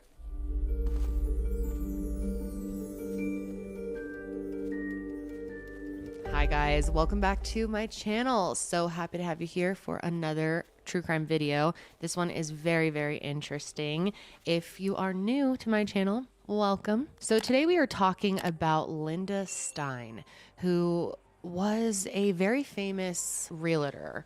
She worked with a lot of celebrities, and she was very well off and successful. She also was involved in the music industry for some of her life as well. So she was just really well known. And we're going to be talking about her death, which occurred in October 2007. And it's quite a story. So buckle in and let's begin. So Linda Stein. She was born on April 24th, 1945 in Manhattan and raised in the Riverdale neighborhood of the Bronx, New York. You're right, Her parents were actually. Mabel She does and say Ira that a Alder, lot. and she had one sister named Arlene. And those who grew up with Linda describe does say her that a as lot. the rebel who was always pushing the boundaries. She was really blunt. She could be very pushy to other people, but those who knew But her again, the said that title she did was say who killed really celebrity, funny real and estate, a Linda fun time Stein. to be Like, who around killed most of her? the time. I And mean, early she in is her dead. career, Linda actually worked as a 5th grade teacher in her hometown of Riverdale. And that job was pretty short-lived because she ended up being hooked up with the uncle of one of her students. Have you watched And he introduced Mr. her Ballin? to a whole new life. This man Yeah. was music Have executive you watched Seymour Mr. Stein. Ballin? He He was says a lot president of of the Sire true crime Records stuff and as vice well, but it's president really of Warner interesting the Brothers way he Records. The two of them ended up storytells getting it. married in 1971, and they had 2 daughters named Mandy and Samantha just a few years after they got married. And when she met Seymour, she left teaching and joined the world of rock and roll, where she very successfully built a career managing some of the most well-known bands of that decade. After Seymour signed the Ramones in 1975, this was obviously huge for them, and Linda ended up co-managing the band and helped really launch them into stardom. Seymour worked with a lot of really famous people, one of those people being Madonna, and because of their jobs, they were able to really get in the celebrity circles and spent a lot of time partying with the most elite people during the 1970s. Elton John, for example, was one of the close friends that Linda made during this time, and their friendship was something that she was happy to boast about whenever she could. She always loved to name drop Elton John. I mean, who wouldn't? Linda really made a name for herself in the American rock music scene. She was known as a sassy, smart, and tough manager who always got her talent to the next level. Linda had a personality that was kind of bigger than life, and she had a temper that was bigger than life. A lot of people describe her temper as volcanic, and that seems to be part of the reason why she was so successful. I mean, she just would not take no for an answer. She was tough. She was the farthest thing from a pushover. Her co-manager, Danny Fields, said that Linda never wanted to be in a bland situation. She was always looking for the most exciting things in life. And he said that she was one of the most honest people that he had ever met, but a little too honest at times. You know, she didn't really have a filter, and she was a little abrasive for some, and you know, it cost her some friendships along the years. Some people just thought she was way too much to deal with. Her favorite word was fuck. Honestly, same. And Linda was known for using it at least 20 times a day. Linda was not ashamed of the fact that she was a very loud person, that she was outgoing, and she really embraced her temper and her brutal honesty. She was pretty small. She was only 5'3", but that didn't stop her from always being the biggest and loudest person in the room. So her marriage to Seymour didn't last that long. It only lasted about 8 years. And in 1979, the two of them began arguing over their spending habits mostly, and who had dibs on certain celebrity friends. But even though their marriage came to an end, and they definitely did have some fighting towards the end, they decided to remain friends, which is great for their kids. And the two of them actually shared a glass of champagne on the same day they signed their divorce papers. Linda continued on working as a rock music manager in the start of the 80s, but fell into a new career passion when she discovered real estate. Linda really got started in the real estate market in the 1980s when she brought her ex-husband's apartment to the attention of Edward Lee Cave, who was a real estate broker for Sotheby's. She was given a pretty big finder's fee and also the opportunity to get 3 more commissions on other sales that year. Linda knew that she would be really good at real estate, that she had the connections, the ability to schmooze people. She knew she could be successful, and she was instantly hooked. And not only did real estate give her the money and the glamour that she had always been used to, but it gave her the opportunity to continue working along these big name celebrities that she had spent a decade getting to know, but she was kind of slowing down in the music industry. So this was the perfect transition, and Linda became a force in luxury real estate. When she was talking to clients, she knew how to talk to them, how to make them feel comfortable and heard, because she understood their needs. You know, she lived pretty much the same lifestyles, and she knew how to get them what they wanted. Linda always said that she never sucked up to her clients, that instead she treated them like 5th graders, because to her, that's what they were. She always said they need to be told what they want, and I do that for them. And supposedly, Linda is the inspiration behind 2 movie characters, one of them being the real estate agent in Wall Street, and then a record executive in the movie 54. By the early 1990s, Linda was really killing the game with real estate. She was making tons of sales, working with tons of famous clients, and tabloids started referring to her as Realtor to the Stars, and that really stuck, and that's what Linda was known as, the Realtor to the Stars. She found apartments for Madonna, for Sting, for Angelina Jolie, Billy Joel, Bruce Willis, Elton John, Steven Spielberg, and many, many more. She became the person to work with if you were a celebrity in need of luxury living. In March of 1990, she left Edward Cave and accepted a very lucrative position with Douglas Elliman. And with this new job, she was guaranteed 65% share of all commissions, which would typically be 50-50. She got a private office, a personal assistant, and a chauffeured BMW. So she was living large. And that same year, she was featured on Page 6, which is a gossip column, 8 times. And this was a big deal. Linda had really made it. She was featured in the news often, and she loved it. She was soaking that up. Some people say that Linda was even connected with some of the gossip columns, like had inside sources, and she was feeding them information, helping herself get in there as much as possible, because the more she was featured anywhere, the more her ego was fed. And a lot of people said that they were nice to Linda simply because they were afraid of her and afraid that she would talk badly about them to others and start rumors. But it was this attitude and power that was really driving her success. And like I said, feeding her ego. She felt better than ever and more powerful than ever. On a good year, Linda would sell 11 apartments, making her millions in profits. And in the mid-90s, she hit $25 million in sales for 3 consecutive years. And Linda really liked to live large. She liked to spend a lot of that money that she earned. Once her daughters were old enough to move out, she bought herself a luxury penthouse in a building called the Kenilworth in Central Park West. This was a super fancy building that a lot of celebrities lived in, and it was in a great location. Now, Linda was a really heavy drinker, and it became a problem for her on many occasions in her life. And sometimes she would go and seek help through AA, but she never really took it seriously. In fact, she told people around her that she didn't even think it worked. Eventually, she got really into smoking weed, and she smoked a lot of weed. People said that she would just chain smoke joints all day.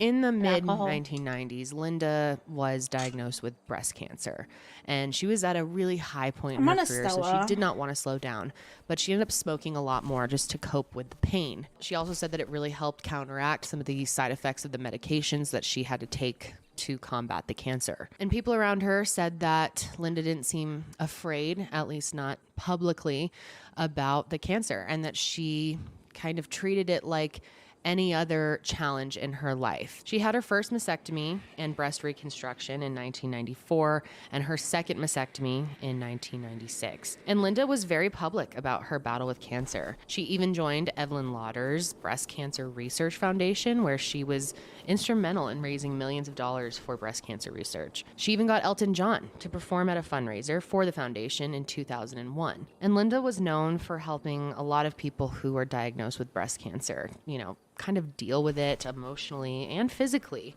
because she understood the toll it took on them. Those who were close with Linda during this time say that her fight with cancer was really a defining part of her character in the 90s. So then in 2006, Linda was getting a scan, and her doctors ended up finding a large brain tumor. Luckily for her, x-rays revealed that the tumor was benign, so non-cancerous. But because of where it was pressing onto her brain, she was put on mood stabilizers and a couple of other drugs. And as I explained before, Linda was prone to mood swings before even getting this diagnosis. But all of that drastically increased once she had this tumor. And not only were her moods way less predictable at this time and really just up and down, she also was becoming more and more weak from the medications that she was on. Her daughters said that there was times where Linda could barely even hold up her own hairdryer.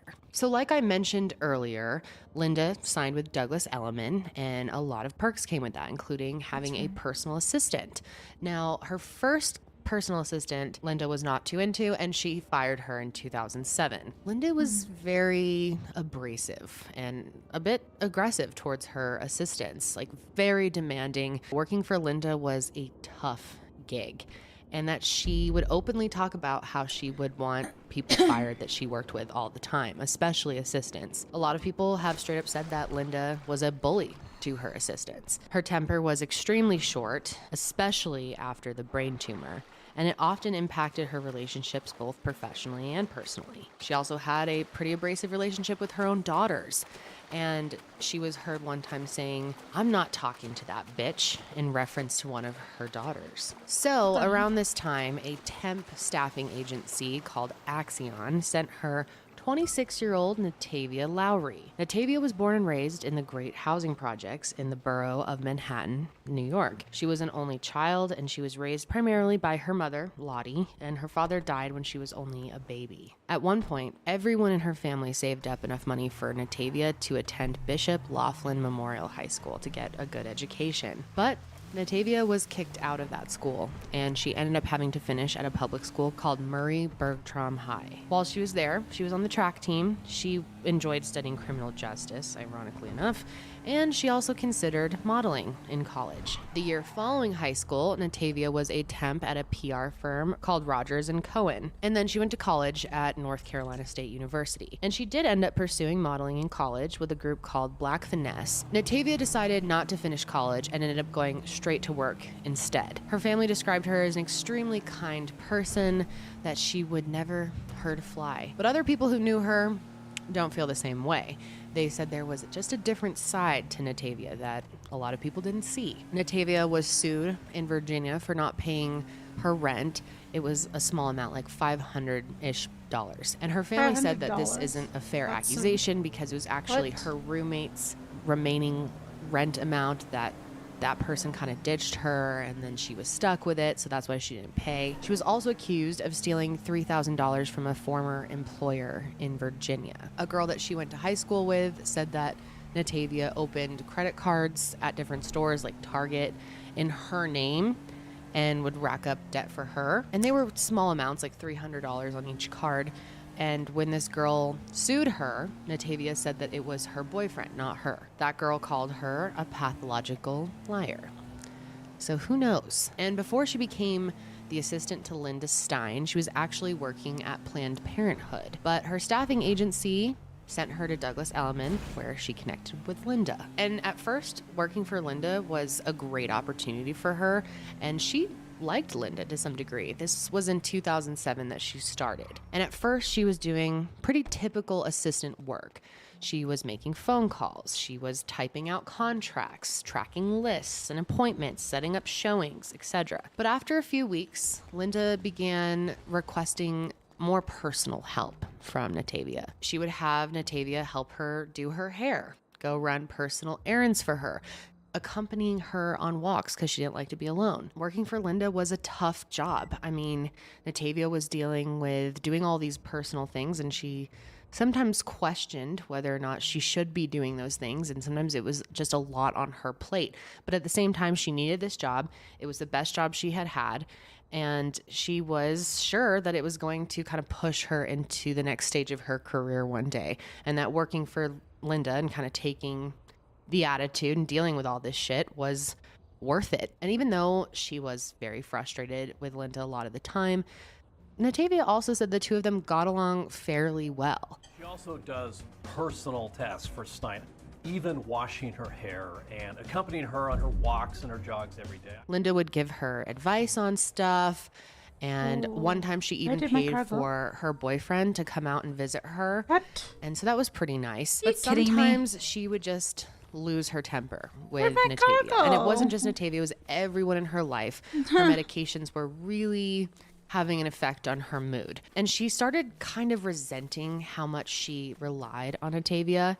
She was a very independent person, and having to, put all that on someone else was embarrassing for her. But If it was behind the love and scenes someone of was everything around going at that pretty well, same small moment, Natavia was actually no way. stabbing Linda in the back from the beginning. She was stealing from her. Almost from the day that she started working for her, she started Wow. stealing from Linda. My car Using Linda's disappeared. accounts, Natavia would withdraw hundreds of dollars from ATMs, and she did so undetected. And in the first few weeks of working for Linda, Natavia found out that she was pregnant. And a lot of people believe that some of that money she was taking out was being sent to her baby daddy, who lived back in Virginia Beach. Now, it is unknown Probably. if Linda actually knew. That's true. My that Natavia car was stealing custom from her. should respond as Many well. people believe Since that it's in a she very does so. isolated Even the place. police believe that she, at some In point, the figured out sea. what was going on, and that her knowing what was happening actually led to what happened next. So that brings us to October 2007. Mandy, Linda's daughter, was staying with her for a few weeks. And on October 30th, she left the apartment around 9:30 a.m. to go out and work on a documentary that she was producing. That night, she returned to the apartment around 10:30 p.m. and she was not prepared for what she was about to walk into. As soon as she walked in, she saw a body lying in a pool of blood in the living room. And at first, she couldn't tell who it was because there was so much blood and it was dark. So it took a few seconds to sink in, but eventually it hit her. This was her mom. Linda was lying on the floor of her luxury apartment, lying in a pool of blood. So Mandy immediately called 911, and she actually called from both her cell phone and her landline, hoping that this was going to get help there faster, I believe. And you'll hear when I play this call that at some point she is so distraught that she has to hand the phone off to a friend of hers that happened to be with her. Please, I need an ambulance. Okay, what happened then, ma'am? My mom, she's dead, I think. I don't know. Help me. Help me. Hello? Help me. Hello? What happened? I came home and my mom is in a puddle of blood. Can't you just send something? Yes, right ma'am, now? I sure can. Miss. Hello? Yeah, patient breathing in awake. Is this 911? Yes, it is. It's for... Just pause this.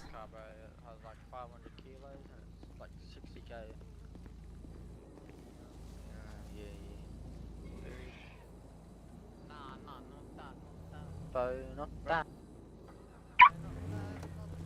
It did despawn.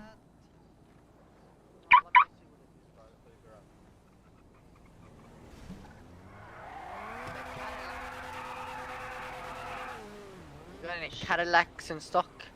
The No. Escalade? That's what I meant, bro. Yeah, the Escalade. Now we sold 2 of them yesterday. Oh, Sorry, what is bro. this customer service, man, bro? I Come know, on, man. man. Man, you made me disappointed, bro. I drive all the way up here, bro, and then halfway I'm coming up, bro. I get chased by coppers, and I'm not gonna stop because I have a suspended license. And then Yeah, I have to true. lose them. They're fixing Come back the here, buildings. and I find out you got. Oh man. I understand your frustration, bro. I'm sorry. Man, why did Valhalla have to move all the way up here, bro? Too many head pops in the city, bro. That's why. Nah, bro, it was fine. Yeah. You don't want to get this one? Hell nah, bro. Can't afford it, bro. I Alright, mean, I fair can enough. afford it, but oh man, I don't want to spend that But much. then you on can zoom around and move your storage here and there, you know, a bit faster because it's got the engine turbotrans. Yeah, nah, I think I'm good, thanks. You know, I think Alright, no worries, bro. Yeah. Hello, Lekova. Did you want to get the Caro? Yes, sir. Come. Hit me with that million plus invoice. You found a desk, it looks like.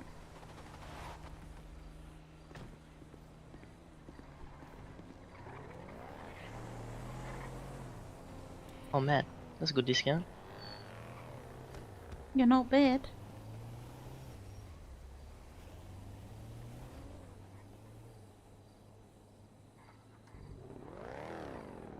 You know, I was looking in our stock room earlier. I was looking at the list, seeing if we had a Cara, and we didn't. I was like, man, I want a Cara.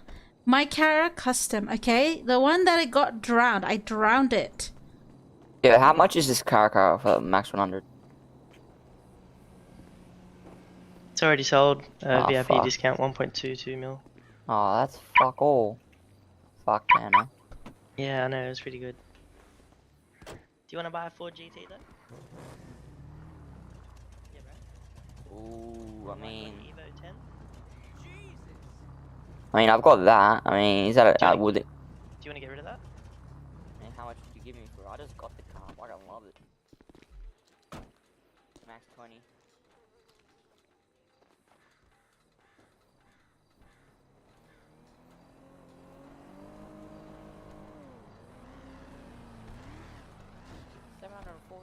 Fucking... Nah, fuck that bullshit. Bullshit. How much? How much is the book? 4GT? Nah, 4GT is like 1.4. Yeah, Yeah, exactly. I guess there's some drugs to get that. I guess, nah. I got 2,500 ket to sell. So. How much is that? 3.2 mil. God, bro, you think I can spawn money out of my ass or something? I'm like a broke right now. Oh man. Nah, well, how much is that Evo, you said?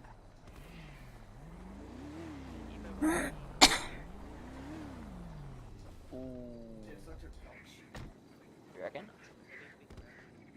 Nah, but Wonder this if is I could get hectic, bro. that You hang car on out. the side when you fucking...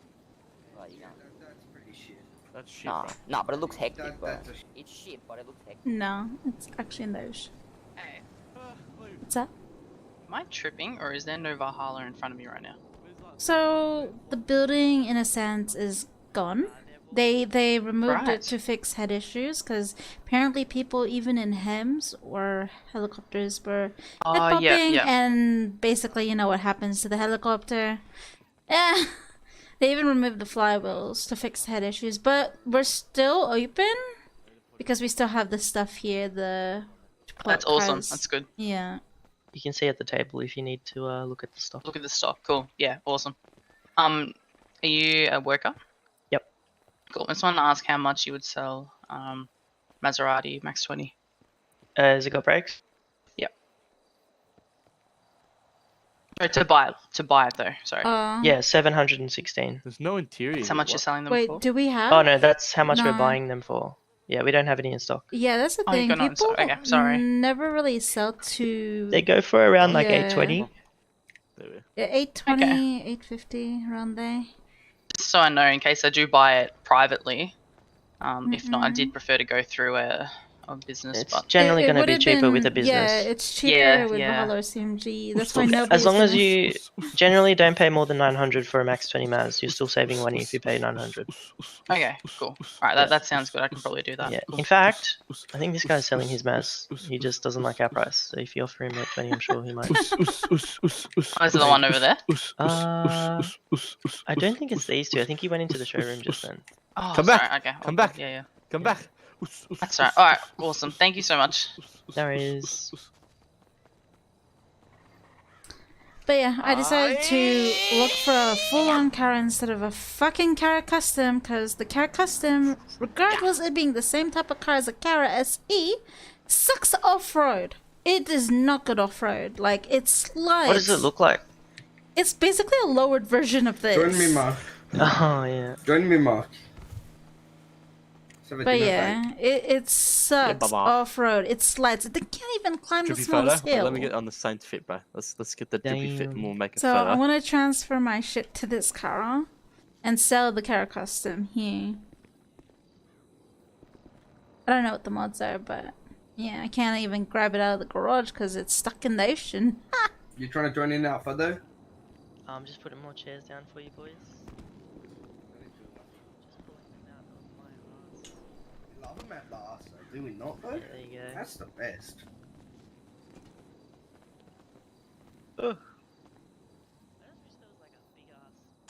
On sign I could put up. True.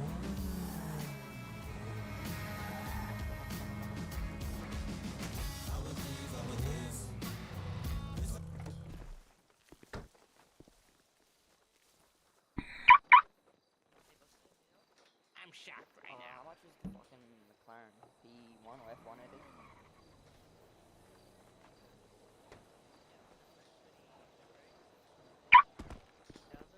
Oh, fucking kidding, that's so cheap, huh? Spewing. I mean, I could have got it last night, I can't right now. Fuck no. This guy's a good salesman, bro. He just I'm missing an extra 300,000. Yeah, come on. I'm poor, bro. Listen. I've only got 8 mil. Listen, I've only got $58,000. Hey! Oh, that's hectic. Oh, he's got a gun! He's got a gun! Oh shit. I was actually trying to be nice to him, man. So he's dead again, man. No, I'm actually not even trying to shoot him. I thought he was gonna not shoot me, bro. What the fuck? Do they actually shoot me? Even when you take a car from a local, they'll start fighting with you too.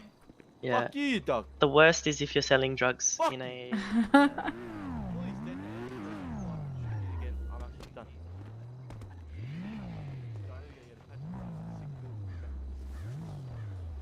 No way that just did.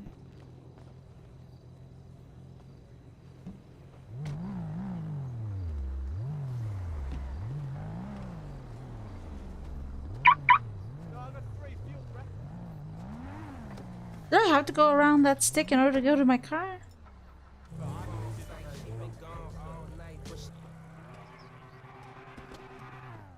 But I wasn't even like. I thought he was just shooting away from me, so I was just shooting at making the. Yeah, what kind of like hold my magazine back? Have they changed that too, bro? Oh, he never could. Yes, he could. He used to roll Uzis, bro. You know?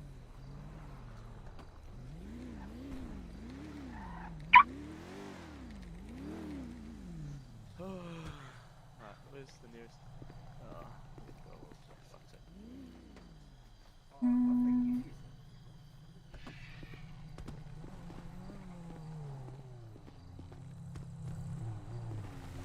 You boys know how much this thing's worth?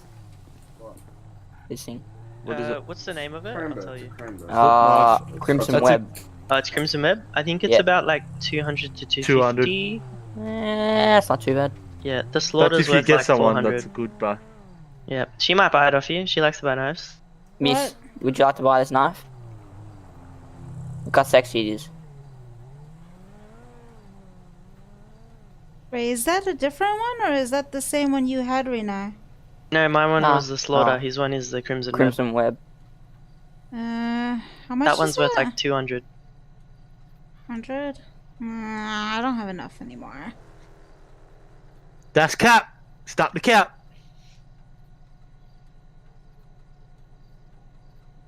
You're not gonna lie with you. I am gonna need about 5 Bensons, you know.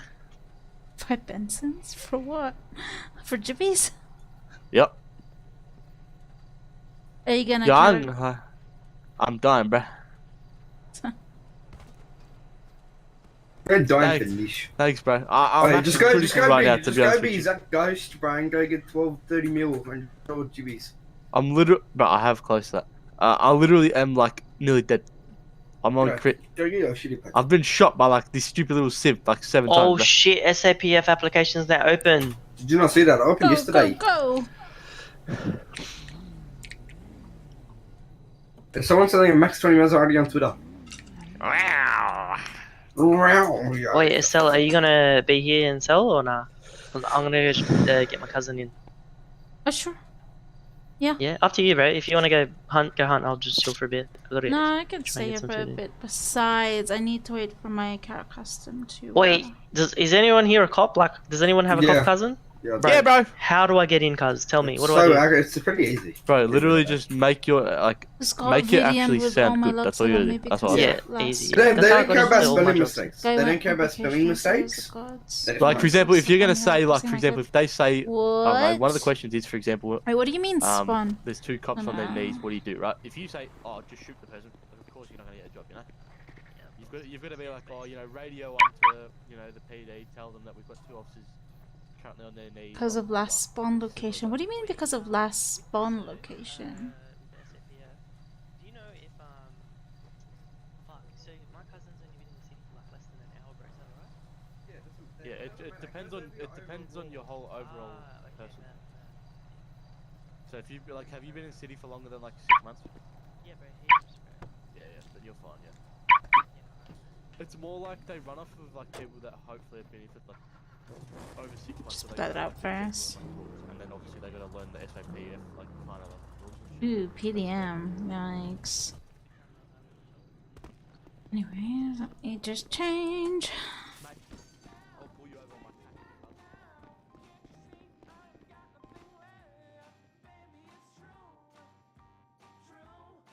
In my tank. How did PDM become your last? Wait, were you in the water and then you went to PDM? Oh my. So unless you're like not in a Cindy, You'd rather go CRB. CRB is fun because you get to like do the analyses of like reports and shit. Yeah, okay. But it's tax fun if you just literally want to break your cunts. That's the real orders. Or you could join highway all day pursuits. Yuck. Yuck. Bro, you know how boring that shit is though? Yeah, bro. I've got a 1011. And I don't think highway can do. Oh, it's like, so boring, bro. Oh, I've given you authorization to pick. I mean, everyone has like a preference, I guess. Does can CIB do gang raids? Yeah. They do Oh, it. CIB and You TAC know do they gang can raids. carry legals? CIB can carry legals. That's sick. Like, they can carry M4s if they need to. Like other shit. See, I'm just not a fan of. Yo, Estelle, I just checked with Megs. Apparently it starts on Tuesdays now. The sheets. Okay. Meggy Moo Bear. Yeah, that's why I did an update. But yeah, I don't know about the rolling over. Maybe they got rid of that. Probably.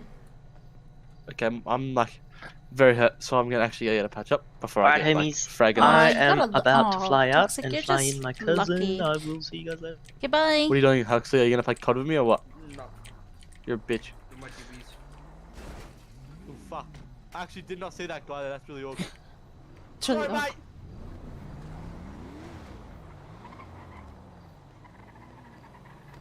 It's gonna be crazy. Good We're gonna become a highway patrol. I mean, CIB. My diving, I found nothing. Holding still for 30 Nothing. seconds. That's why I went hunting. But yeah, I put down some stuff, some cones and stuff. Hopefully it's easier for Alrighty. people to, in the chair, I mean the table and stuff.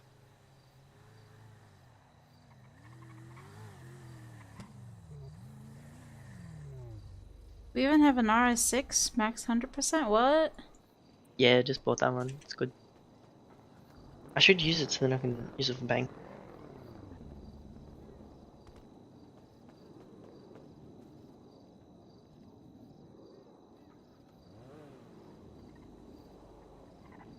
That's fine.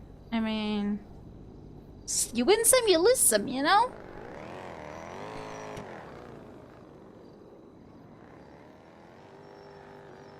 Hi, ma'am. Would you buy an Albany Herms? The Hermes? Yeah. You ask if we would buy one? Yeah.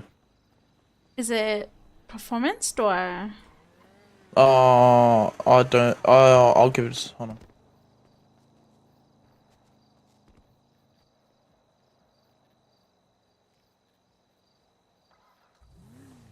Just give it a second. I'm just gonna tell you.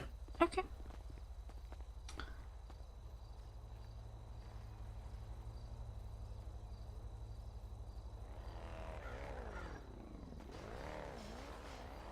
Gonna run to the bank.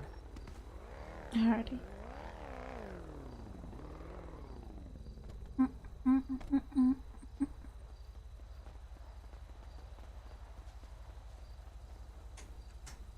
100% Bentley, Grizzly Hellhound, 2 RSV8s, and a RS6. Alright.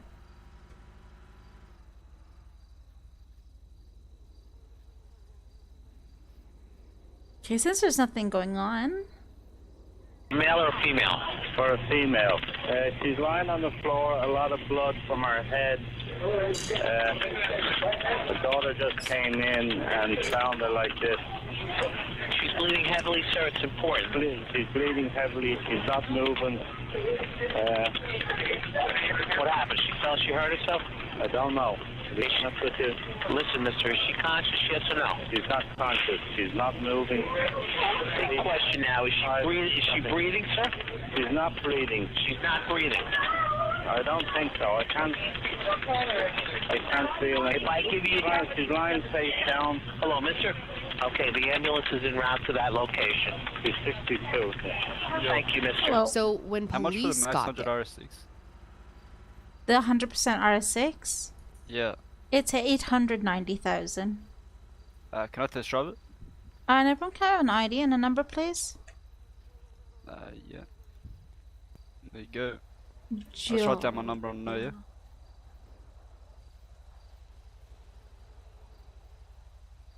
There you go.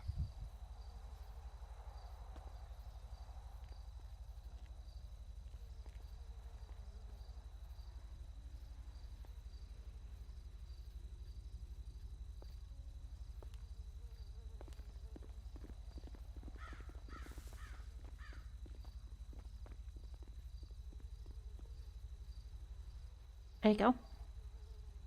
Just.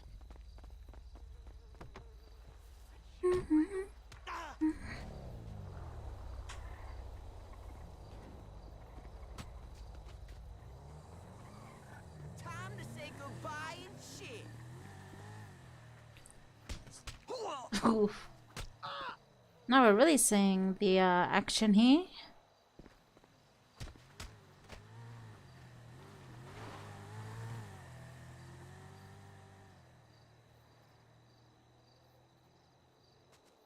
It'll be here in 1 minute. Hmm? Oh, the car will be okay. here in 1 minute.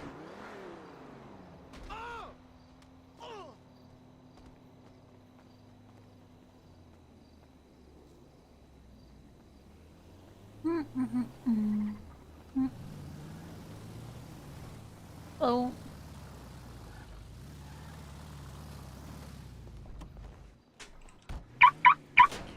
Oh, what the fuck? Oh, what the? Oh, okay. Buzz, I'm getting muzzed. What the fuck? Where is that son of a bitch? Come back here. Don't you look? What Oh the my fuck? God, eyes. Oh, watch out! Oh, sorry. Oh shit. There's a store here. dog. What? There's a store here. What? Sorry about that. I just found there's a store here. He just started punching me. He's got on a gun.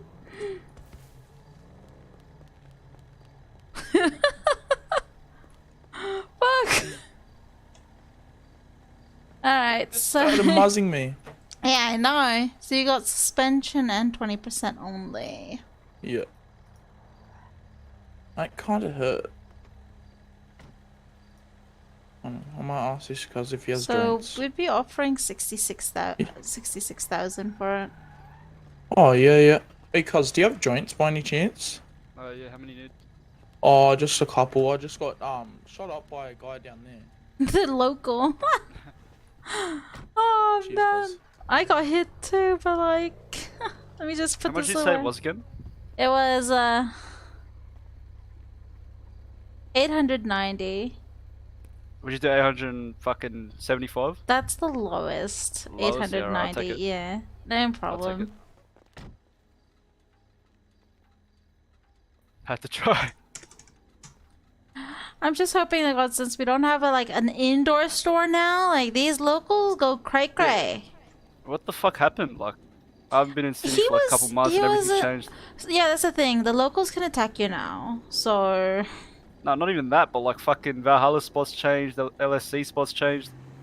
oh yeah, Yeah, they, the okay, so city they went- removed it because people were having major headaches going over like flying helicopters. Their heads would pop. We would have helicopter crashes here, and then people would crash as well in their heads when they were driving over 200. I've experienced that with a car slamming in the middle in between me and my customer, and I was like, what the fuck? Okay. But yeah, it happened, and they just removed it because there were so many complaints. No, that's alright. Just Yeah. Okay. Yeah, I'll sell this for 66.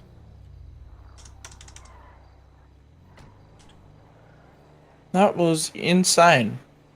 But not nice.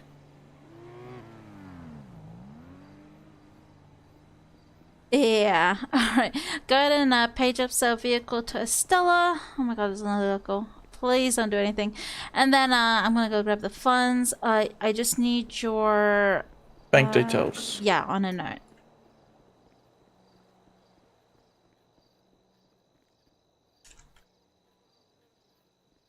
Poker, Estella. Might put these knuckies away because I do have some like accidentally hit someone, and I don't want to knock you out because after those knuckies you might be a bit hurtful.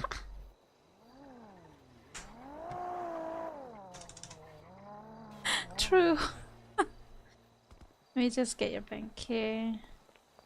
Oh, that wasn't nice. My back hurt. Let Let me grab the boss menu. Where is it? Here? This one or this one?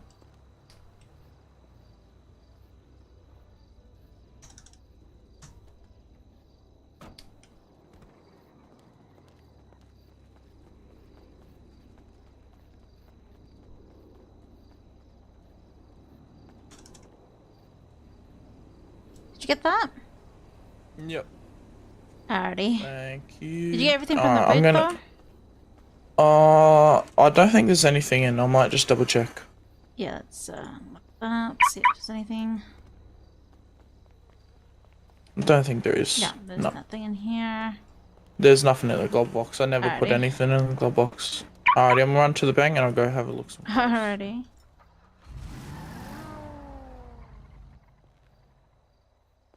That was hilarious. I'm like kinda low on health, but you know.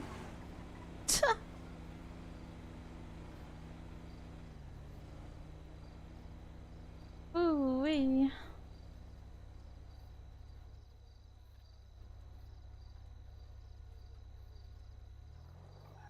Oh, now I got. Oh, do I got money now? Oh, now I got money.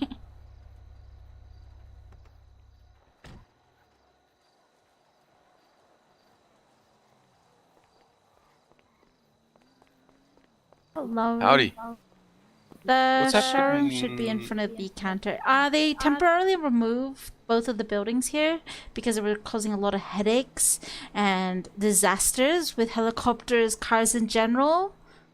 So yeah, they're gonna fix it probably. Hopefully after blackout is good. Oh, okay. Sweet as. But yeah, we have the Alright, showroom thank here you. if you want to check.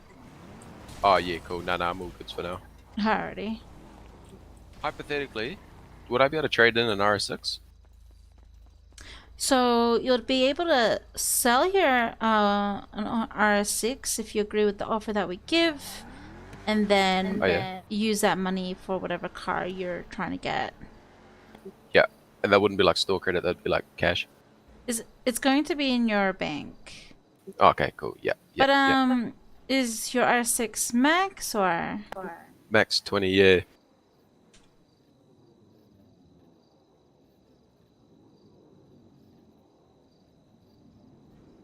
So RS6 turbotrans engine 20% would be offering 492,000. Alright, cool. I'll keep it in mind. Thank you. That's no problem.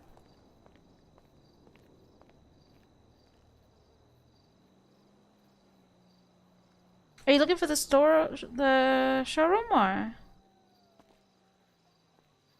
Hello. What can I look at for like 250? Ugh, these types. We have a lot of vehicles. Is there vehicles that you're like interested in?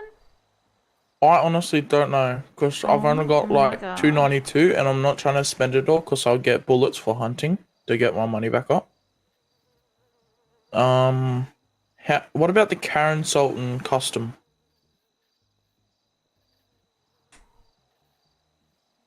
So the one we got is max 20 and that's going for 305,000.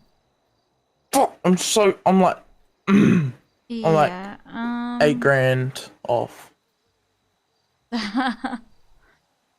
Yeah, other than that, we got a Malou for 299. We got the HSV GTS for 287, but that's stock. That's stock. Oh, yep. Yeah, let's see. We got a walk-in Shaw.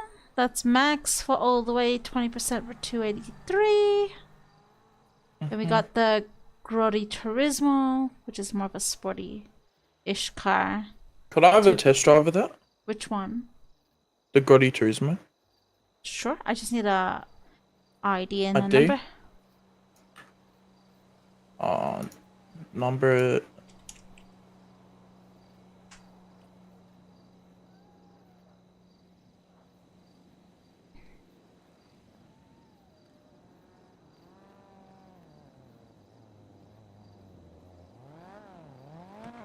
Alright, let me just bring it down. know what that is. Ooh, Nissan Silvia. Here you go. Oh, thank you.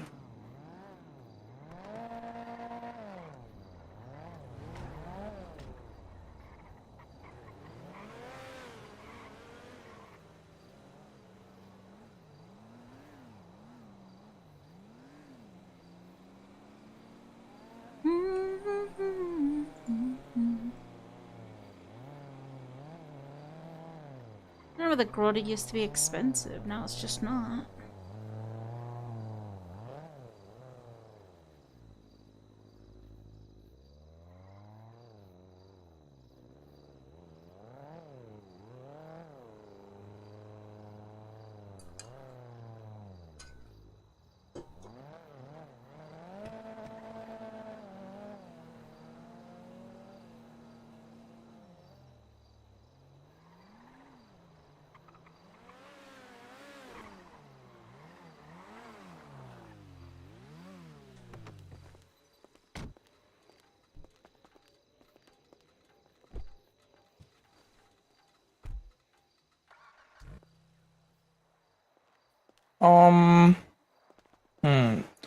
What else? We got Grizzly Hellhound for 232. Photo for 133. Ford Falcon FPV. That's stock though. It's 160. Yeah.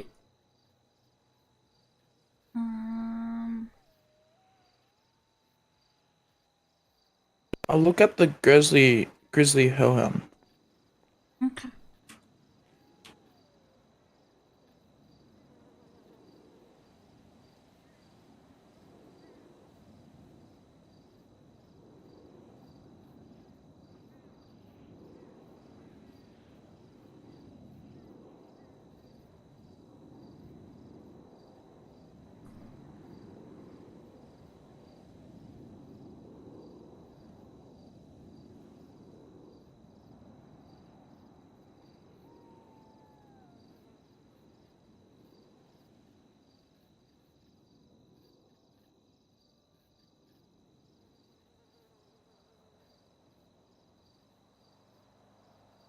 I'm gonna rearrange all this. Wait.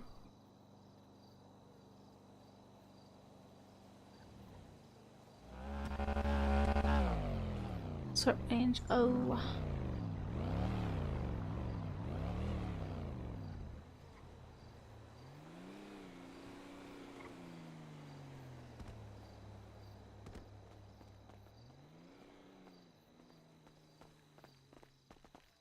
Hey, ma'am. Hello. How are we, mate? Good.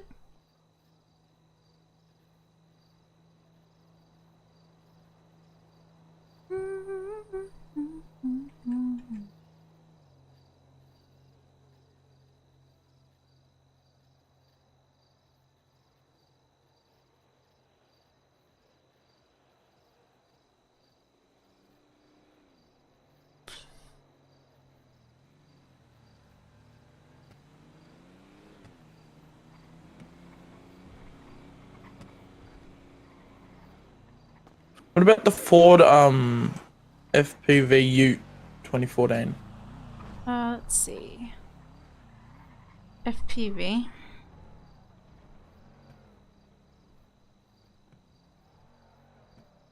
The lowest FPV Ute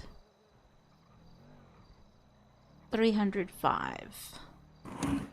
Ah, true. So under 300 we got the Maloo RX-7, the Holden GTSR. Oh, how much the Holden GTSR? The Holden GTSR, well, it's stock and it's going for 294. Oh, why is everything so expensive? Oh my. What about the other Holden? Not the Maloo, the one that I forgot. Which one? You just Mazda RX-7. Oh yeah, Mazda. How much does that go for? That's max 20 going for 297. It is a drift car, by the way. Yeah. Then we got the Holden SV6 wagon, but that's not that's not fully maxed. I'll let these two boys go first because they probably Alrighty. wanted to get No, something. no, all good, man, all good. I'm waiting. You finish up, man. You're alright. No, I'm pretty broke, so like No, I it's have fine, to man. go through a lot of cars. I like, No, it's I alright, like man. hearing this stuff. We got time. Oh, alright. What else we got? So we got the Falcon FPV F6, that's max, except no armor for 263. Dinka Nexus is max 20 for 260. Dinka Nexus max 20 for 249. Yeah. The Grizzly Hellhound, max 20, 232. Chevrolet SS 2014, max 20, 226. HS Custom 1969 Camaro, max 20 for 220. There is a stock in there I'll buy if you want to that have a gaze of it Camaro, too. the HS Custom. You want the HS Custom? Yes, please. Yeah, no problem. Yeah, I gotta invoice you that amount.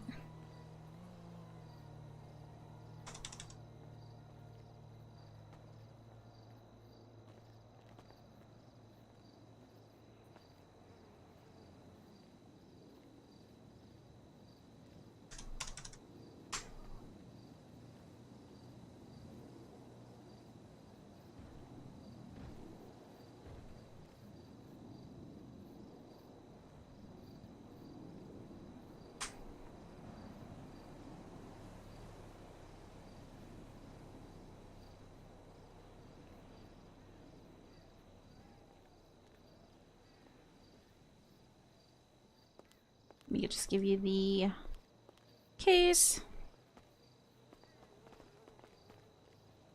All yours? Thank you. Did you want me to store it or would you like to drive out with it today? I'll drive out, Yep. thank you. No problem.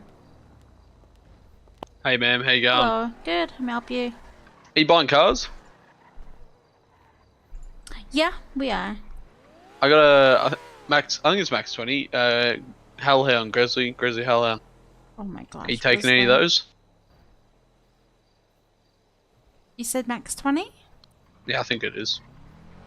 Okay, we have a slot for one more and we offer 195. Oh, that's pretty good, man. Alright. Well, do I just bring it here? Bring it. Yeah, you just bring it here and we'll process paperwork. Alright, Hey, let me we see kind if of it's match, here. not gonna lie. We kind of match, not gonna lie. What do you think of his I'm wearing drip? my Valhalla uniform, so... How's my drip gone? I mean, pretty rate it? noticeable in a crowd. I think that's what he's going for. Yeah. Show your waves. My waves? Yeah. Have a look. I'll give you a 360. It looks like a what do you call it? A leopard? Yeah. Oh shit, what's Valhalla, bro? Is this it? So This the is it right here, showroom mate. is right here in front of the counter. What the fuck? It's not even inside the building. They only remove both flywheels and Valhalla buildings to fix the head issues that people have been having, especially with the dangers of helicopters going over our building and the person having a headache and the helicopter crashing on us. Oh my goodness. Yeah, there was a lot of that last night, apparently. Are you guys taking in cars? I want to sell my Zoltan IS. Can I sell? Is it the regular RS? None. It's. I actually don't know. Oh yeah, it's the regular one. It's not the VA. And is it max? Not quite. It has no armor. It has Ah. a transmission, race Let me transmission, check. and yeah, have a look. This is like my old So car engine first got. trans turbo. Yeah, it's turbo.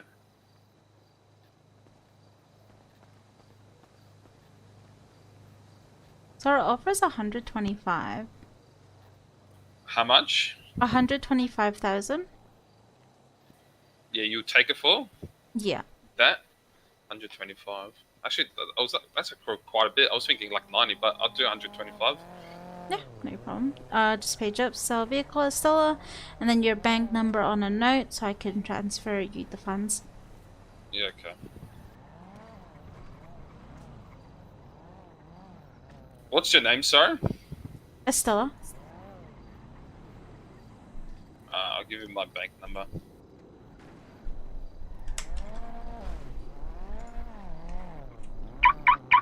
And also if you just put your name there as well.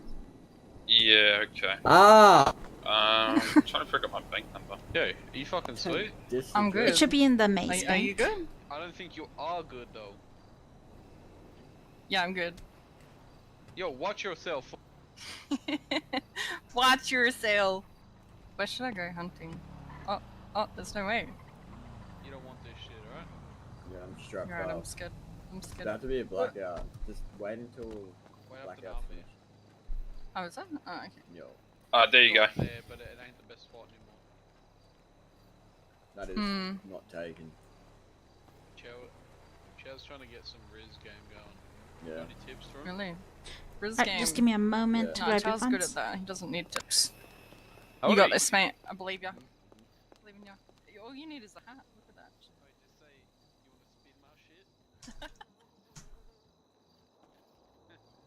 What's that jacket? Yes, sir. It's my cut. It's your cut, is it? Yeah. Really? What MC clubby is that? Yellow MC. Stop turning around. I'm trying to look at it. It's yellow MC. Got it? Oh yeah, I Awesome, see thank yellow you. MC. Did you grab anything from the boot, by the way?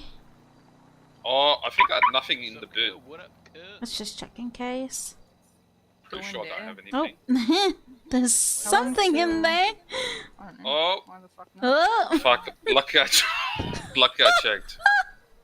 Oh, lucky I yeah, told like you I said, to check. this car here is one of my first cars I bought from stock. Alright. But yeah, thank you for that. And you got 10 cigars and 3 Snicker bars in the glovey if you want to take those. You can keep those. You can keep the stickers. Yeah. Alright, thank you. Alrighty. Because I want to do coke too. What do you mean? I do it to help him there. Huh? Oh, you just do good Wi-Fi. Engaged, but anyway, yeah. Yeah, there is. What's I the mean, difference she's between second guessing. What's the difference between engaged and I would never say yes married? if I was second guessing. It means you're like waiting to be married, but you're promised that person. How we looking? But yeah, it's going to be 190. Did you actually not know, or were you just being a fuck? Let's do it. Didn't know. Oh. I don't believe in marriage. What about Cindy? Did you ever Go propose? ahead and page up, so vehicle to Estella, and then she was put your just the bank main, number the on main a thing, note. and then Then it yeah. fell off. No, it Guys, didn't fall off. we're trying to do some business here. Go have your conversation somewhere else. Oh, sorry. Come on, Just man. a heartbroken man. I'm just looking for a woman to lift up my heart. Sorry, bro. Okay. Sorry, bro. Hey, we'll find you one, mate. It's all good. Hey, cheers, bro. That guy sounds pretty upset. You guys are mates, he'll get over it. Whoa. But still, he's upset, you know what I mean? Upset about what? I don't even know. I think he said he's heartbroken. Well, do you know about his love life as a maid? Oh, I think he's gotten around a little bit. That's probably why, He gets heartbroken and that. Anyways, page up, so vehicle Estella, and if I could have your bank number on a note so I could transfer funds. No worries. One sec.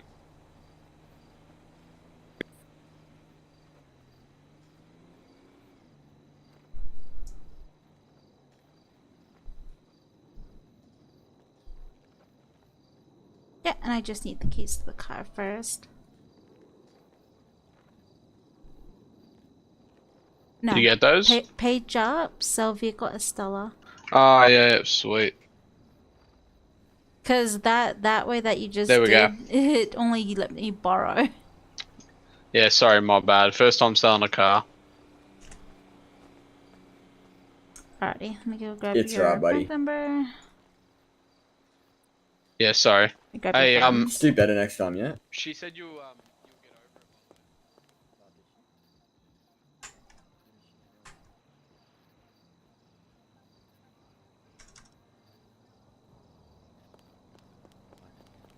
By meaning getting over it, meaning you telling him off to go to the side. Because we're doing business. Anyways. Oh, okay. So it's nothing like, you know. You got any tips for him? Yeah, any tips? Worst person to ask is myself. Why is that? I mean, I don't really deal with other people's or even my own love life. Like, I'm engaged and it's been 3 years, so I'm kind of used to my relationship. You've been engaged for 3 years? Hell yeah. We're not rushing things, so... Shit. Clearly. Just like you and Connor, eh? Go. Oh, 3 years? Nah. No. How long's More Okay. like maybe Appreciate a it, month. Asola. Thank you. Alrighty. Did you grab everything out of the boot, by the way? Yeah, I believe so. How much would a max Ford GT 100 max go for? Let me see.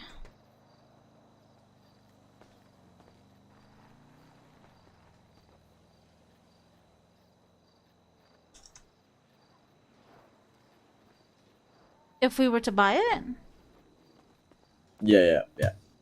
So, max 100, we would be offering 1,609,000. That's alright. Yeah. Fuck, Moe tried ripping me off. What did he tell you? He said 1.2. What? I mean, Yeah. getting one at PDM is about 1.3 for... Really? Wait, what did she say? 1.6? Yeah, 1.6. If it's max keep it. 100%, you could Yeah. literally sell it over 2 mil. Oh. Oh, thank you for that. I mean, that depends What who's buying it, though. Yeah, what position are you at Valhalla? I'm just showroom supervisor. A supervisor, so you But know Moe, I- yeah? Moe who? Moe lost. Oh. Him.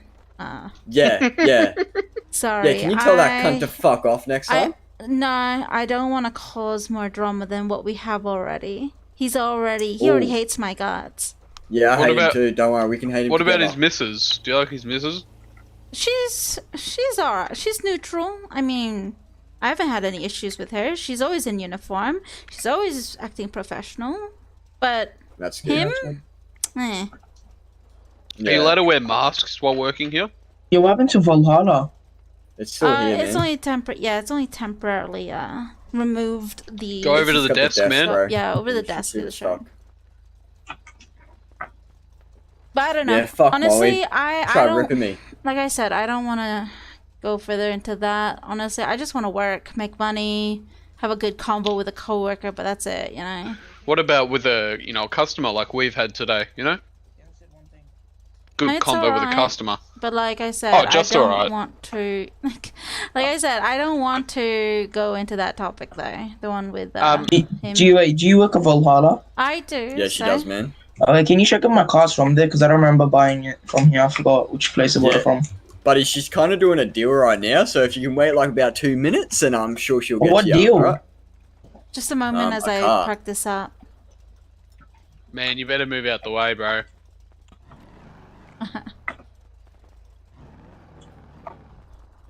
Whoa!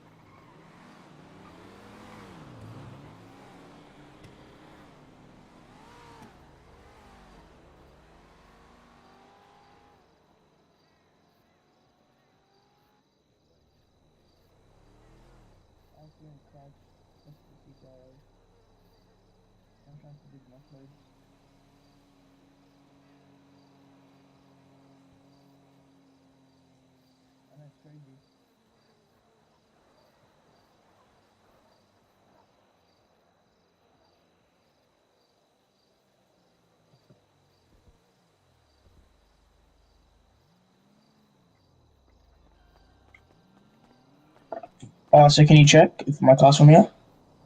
Which car? Oh, right here. Wait, what am I checking? Can you check if it's from Valhalla? Because I don't remember where I bought it from.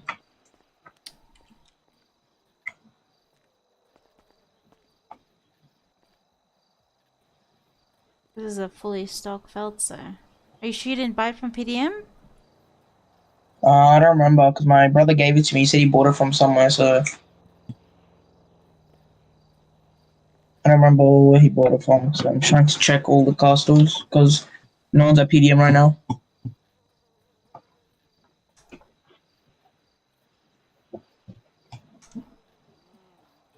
We don't have any log of this plate. Most likely it's PDM because we Feltzers, like local cars like these, we don't buy, especially okay. stock. Yeah. Okay, have a good one. Alrighty.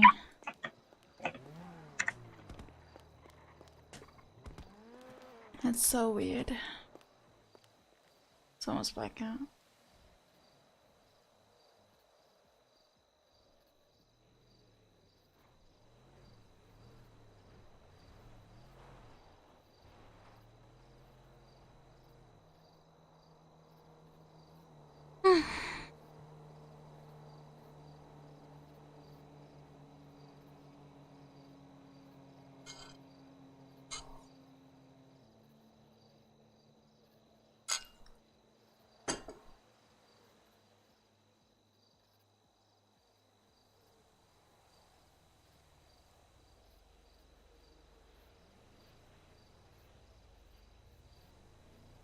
Server is going to be almost over. Still got 10 minutes, but let's continue. They first thought that this was a terrible fall. However, they started looking closer and they pulled her hood back, and that's when they saw how much blood was on and around her head. And they realized that Linda was beat in the head with a heavy object. They also noted that nothing was stolen from the apartment. Everything was in its place. Everything looked normal. She was not sexually assaulted, and there was no sign of forced entry. So they were baffled. They figured from this scene that this had to be a crime of passion, probably from someone she knew. And of course, because Linda was famous and many of the gossip columns talked about her just on the regular, the news of her death spread like wildfire. So there was a lot of public pressure in this case, and police got to work right away. And they figured maybe this could have been done by someone she was dating. So they looked at the two men that she had dated recently, who were named Francisco and Raul, and they were both quickly ruled out. And I mean quickly, like a few hours after they discovered her body. So their next suspect was Natavia, the person who spent the most time with her these days and who was last with her that day. Natavia was questioned on the morning of Halloween 2007, October 31st, and she actually was let go after a few hours of interrogation. And this was because she was actually brought in and questioned alone. And her lawyer called into the police and said that she could not be questioned any further without him being present. So they had to let her go. But police had a strong feeling that she could have had something to do with it because she was seen on security footage at the apartment leaving around the time that they suspect Linda had died. You can see in the footage that Natavia enters wearing khaki pants, a dark top, and she's carrying a manila folder. And this is approximately at 11:56 a.m. And when she leaves, which is about 1:19 p.m., she's holding the same manila folder, but now she has two bags with her, one green one that is swung around her back and one red one in her arm. She leaves the building and then returns shortly after with only the green bag in hand. When she comes back, she picks up what looks like a logbook of some sort, or maybe some type of mail, and she sets it down and then leaves the building once again. Now, what really stands out about this footage is you can see that when she comes back inside, you can see a better view of her pants. And now they are being worn inside out. In the footage of her walking into the building, they're worn correctly with pockets facing outward. And this obviously indicates that she's probably flipped them inside out because she's hiding something. most likely blood. And at first, police did not want Natavia to know that they were kind of onto her and leaning in her direction. They did not want her to know that they had realized she had flipped the pants inside out. They wanted to kind of keep the trust with her. And over the next couple of days, investigators spent a lot of time in her apartment searching for evidence.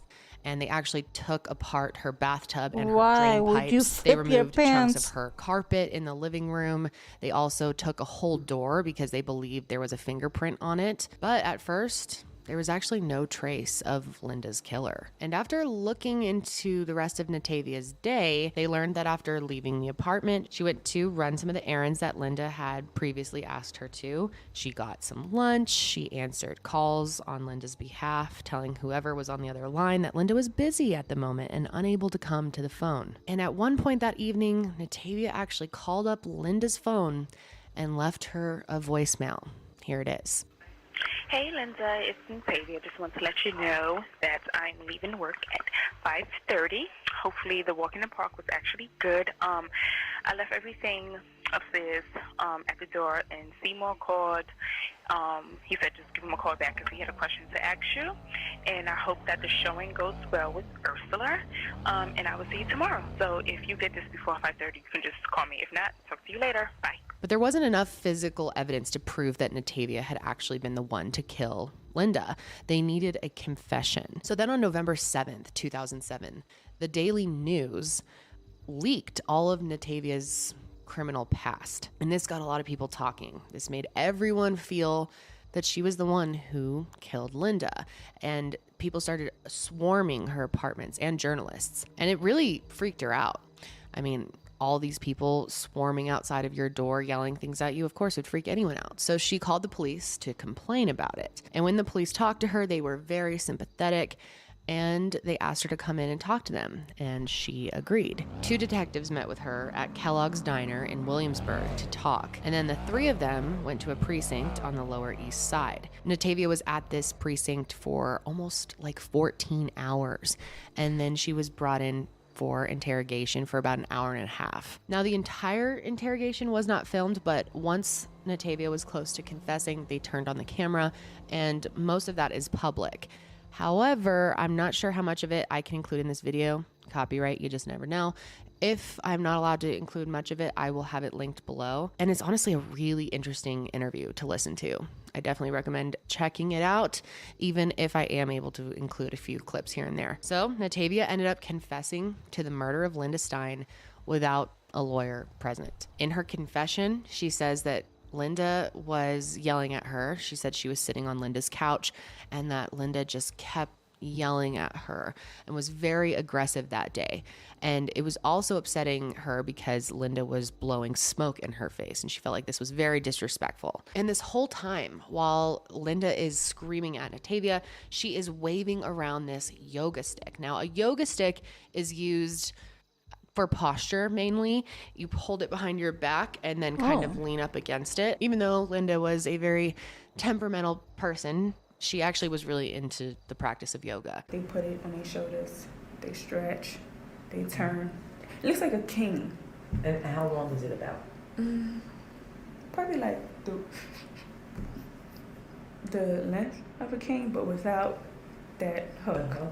Natavia says that Linda is waving this yoga stick in her face. She's blowing pot smoke in her face.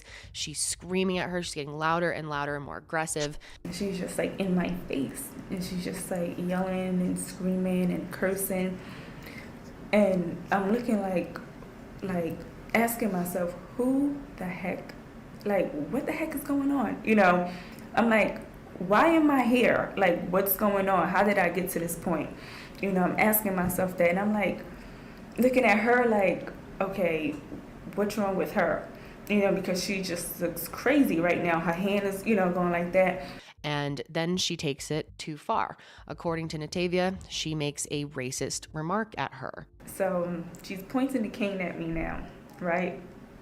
So I move the cane. You know how you just like slap it? Where were you? Still on the couch? Mm-hmm. So I'm still on the couch. So she's like waving a cane and stuff at me.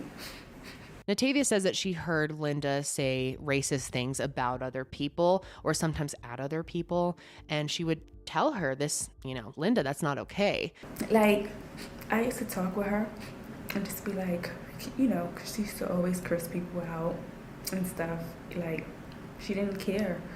She would, always say like little racial things. And I'll just be like Linda, you can't do that, And did you feel insulted when she would say these racial things, even if they weren't about you? Right, and then I'll say sorry to the person, and I'll just be like, I'm so sorry. And, she's just having one of those moments. But she had never made one at her, and the fact that she had crossed that line was just too much. Apparently during the fight, Linda had offered to pay for Natavia's lunch that day, and Natavia said, no thanks, I have money to pay for my own lunch. Natavia says after she said that, Linda said, black people don't have any money. Save your money and I'll buy you lunch. And she said that is just when she snapped. She started seeing red. She actually describes seeing Linda as like an evil figure, that her mind had just gone to a different place at that point. She grabs the yoga stick from Linda and starts beating her with it on the head. But I don't know, like after that remark and stuff, and her screaming and yelling, I just snatched it from her. So I took it and it's like I just hit her with it. Where about her body? Like right here, but it's long, so it like reached. So you hit her the first time in the back of her head, and then what happened? And I did it like now a she couple confessed more times. On her head? After the first time she fell, and then you continued to hit her on the head with the stick? Yes. I was mad. I was confused. I was angry, paranoid. It was like a feeling like I never had before. It felt like she was like my worst enemy, So it's like, how do you go from somebody, like a best friend, to an enemy? She's hitting her on the back of the head over and over again with a ton of force. Natavia estimated that she hit Linda about 7 or 8 times, but it could have been more. She said that she did not know what came over her. It was unlike anything she had ever felt before. She was just suddenly filled with rage. So the autopsy results actually showed that Linda was beaten 24 times, and she had 5 lacerations on her head from a blunt object. Her neck had also been snapped, which likely would have caused paralysis during the attack. And when police arrived, her body was in rigor mortis, meaning that she had been killed several hours earlier, likely sometime around noon. Also, the autopsy results showed that Linda had no THC in her system at all, meaning that the whole story about her smoking joints and blowing it in Natavia's face was not true. So Natavia was officially arrested for the murder of Linda Stein 2 days after her confession on November 9th, 2007. Police then searched her apartment, and they found that Natavia had made expensive purchases on a company credit card for a former employer of hers, and that those purchases were returned for cash. They also discovered that on the day of the murder, Natavia had withdrawn $800 from an ATM using Linda's credit card. Now, there definitely was some pushback from Natavia's family about her arrest, and they were very vocal and public about their feelings. They just felt like it wasn't possible that Natavia could have killed her, that it wasn't in her character, and they were also very upset that she confessed without a lawyer present. The fact that she was in there for hours and then confessed without the lawyer there was a big point of contention in this case. But on Linda's side, many people doubted Natavia's story about how everything happened. They said that Linda rarely smoked weed around other people, that she was kind of embarrassed to do that, and she would normally go in another room. And we also know that it was disproven because there was no THC in her system. Other friends of Linda's said that they highly doubt she made the racist remarks that Natavia claims that she did.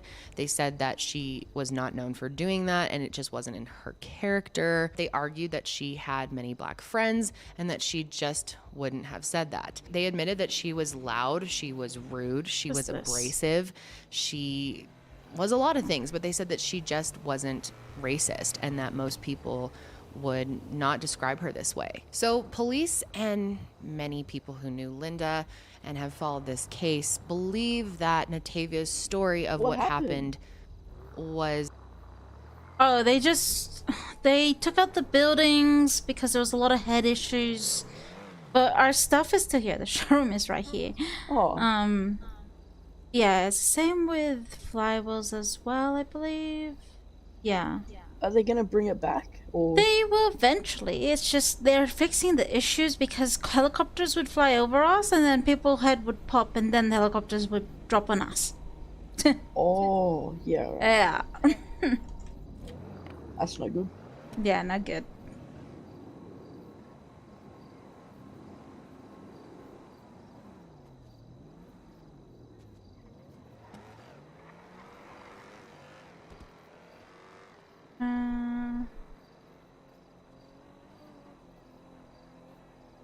Do we have?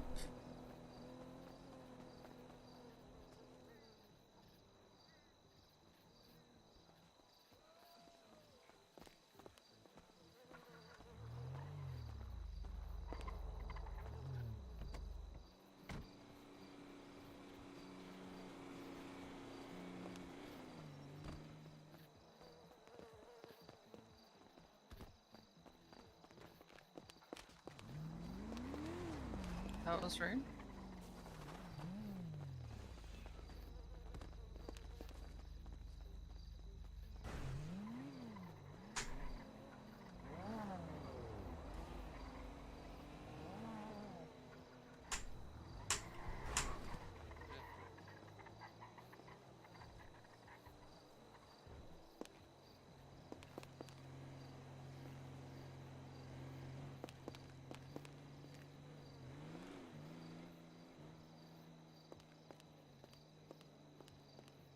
I remember we used to have a for sale sign.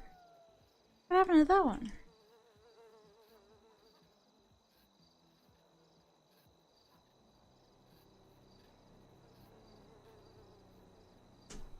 Right. Where is the objects? GTA 5 objects.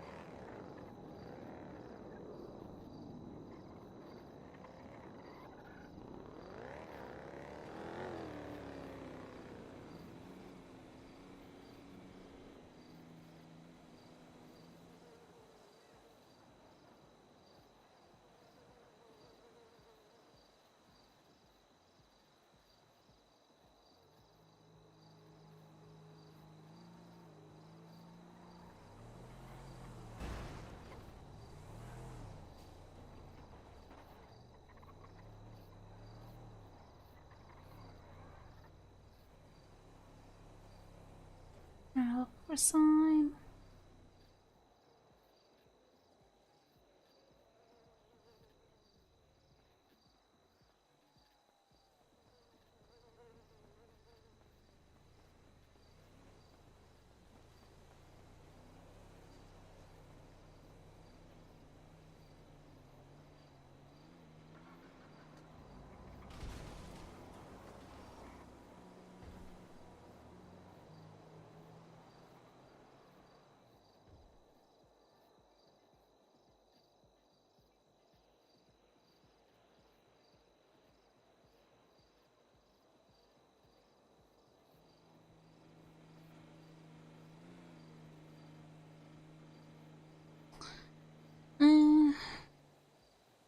Vehicle.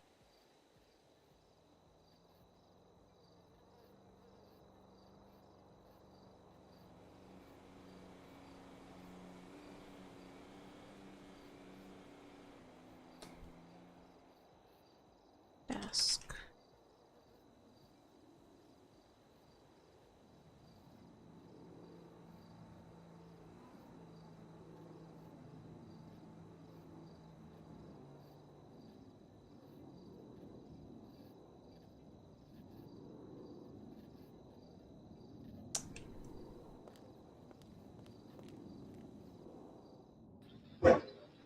Whoops.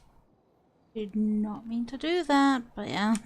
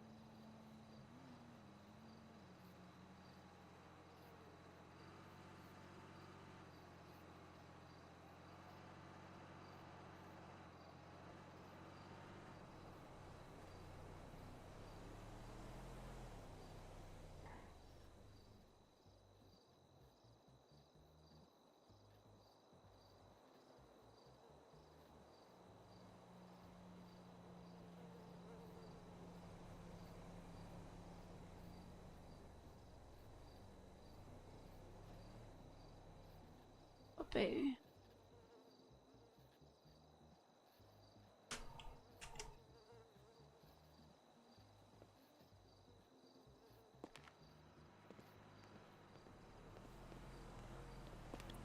I am so sad. Why? They closed the applications as I was applying. What? Oh, I'm gonna cry, bro. I've been waiting for months, man. Oh. Just put in your application. Did you put No, it in? you can't. It's Oh. gone. No, I didn't put it in. And they're declining the last 20 or 30 because I had too many. Oh. Man, I'm so sad. You'll get there eventually. I'm sad. By the way, my last two customers, Oh, yeah. like, they were... So they were asking, like, about their Ford GT 100%, right? Do you hear me? You hear me? Yeah. Okay, so I told them the offer amount, and then they're like, "Oh, that dickhead lied to me," and I was like, "Who?" And they're like, "Well, do you know Moe?" And I'm like, "Which one?" And then they were like starting to like dig, like kind of dig. I think I bet you they're his friends, but they're like, Yeah. "Do you like Moe?" And I'm like, "No, I just don't want anything to do with him." Honestly, I don't want to create drama. I don't want to talk about it. Like, case closed. And then they're like, how about his girlfriend? Do you like his girlfriend? I'm like, you know, honestly, she has been nothing but, you know, in uniform and all that, you know? It's like... Yeah. But yeah. I don't know what else to put but the desk. Oh, I put a computer on it before and like a stack of papers. I don't know where to grab the stack of papers. I just put a paper on the wall. I'll see if I can still get it. Yeah, just set up what you said it before. I'm just looking through.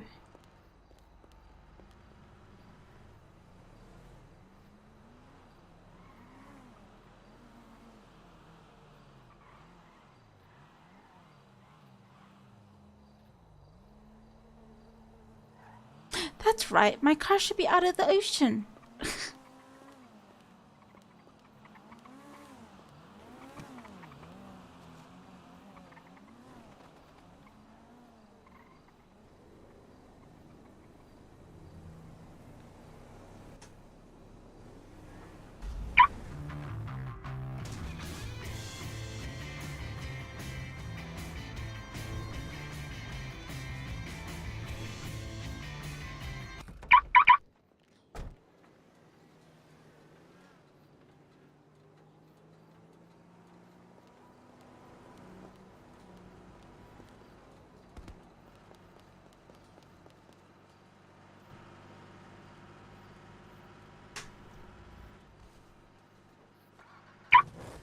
Cult FM.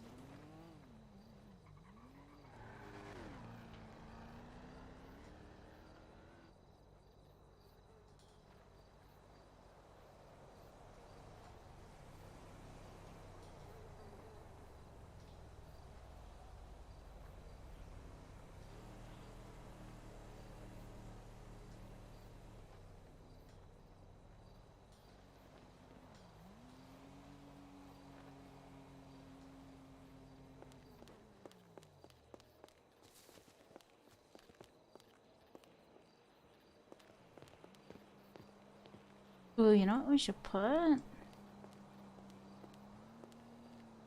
Right.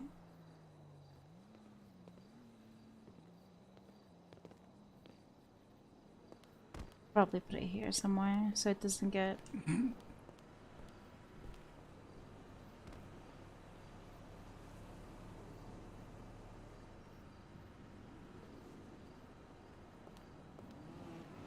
Maybe on the other side. The other side would do? Yeah. Wait. Let's put this here. Wait, don't! I was about to place it! What are you placing? There we go! Oh, that's hilarious.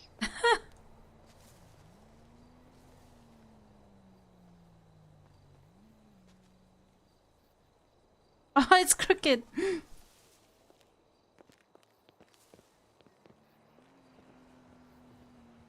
Let me just replace it.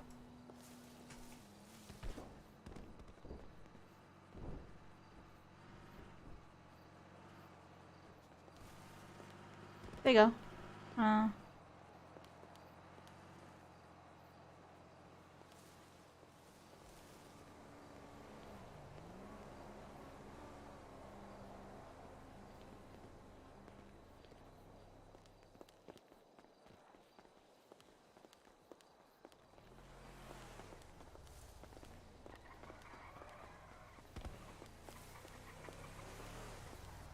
You know, it's a lot more straight. Wait. Does it place objects the same way while going around? Yeah, it does, doesn't it? It would be more straight if you look through your eyes, though. No, you still have to rotate it. True.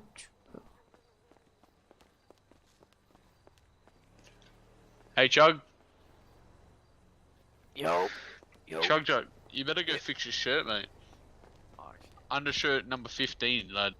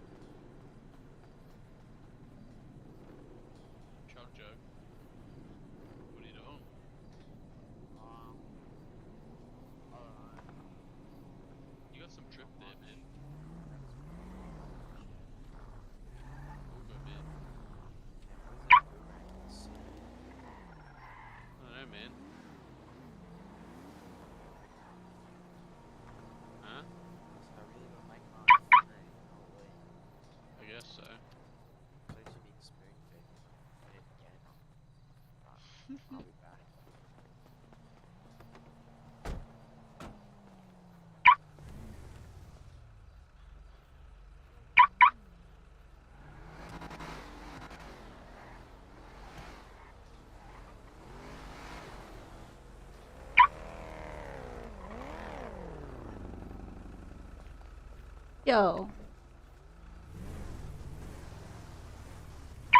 Jay? Hey, What's Jay. going on? What's happened here?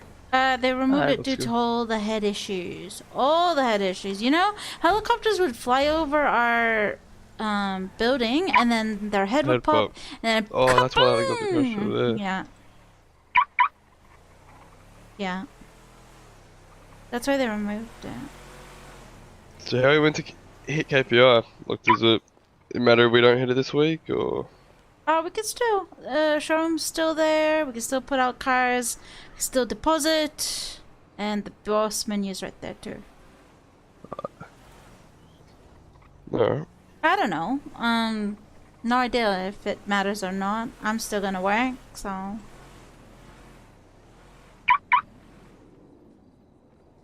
But I'm just sad that the numbers don't turn over.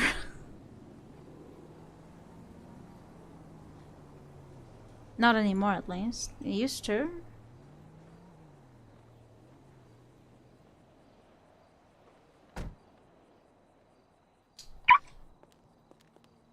Transfer my shit from this shit-ass Cara Custom because this...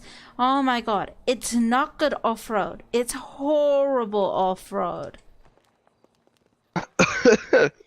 The smallest hill I slid off and I was like, are you fucking for real? It's a Cara, even though it's a custom.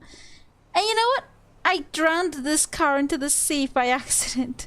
I lost the grip and then it went over and I was like, oh fuck, okay. Oh my. I'm getting rid of it after I bought this, so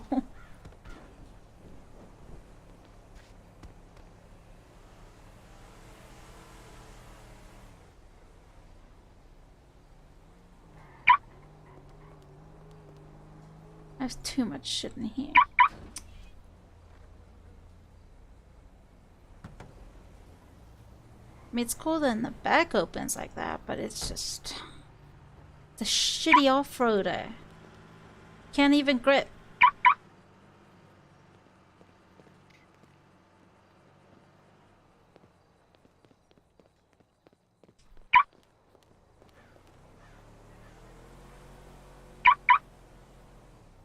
What are you up to, Jay? I'm in my head looking at cars. Oh. Trying to buy a car. Actual car or IC Mhm. car? Actual car. Oh. Which one are you thinking? What car are you gonna buy? Call me. A what? Commodore? I mean, as long as the car I'll be gets back, you I'll be from in my point head. A to B, yeah, sure.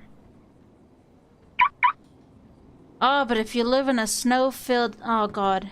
So horrible. I've seen a Mini Cooper drive through snow. It was sliding side to side. I was like, damn. I feel sorry for the owner.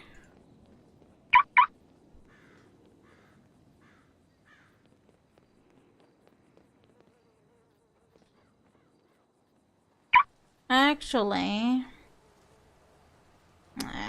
should transfer all this for a second.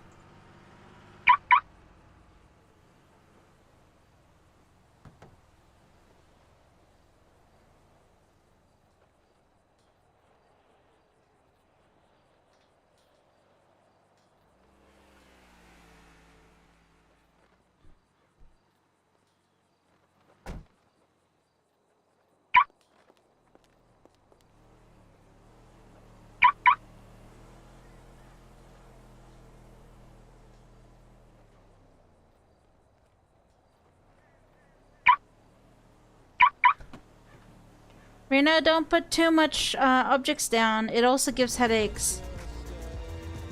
That's my last one. Okay. Just saying, because Gov will tell you to remove all of it.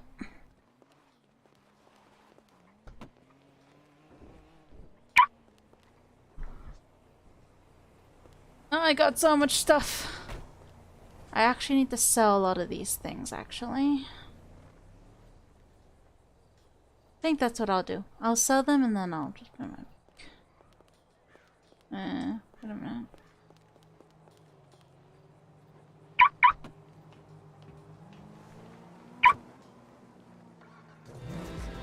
Oh, I've actually found a better one. Here, look at this one. Which one? Wait. Look, we can use this. That's better. Let's get rid of the table, put that down. Oh yeah, we could make sure you turn it around. Oh god. I think you should put it like the other way. Like we're standing behind it, you know? But then is there Oh, yeah. space? Is there space? Oh no, there isn't. It'll dingo. But then you it's like, could- you know, someone comes up and they can look at the catalog. Oh bro, I can't get rid of this table. Wait, I'll get rid of it. Okay. Oh wait. What happened? There we go. Oh, there we go. Just There's no the- Valhalla here anymore. It's because when Hems ride over our building, you guys had pop. Yeah. That's why it got removed for like temporarily. Oh no. It's just here if you need to look at stock. Oh, thank you. I think there's space. You just need to put it like here. Nah, because then when they come up here and if they flex G, it'll disappear. True. Anyways, I'm gonna sell my shit. Oh, what are you selling? What are you selling? Just random stuff that is in my like leathers that I'm done with or stuff okay. like that. I'm gonna sell the shit. I can't be bothered transferring it all. Yeah, fair. Let me go grab what I need to sell. Is there a pawn shop nearby? Polito. True. Oh, that's so far. Like, Yeah. there's stuff in here that I don't even need. What's this for? There's bread, ice cream, what? Beans?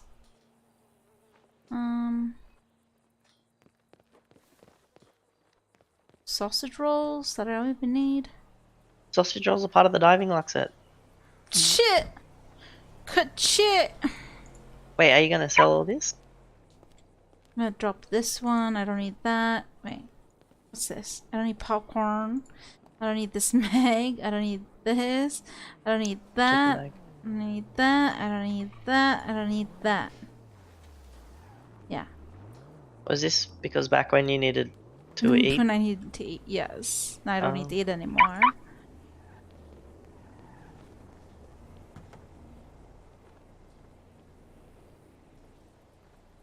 Oh my god, there's so many shit that I need to sell.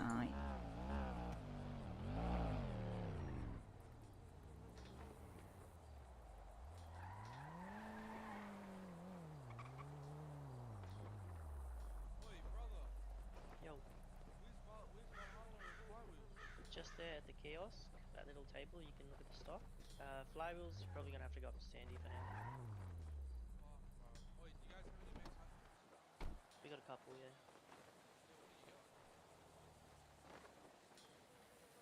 We got a Bentley Continental.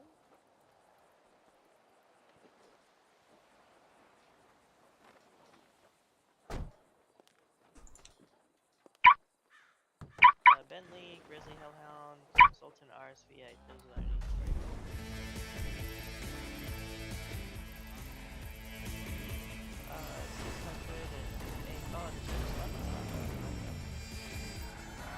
Oh, cheers, Kurt. No good, mate. Yeah, mate. Yeah. Nah, man, no mess around. Buddy. No, Where's my pal, buddy?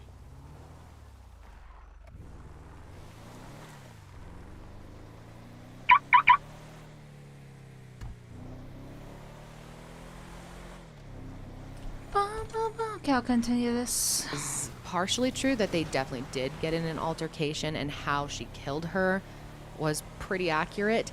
But what led up to that moment is where they believe she was not telling the full story. Police believe, and most people believe, that Linda likely found out that Natavia was stealing from her, confronted her about it, and Natavia maybe got scared or got angry, had some reaction to that, and then started hitting her. And maybe it just started out with like one burst of anger and it went too far, and then she got to the point where she's like, shit, you know, this woman is super powerful, super wealthy, super well known, and this is going to destroy my life. And my best chance of getting away with it is killing her completely so she can't tell anyone what happened. Or it's possible she had planned to kill her from the beginning of the attack, and possibly sometime before that. It's just not known. Mandy has come forward to say that her mother was an extremely forgiving person, and if Linda really did, confront her about the money, that she likely would have forgiven her. But no one truly knows what happened that day. No one knows if Linda did go too far, if she did make racist remarks, if maybe she was very upset about her stealing. Maybe she wasn't seeming like she was forgiving at all. Maybe she was threatening her. We have no idea what really kicked Natavia off to actually make the move to kill her. The first court hearing took place on December 13th, 2007, and during this initial hearing, Natavia was made aware of her charges and then would have to await her trial date. And during this hearing, Natavia's family actually stood up and interrupted the judge in court and accused Mandy, Linda's daughter, of being the one to kill her. They claimed that the two of them had a strained relationship, which it seems like they did to some degree. But this outburst immediately ended the hearing, and Natavia waited in jail for 2 years for her trial to take place. And while in jail, Natavia gave birth to her daughter, who was then put in her family's custody, and she also recanted her confession during this time. When her trial finally began, her defense attorneys argued that Natavia was indeed a theft, but she was not a killer. And their main argument for this was that she just wasn't smart enough to pull off a murder without leaving a trace of evidence. They also argued that Natavia had kind of gotten by in life by telling people what they wanted to hear, what she thought they wanted to hear, and that's what led to her confessing. The defense also really questioned the timeline of that day. Natavia was seen leaving Linda's apartment around 1:19 that day, but Mandy said that she spoke with her mom around 2 o'clock that afternoon. Now, there's not that much information out there about this 2 o'clock phone call, about what was said or why they made this phone call, or if they even did have this phone call. There is no proof of it as far as I know, but the defense definitely used this call as a way to cast doubt on Natavia as the killer. They also brought up that before Natavia actually confessed herself, she told the police a story about a masked man coming into the apartment and beating Linda with a hammer. Although if this happened, wouldn't Natavia have done something or possibly have been injured herself? I mean, that story just didn't make sense from the beginning. This theory became known in the case as the ninja theory.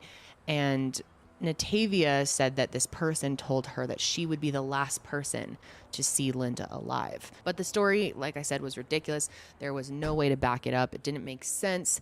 And so it was completely dismissed. The defense also asked the jury the question, why would Natavia kill Linda if she knew that Mandy was just going to be coming home soon and would find her? But the prosecution argued that this was not a planned attack from the beginning, that Natavia was not in her right mind, just as she said in her confession. The prosecution said that her intentions were bad from the beginning because she was stealing from Linda right away. They also were able to bring up all the past evidence from all the other crimes that she had committed before this. Natavia had opened 2 American Express accounts in Linda's name and forged a $4,000 check, which she used to donate to an organization that was offering free movie premiere tickets to any person who donated over a certain amount. The prosecution also noted that based on the security footage, Natavia was the only person of suspicion to enter or leave Linda's building that day. They said they believe that Linda did know that Natavia was stealing from her, and she confronted her about it, which led to this fight and led to her death. Her daughter Mandy was the first to testify, and her testimony went on for 6 hours. She was cross-examined by the defense,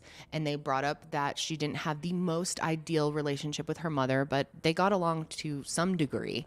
So the jury just did not buy that Mandy could have been the one to do this. So on May 3rd, 2010, Natavia was found guilty for the second-degree murder of Linda Stein and sentenced to 27 years in prison, 25 for the murder, and 2 more for the theft of more than $30,000. And during the sentencing, the judge actually said that Natavia had acted with uncommon and almost inhumane calculation. And he also said that while Mandy and Samantha were reading their victim impact statements, Natavia appeared completely unconcerned. Her daughters, Mandy and Samantha, actually tried to sue Douglas Elliman and Axion for their negligence in a wrongful death lawsuit. But in 2011, the court granted Axion's request to dismiss this motion, and the girls were unable to pursue any further legal action against them. And Linda actually did not have a will written, which is surprising for someone of her success and her age and her health. Pretty weird. But she didn't have a will, and so they just ended up granting Samantha and Mandy her estate. So that's where the case ends. Natavia is still in jail to this day, and some people believe that she's innocent, believe that it could have been someone else or could have been Mandy. But it seems like the majority of people agree that with all of the evidence and the security camera footage, her flipping her pants inside out, her making those calls, plus all of her past history, and the fact that she was stealing from Linda from the very beginning, it really seems that Natavia was the one who killed Linda Stein that day. But of course, I want to know your thoughts on this case.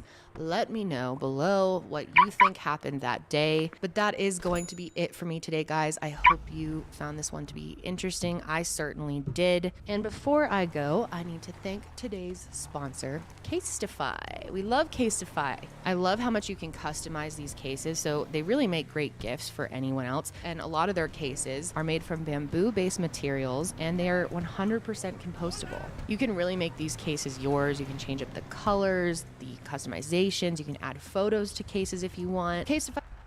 Today's video is kindly brought to you by SeatGeek. Use code KendallRae for $20 off tickets at SeatGeek. I didn't see you pass through. Am I whispering? No, I'm not whispering. Hello, everyone. Yo, good. Yeah, I was pulling out from the side after checking on something, and I didn't see you come through.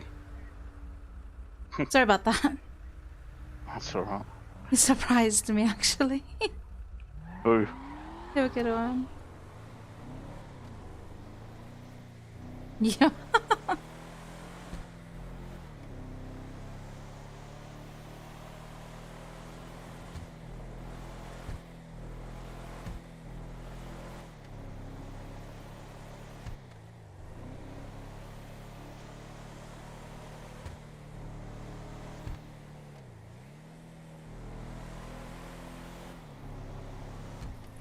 For you guys that don't know where to sell your fabric,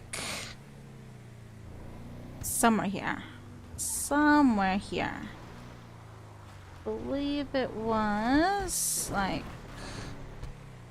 over here, maybe? Wait, where is it? I know it's somewhere. I think this was the place. Yeah, I think this was the place.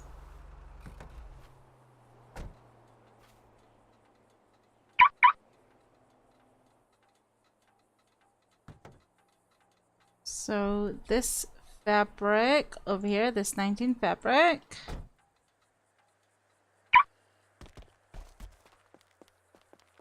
Is it not here? Where is it? Oh, it's right here. It's right here in this store. See? You saw your fabric. It's 132. Here we go.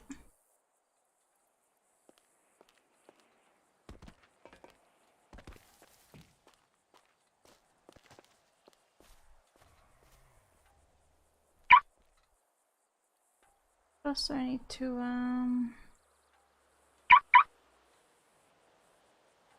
Everyone, and welcome back to my channel. Hello in the future. I am actually recording this in June, but if you are seeing this, it is likely August, and that means that I have had my baby. I wanted to pre-record a couple of videos for during my maternity leave, so it's not just over a month of nothing for you guys. And if you're wondering how I'm doing or updates on me and the baby, you can go to my Instagram for that, because I'm sure I will be posting there by this point. Crazy to think that when you're seeing this, I am at home with a newborn. That's just blowing my mind.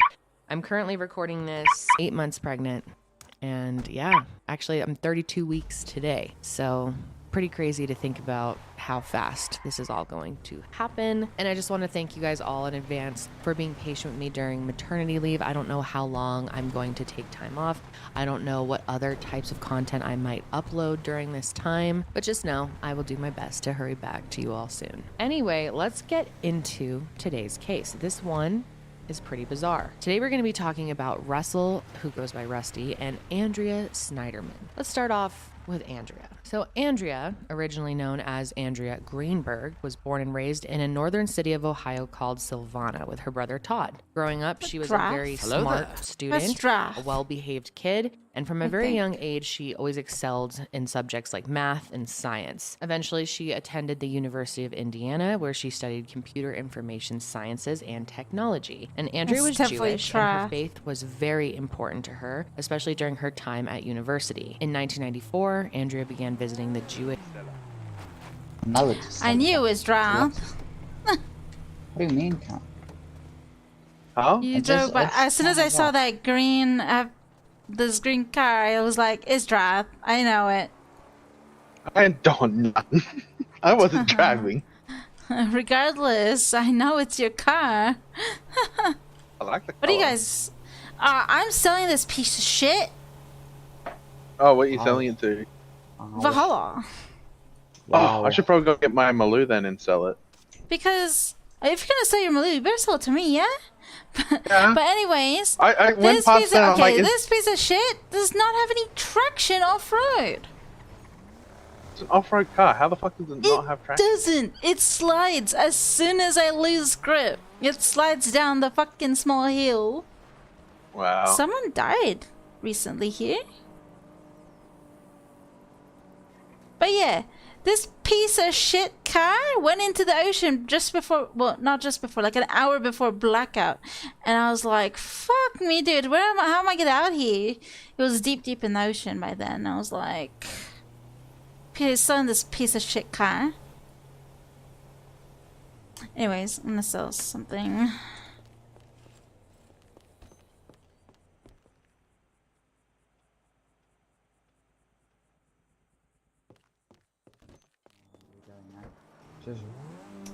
Take me back to the house. I need to go get my. What are you guys up to?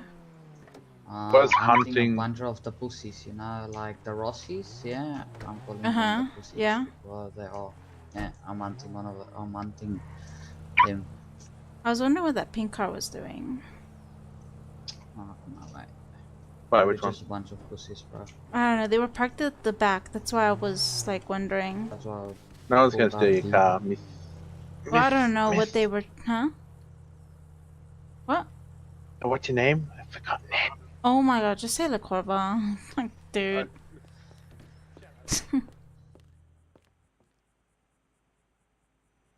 Why can't I?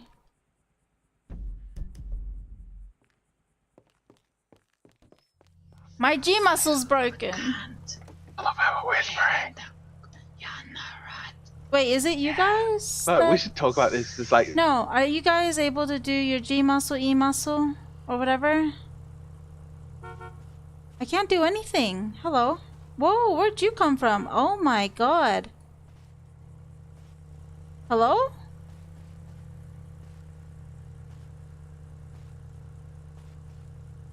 What the fuck's going on?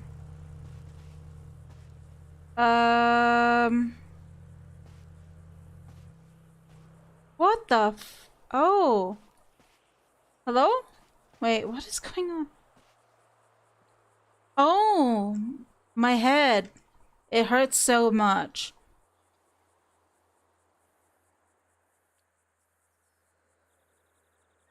What the fuck? Was I just standing here?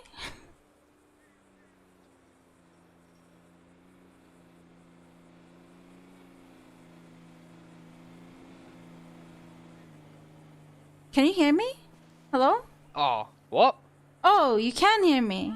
Yeah, I can hear you. I don't know what just happened. I had a major headache and just everything time lapsed. Yeah, And shit then- happens. Yeah. What the hell?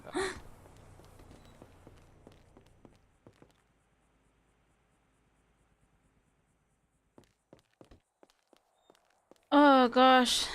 Already after blackout and someone is body bagged over there. Oh my god.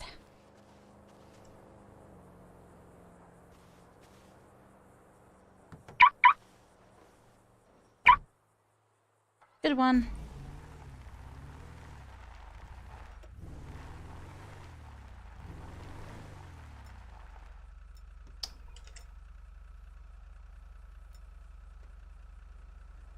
Where should I go? Seashells.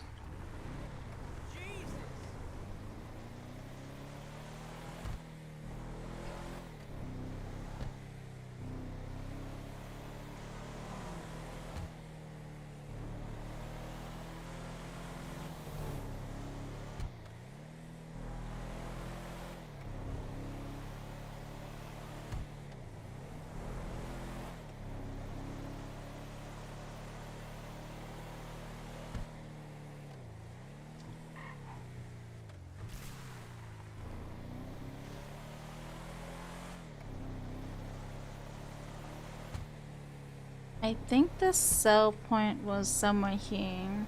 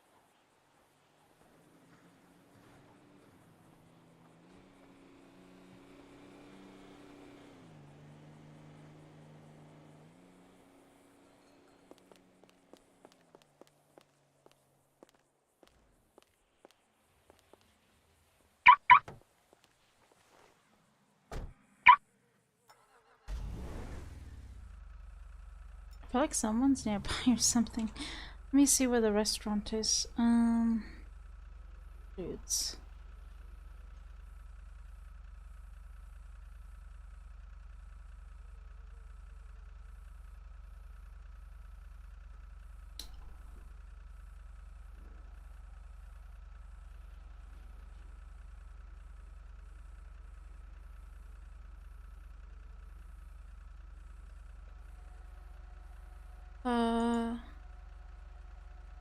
It's just, like I said, they just removed the building, but the store is still there.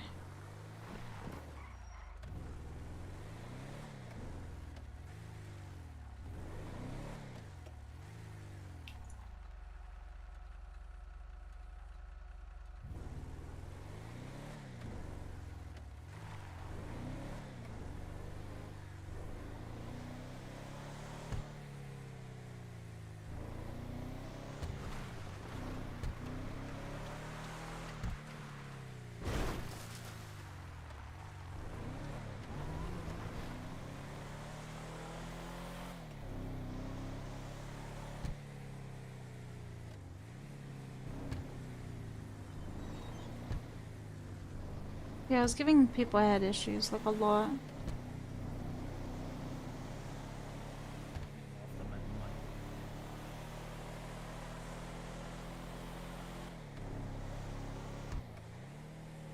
Another body bag.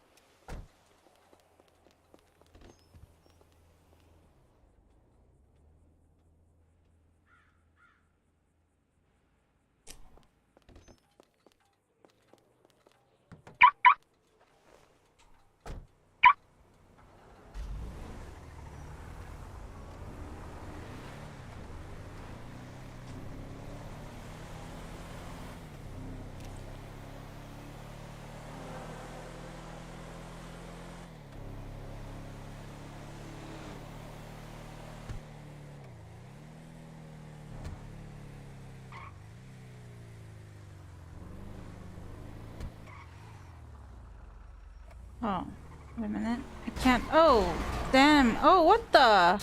What the fuck? Whoa. 658 is the highest I can go. Just went straight forward.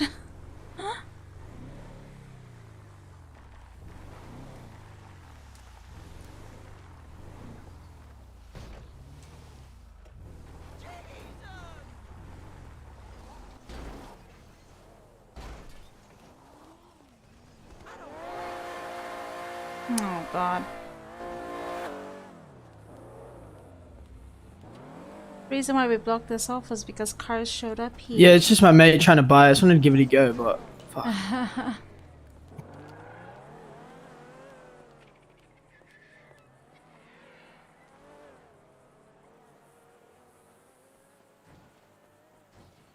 Oh, that's right.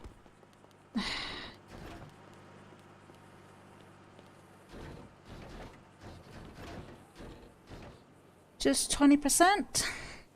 Yeah.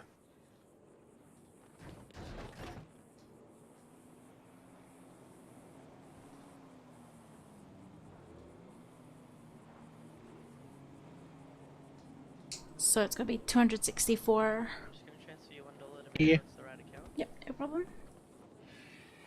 Just gonna transfer Want me to sell the car? Sure it's the right account. Did you get that? Huh? Let me transfer the rest. Want me to give you the keys? Yep. There you go. Bye bye, Malou. Also, come with me. I'll get the McLaren.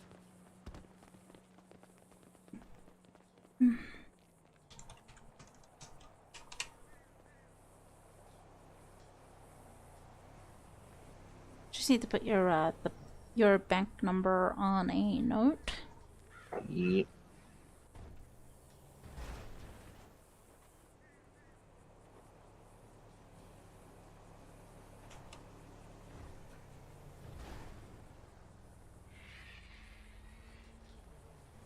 There you go. You're actually a VIP. Am I? Yeah, so it's 274. Cool. Oh, that's right, because I work at PDM. I think so, yeah. Let me go grab your funds, yeah?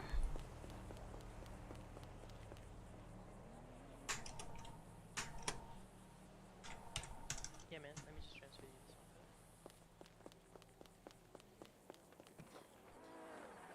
I need to get your number on this one. You want it now? Might as well since you're here, but just a moment. Oh, yeah, just go ahead. Hey, that car goes fast, Sam. Oh, I put it down the note for you. Just read it to me. 6966875.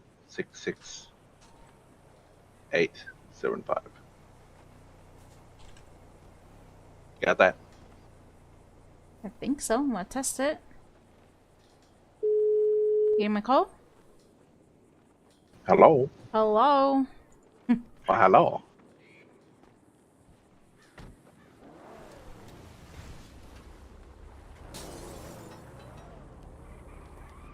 Did you get me out of the boat, by the way? Yeah, there should be nothing in the boot. This one guy was selling his RS Sultan RS, the regular one, and I said if he checked everything, and he's like, there shouldn't be anything, and then I went in and there was like 1 brick of powder. I was like, yeah.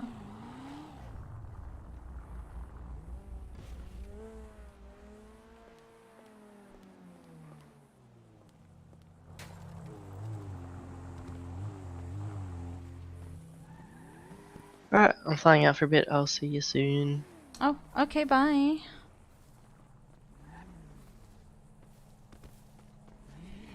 All right? Hmm? Go to me. No. I'll see you later, Miss Alright. Lacorba. Bye. We. Where can I see your you. stock? Right here in front of this. I'll take it. What were you saying, sorry? I was gonna ask if you need help. Ah.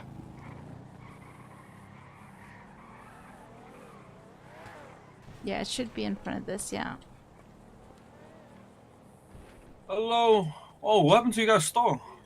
They removed it temporarily, including flywheels, yeah. because of the head Yeah. issues that was happening. Okay. Is this where I check out the cars? In front of this, yep. Alright then. I'm planning on selling my car as well. I'm just gonna look at the stock first. Okay, I'll go ahead and appraise it then. This one, right? Yeah.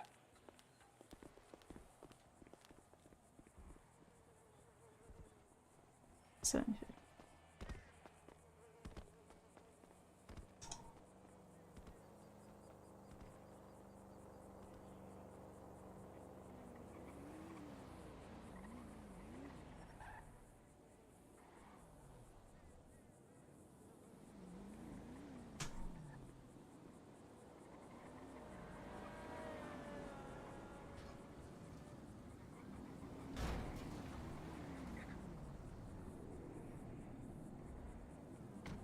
Wow, them's is some fine wheels right there. Damn. Need help? Yeah. How much is your BMW RR? The bike? It is stock for 243,000. Oh, is it stock? Sorry. It's stock, yes. It's a lot Ah, cheaper than yeah. getting one from PDM. Yeah, true. Do you know how much it would be from PDM? They cost about almost, like, let me check.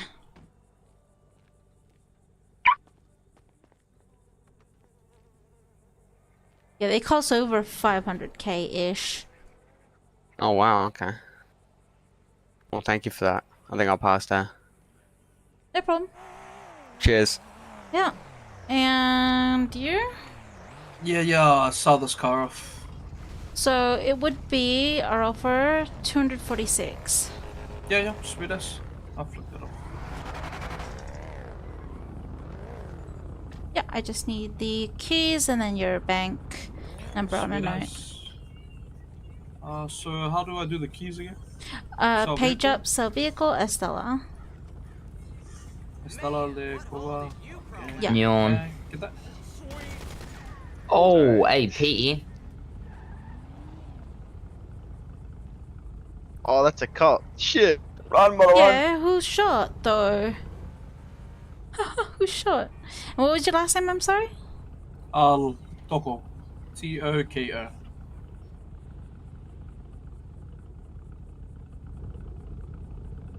Alrighty. Did you empty out whatever was inside, by the way? Yeah, I've emptied out the whole Right, and then car. your bank number on a note. Now go grab your funds. Sweet as.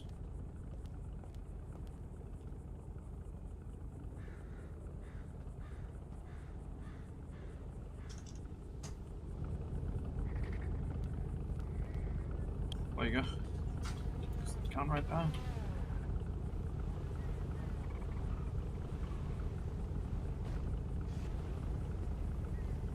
Let me know when you have that, so I'll destroy it for you. Did you get that? Yep, all done. Yep, no problem. Sweet as, thank you so Destroy much. this. Anything else, or is that it? All done? Yep, that was it. Sweet as, thank you. Alrighty. Just try to maneuver this.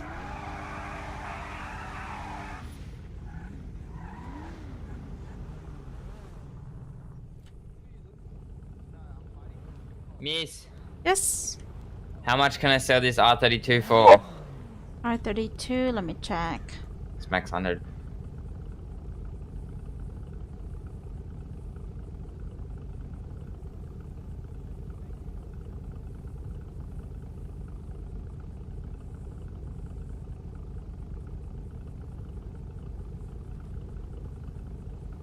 It's got a NOS bottle in it as well, miss. It's empty though.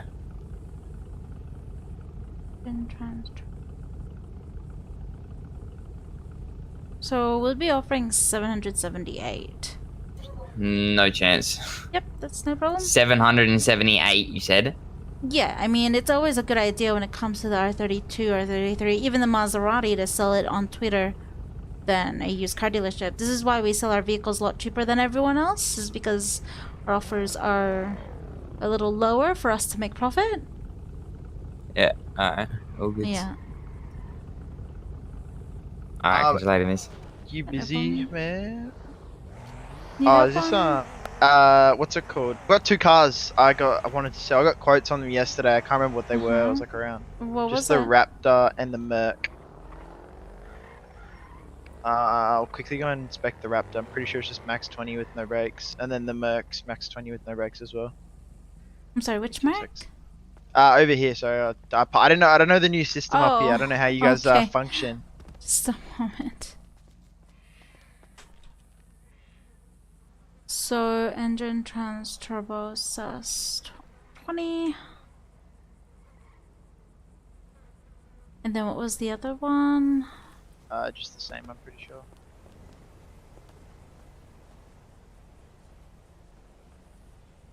E63S.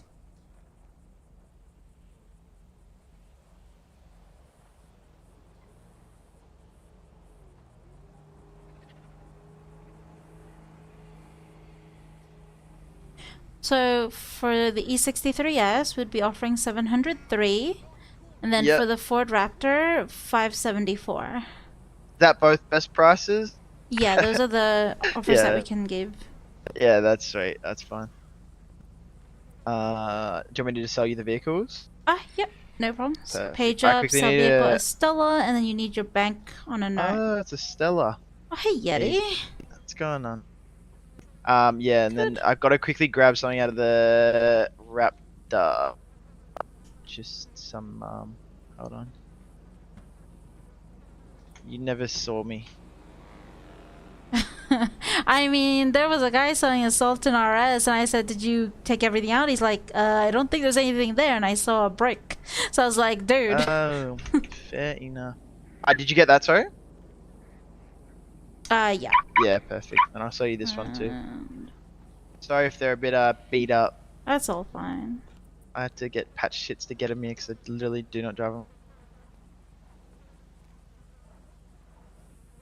That is a funny plate on the other one, though.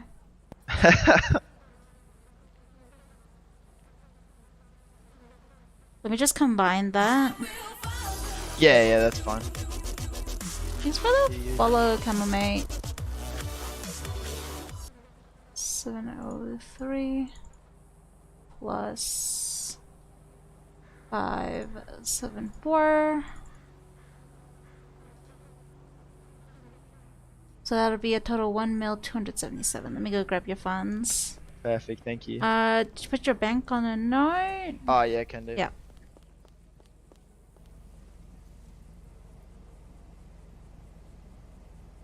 One, 2, 7, 7.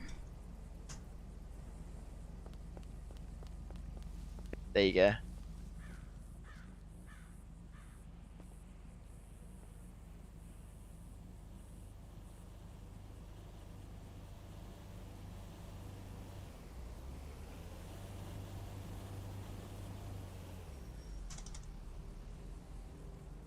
Did you get that? Yeah, I got that. Thank you. No problem. Alright, Appreciate let me it. destroy this. Oh, I'll see you soon anyway. Yeah.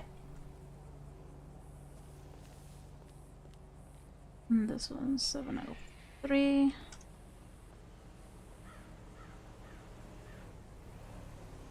Stella. Yeti.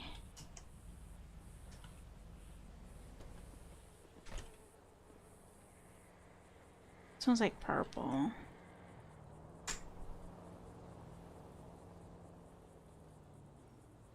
And then what plate was this?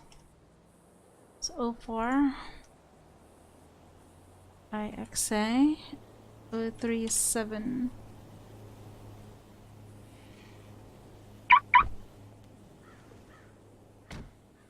I forgot 2 fines. Are you sure you didn't empty as shit? Let's see.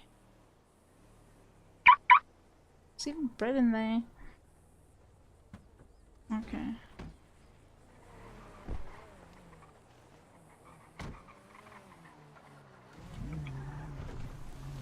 Yo, do you work here?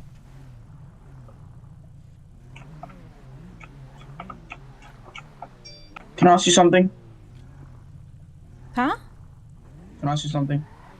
Can you what? Ask you something. ask me something? Yeah. What? I want to know how much I can sell this vehicle for. The Feltzer? If it's stock, we don't buy. Only when they're maxed up. What does it mean when it's stock? Meaning it doesn't have any performance done to it. Okay. How much would you buy my Omnis for?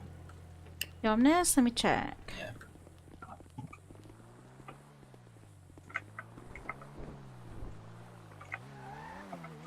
So this one's also stock. Let me check the label on it.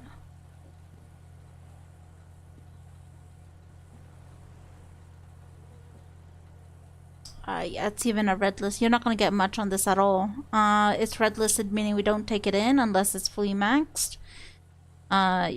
Your best bet is to sell to someone on Twitter, because we would have only offered like, this is like a 40-some K car, but we would have offered 18. Yeah, I'll do it for 18. Like I said, you're gonna have to sell it to someone else. Do you have an extra phone? I actually do. I'll give you one. Thank you. There you go. Thanks, appreciate it. Yeah. Hey, so why did you leave? Why did you leave? Can you call over here? She'll come back. She's gonna drop the car back. That dude seems hostile or something.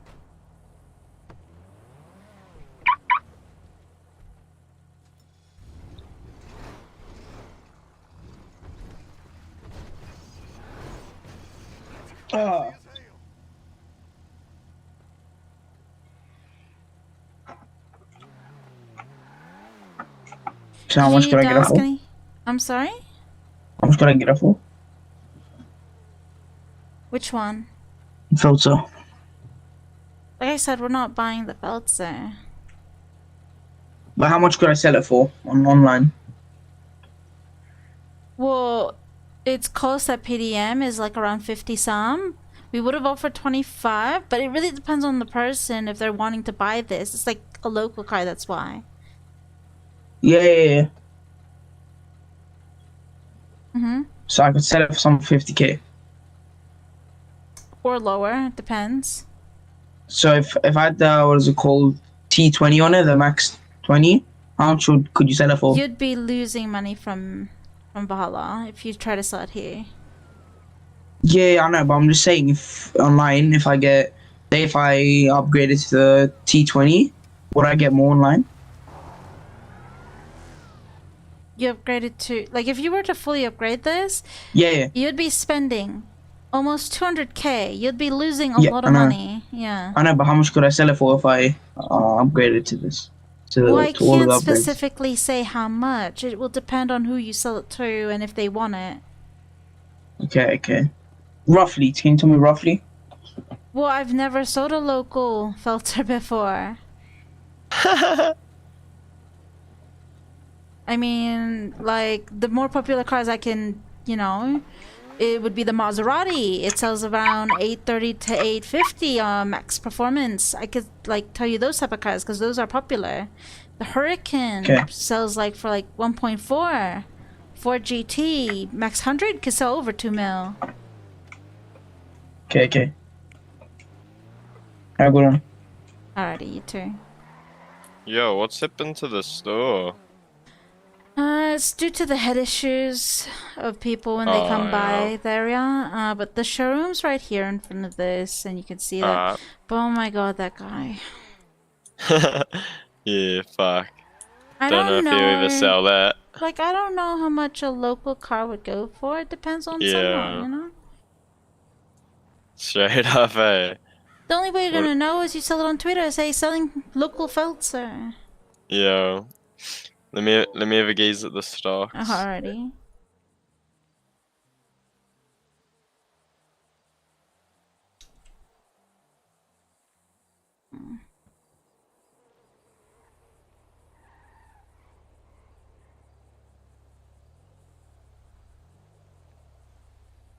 Oh my god, it's kind of nerve-wracking to be outside the shop. because you don't know what's gonna happen. Anyways, what was I saying?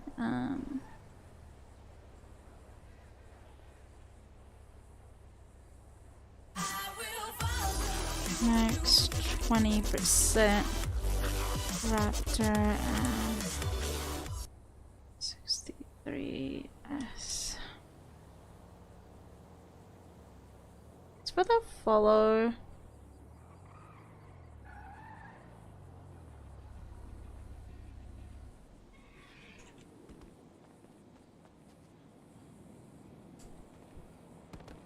Hello?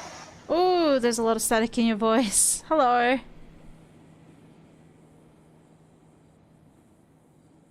Hello? Hi, can I help you? What the fuck happened to the buildings?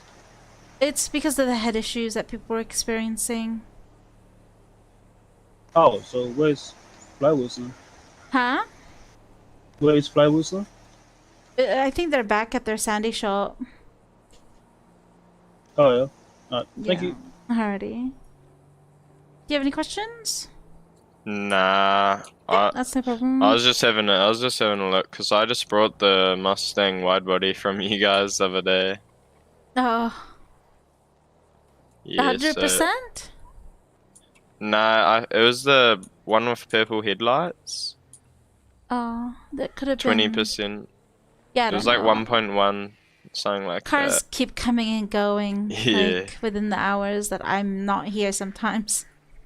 What's the pay like working at like dealerships and stuff? I mean, you stand here for hours on end, try to see if a customer will come in, and take 5% sales if you convince them to buy a car. Oh yeah. So if you make the sale, you get 5% like commission. 5% commission, yeah. Oh, well, that's safe as. It's alright. So when we buy cars, we put 10% up, and then 5% Yeah. when I sell, if I sell it. Oh yeah. So then, you guys are like both making like 5%. So the business and the salesperson. Yeah. Yeah. Oh, well. If it's $1 million cars though, and you sell like a few of them, that's pretty good. Yeah, it's alright. What about mechanics? Would you recommend that or? Mechanic would be the easiest job to get into. You get Yeah. more than half the invoice when you give them the repair invoice. You get the tow money, you get the full 7.5, and then when you go to mod mech, you get like 5%, I believe, of the mods. Fuck yeah. Yeah. That's Is pretty this where good. Valhalla is still? Sorry. Yeah, Valhalla's still here. The showroom is right here, actually. Can I just sell this car, please? Yeah, Alright, no problem. I'm Check. leaving anyway. Yeah, that's no problem. Laters. See you to the city. Stinger Kia, is it? Yeah. Kia Stinger.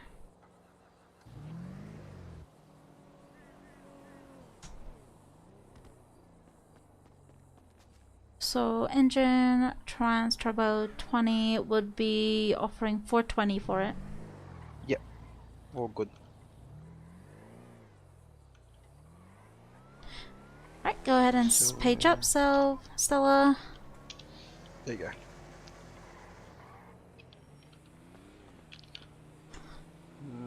And then your bank number on a note. Yep.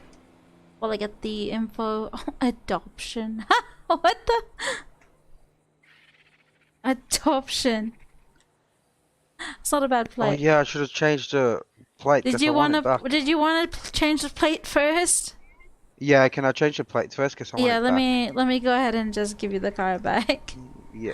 There you go, and then you can come back with it. Yeah, I'll that's be a real good quick. plate. You should. Thank you. Alrighty. Adoption. That's funny.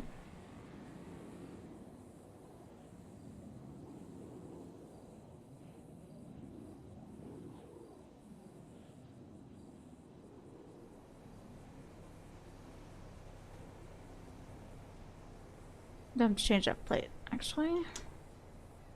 It was like 10. And 420.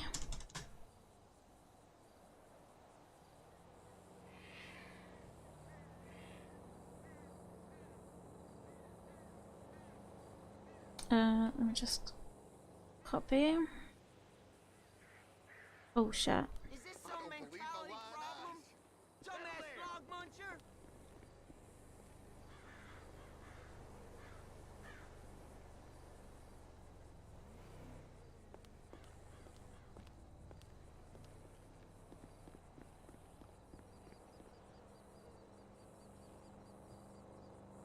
Might as well store my shit. It's in here.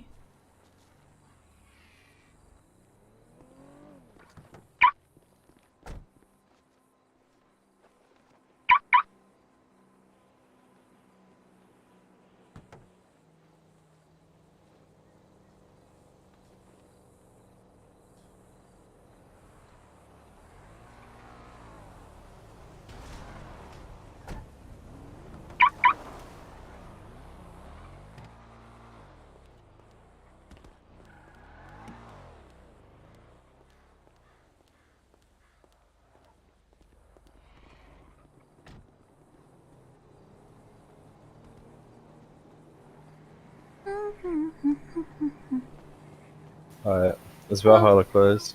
No, our showroom's right there in front of this desk. Oh, yeah.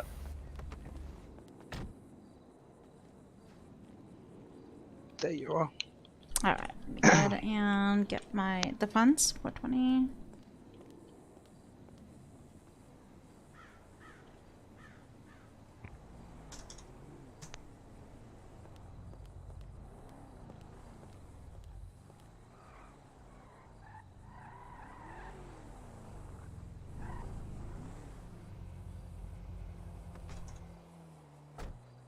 Did you get that?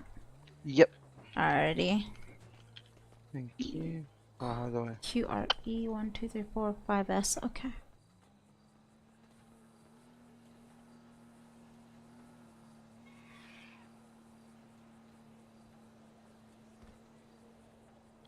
What do you want, Jack? Did you empty everything here, by the way? Oh, he's gone.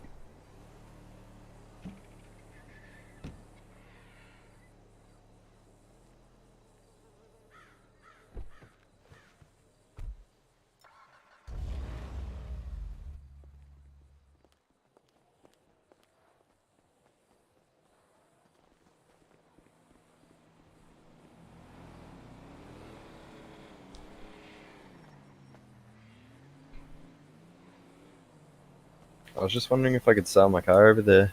Okay. Just the Let's see. XR6.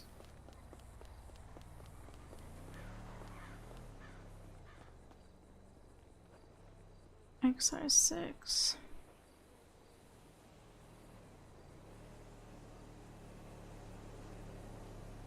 Is it max? Oh, it's fully max.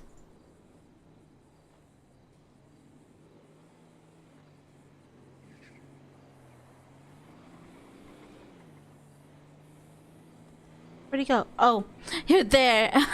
First I went the other way. It's gonna be 246. Oh, yeah, to sell. Oh, yeah, that's a good price, yeah. Yeah, could I sell it, please? Yeah, no problem. Page up, sell vehicle as Stella, and put your bank number on a note. Yep.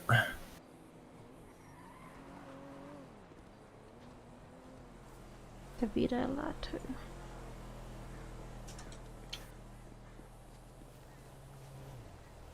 Just get the plate. Yeah, there's a note there. Big.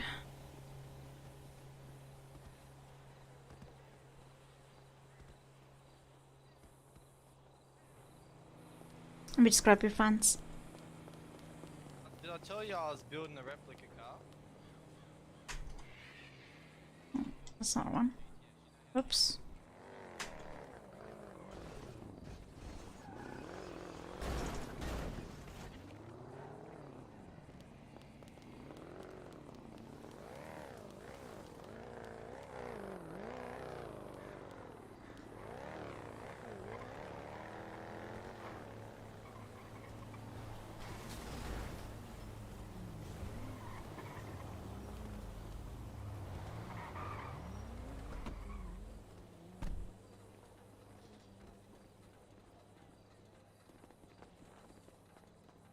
Excuse me, guys.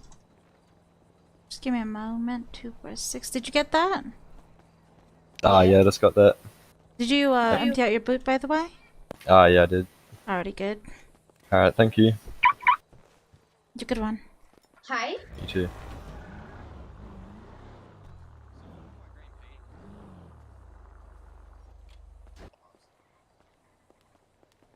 Hey, can I just test drive that 350 in there, please? The Nissan 350.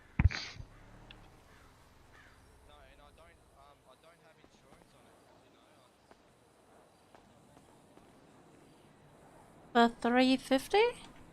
Yep.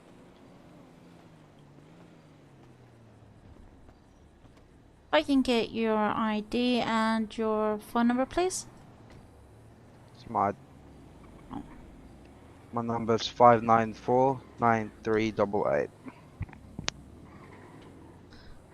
Just repeat that again, please. 5949388. Yeah, I don't know. Why can't he speak slower?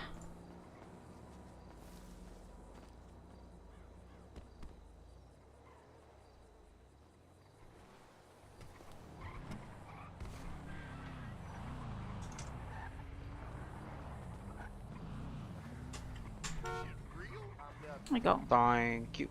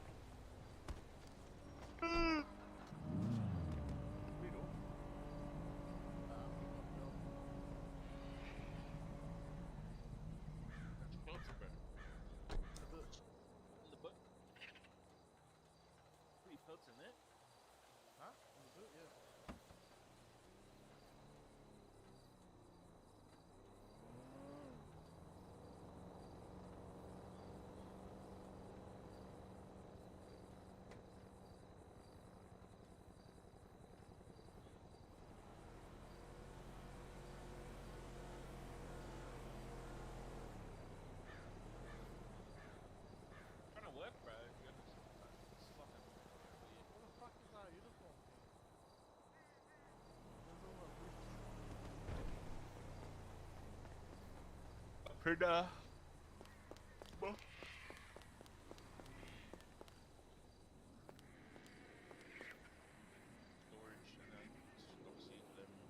Dealers here. And apparently deposit vehicles here. I don't know where the cars come out though. Comes out here, this area. That's why we're trying to. Oh shit. Oh, that's where it comes out. It comes out there though. Yeah, I just put a sign because people keep driving over. Hopefully. I put a stop sign for a reason. Hey, man. Hey, I Yep, was just no test problem. driving this car. Yeah. What's up?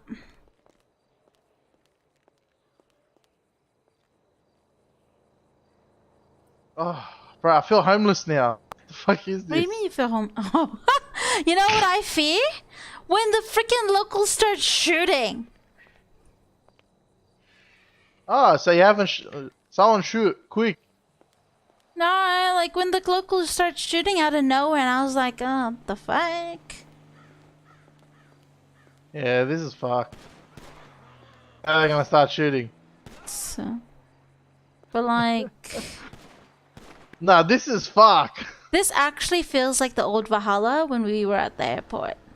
What, was it outside as well? It was outside. It was an outside used car dealership. So...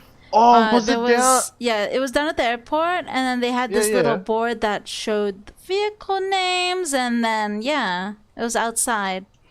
Yeah, boy. Okay. People would use the airport as a test drive area. Like they'll just go in circles to see how fast it went. It's pretty cool. Yeah. You know, like the Just rental area with take the it back. dome and shit? It's just that Yeah. area. Mm.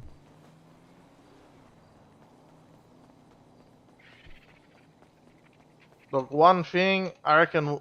Oh, actually, nah. It'll take stealing vehicles away. I was gonna say if you could test drive vehicles and it automatically takes you instead of us, you know.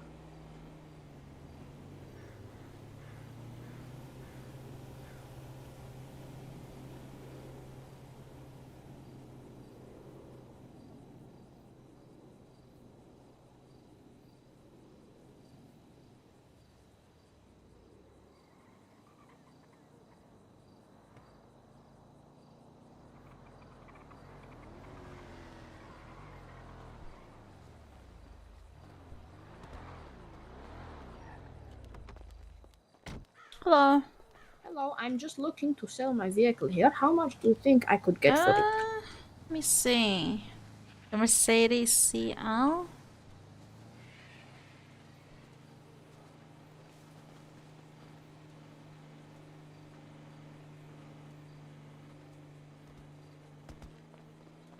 That is max.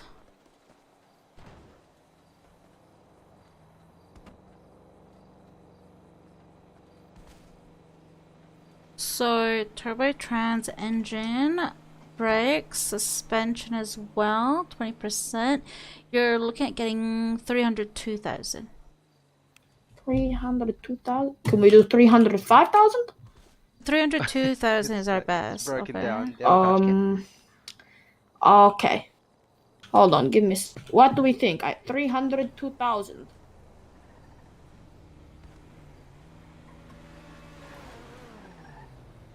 You're saying okay? Okay, we will do it. We will do it. Alrighty, just page up, sell vehicle.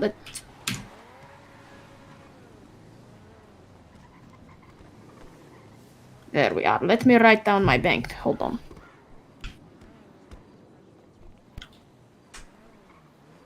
Yeah, and I'll just get the info for the car. Alright. There we are. That should be it there on the floor. 1, 2, 3, 4, 5, 6, 7, 8. I can't sell this car anyway, so it's no help. I mean, you can give you a little shitty price for it. No, can't. The girl said no. Yeah, we can only like buy that if it was fully maxed, because they said red listed cars only fully maxed one. It's not. It's not. Yeah, baby, I'll give you 10k for it. Excuse me? Excuse me. Just a moment as I'm doing business. I just want to ask, is someone here named Jay? Yeah, well, you're not gonna be able to sell it, so it's just a burden now. I mean, I don't know where he is. Just give you your. You need help, champion? Okay, sorry, Yo, can you give me the boys, budget? I got 10 Tier 3 pill and 23 normal pill. Would you guys be interested? What? Did you get that? Yes, I did. Alrighty. Sell the Thank you very much. How much could I get for it? You have a lovely day. Did you get everything from your boot, by the way? Yes, I did that before I came down here. That's good. Thank you. Could I give it to you boys for 4.3k? What? Why would I buy it? Why would I buy it? There's no use for me. Why would I buy it? Why would I buy it? Oh, while I'm here, can I test drive that BMW 750? I guess CLR 750? Yeah, CLR 750 BMW.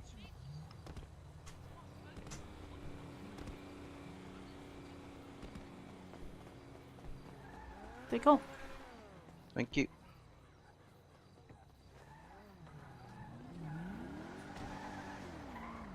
Thank you for your help. I guess you could say a sticky bomb. Which... Excuse me? Oh, shit. Yes? I was just wondering if you guys had any Bugattis in stock, and if so, how much would those be? Do we have a Bugatti? Unfortunately, we don't have a Bugatti in stock.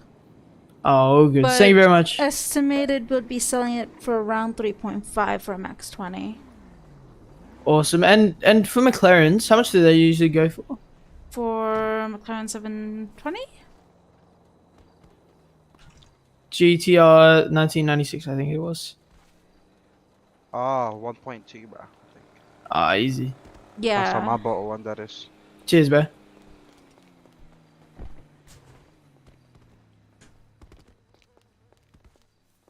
Well, you know. Fucking taking your time, cunt.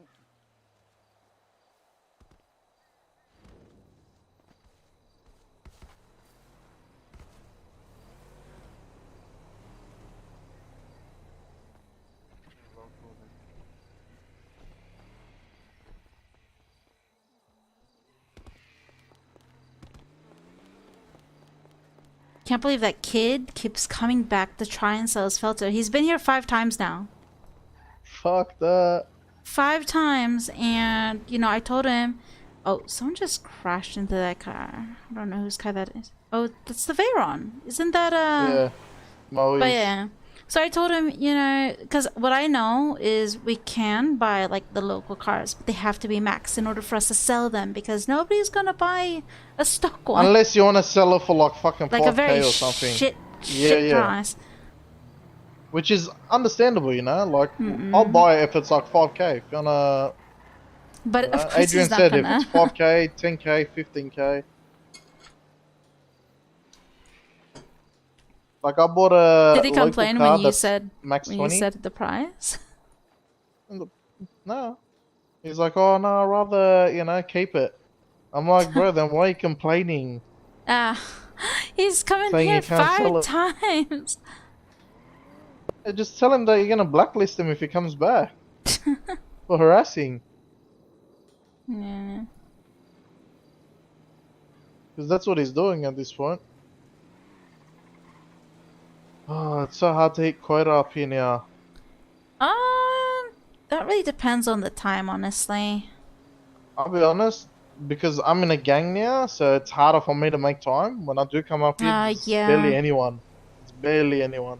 That's why I don't join anything. I just want to be free. Yeah, but I just don't want to be tied down to Val as well. I mean, you're tied down to anything that you invest in. Hey, I've been here for 7 months, 8 months now. I've been here for And 3 years. What am I can't still even doing get here? management.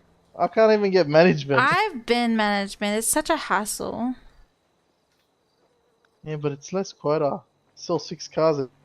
I guess that's true, but You know, 6 done. See you later. there. Have they even closed out the interested stuff? Well, Thought people were applying. I don't know. Hmm. I didn't apply because I already know that I won't get it. I wonder who's going to own Valhalla though. That's the question. I don't know. Maybe Adrian again. Maybe. I wouldn't mind. Yeah, he's alright. He's chill. As I don't mind long as it's not someone that is barely here, for one. Does not follow our policies, true. Like, it's just... it. Well, that's what I'm saying. They won't give it to him. DOC is gonna give. Yeah.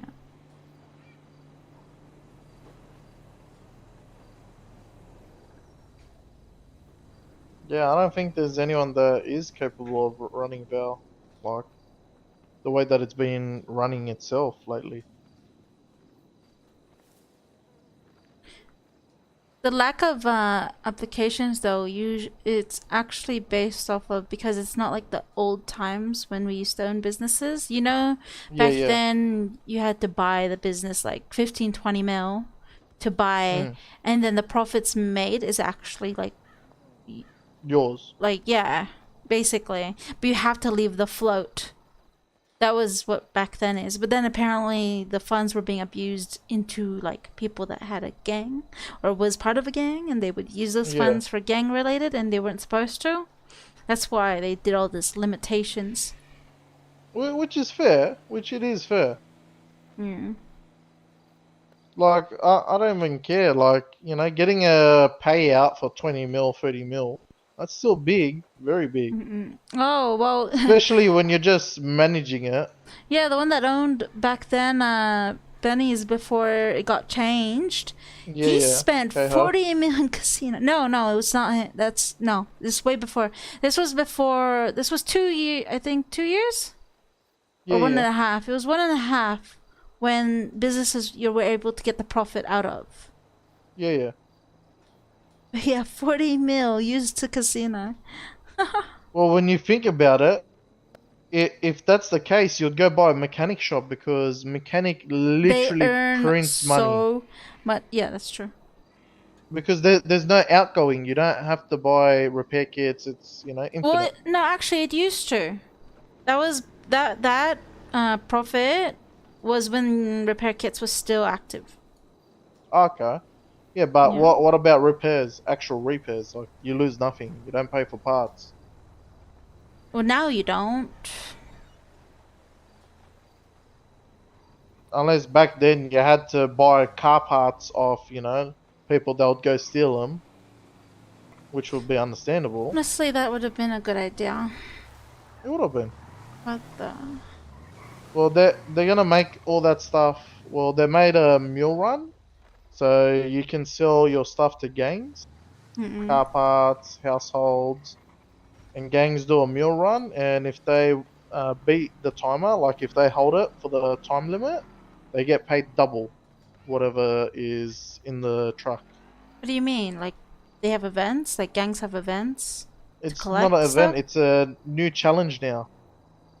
Is that what the challenge like before with the African lovemaker thing? Or the 4,000 no, potatoes?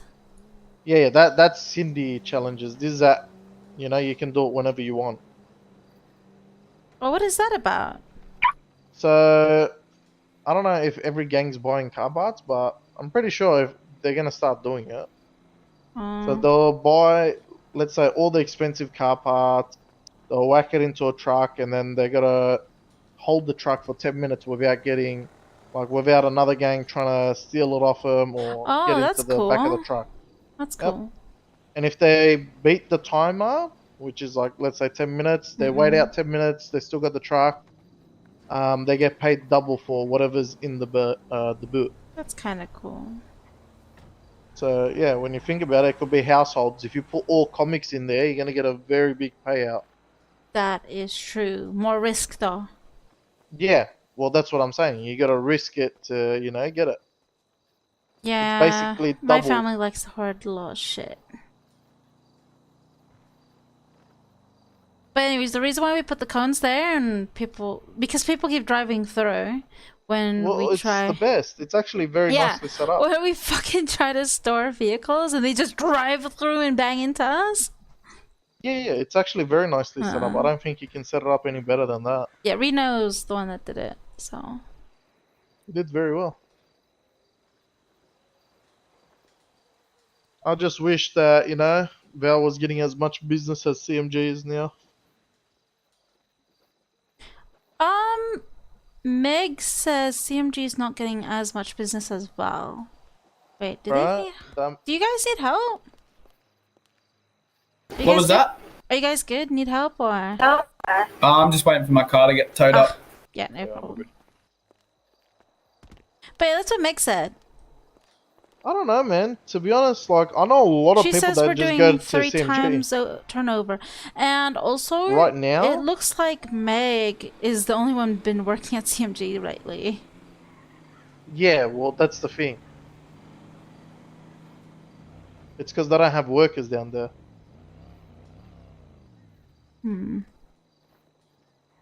Has anyone from Valhalla ever wanted to go like there?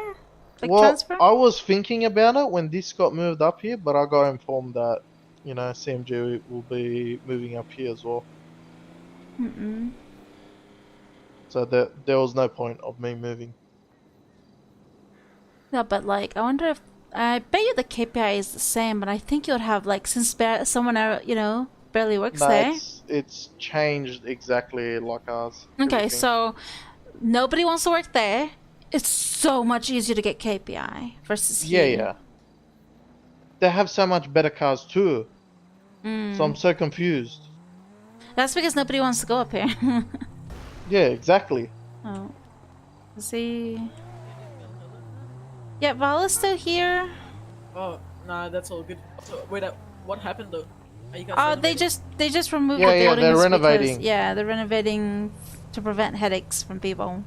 Everyone's Nah, having that's all. epileptic shock, even up. Oh yeah, my head keeps popping just on that road. Yeah, that's what they're trying to fix. Oh, nah, all good. Nah, all good. Just... Honestly, you know what the funny thing is? Is me, I was standing outside with the customer, right? We had a good distance from us, and out of nowhere, fucking car flies and then bang right in the dead smack middle of us. I'm like, where the fuck did this car come from, and where the fuck is its owner? Because that apparently the guy's head pop, it crashed into the rock, and then went flying over there. I was like, hello. Well, that's happened to me a few times. Hey man, Did you how need can help we help? or? Yeah, just listening to what you guys are saying.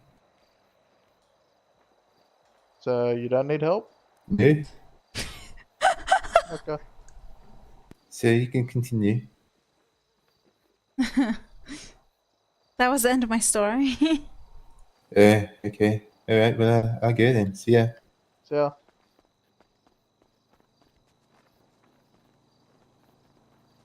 So weird. why do people have to be weird? I don't know.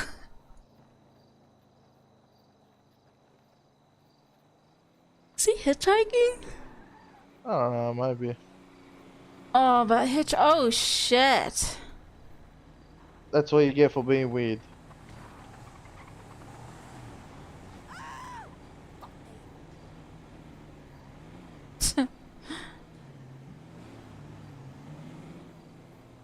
Did you see his bag going up and down as well when he got a bit too far?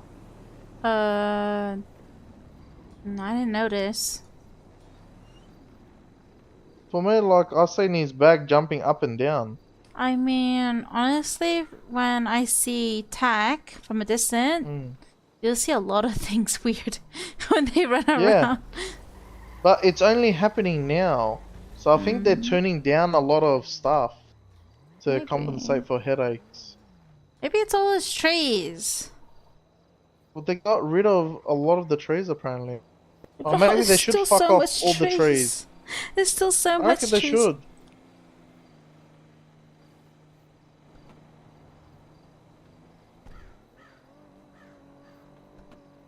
I'm wondering though if flywheels could still repair like somewhere there. Oh, did they lose that one as well? Yeah, they're stationed at Sandy at the moment. Oh, okay. They probably can. I don't know.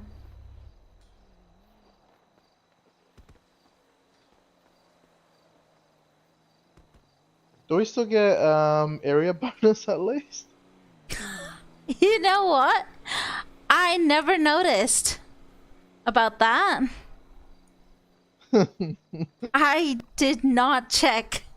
I'm doing builds, so that's why I'm noticing. Do I get free grand? Oh, Jesus. Maybe if you're like, I don't know, maybe if you're next to the building. Alright, I'll move next to it. I don't know, I didn't notice. Wait, I should look that. You know, I'm gonna look through the cameras and see. What the fuck? I never noticed. The storage that I can never take anything out. Oh, what's in the storage? I don't know. We got spray paint remover, binoculars, jerry can, A lot of whole pictures. heap of Polaroids. Yeah, I can't take any of them out. Yeah, I can't take those out.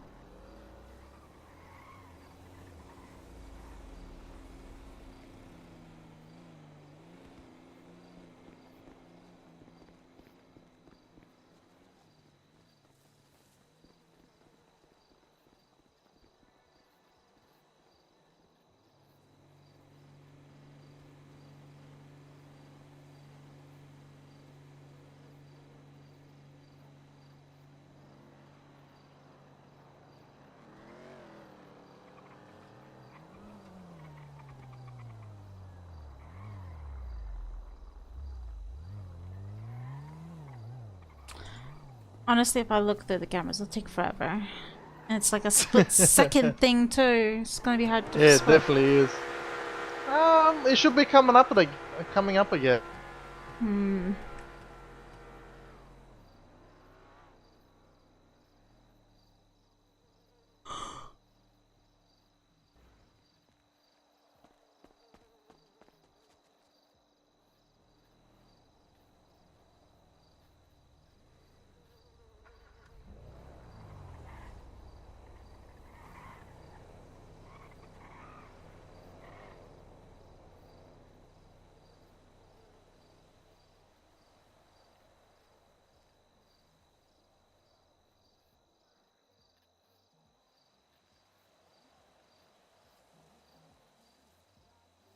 Anyways, while you do that, I'm gonna try and transfer my shit.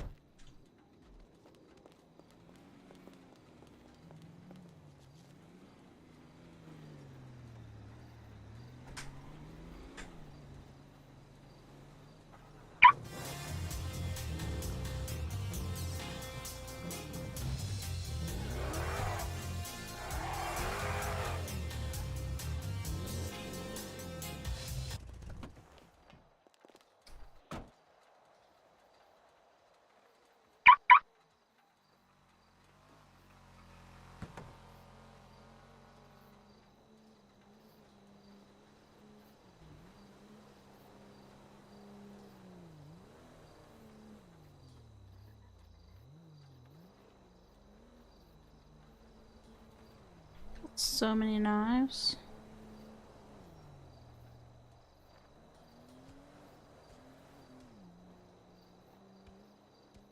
Who's beating up someone?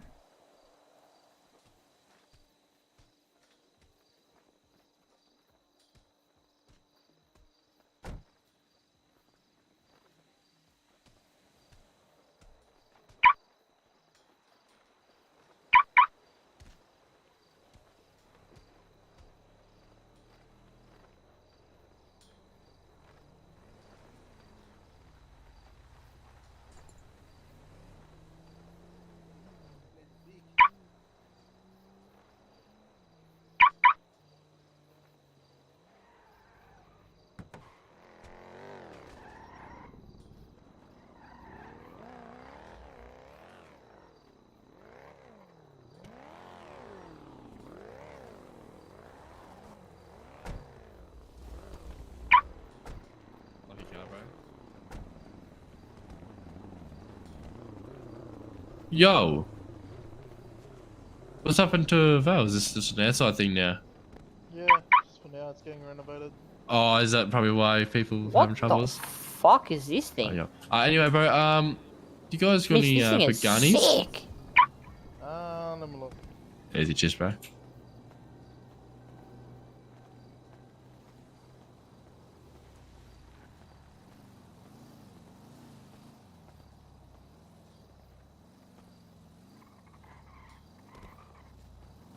Nope, no Paganis. Oh, is it any Bonitos? Nope, sadly. Oh, all good, bro. Fuck, all good. Cheers, bro. Have a good one. Where's the Holland shit? Still here, bro. It's just outside now. Really? The Holland shit. Where's the interior? It's right here. Yeah, it's getting renovated. They're doing it for, gotcha, you know, the gotcha. crashing and shit. Yeah, roger. What's your stockroom? Is the still out here? It's in front of that desk. Oh. Yeah, it's where the desk is. Where'd that kid go?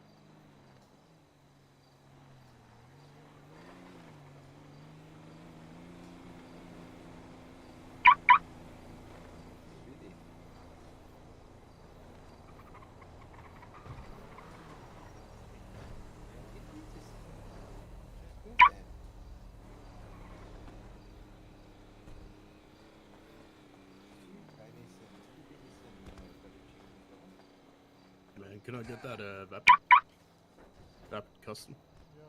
Yeah. What's the price and mods on it?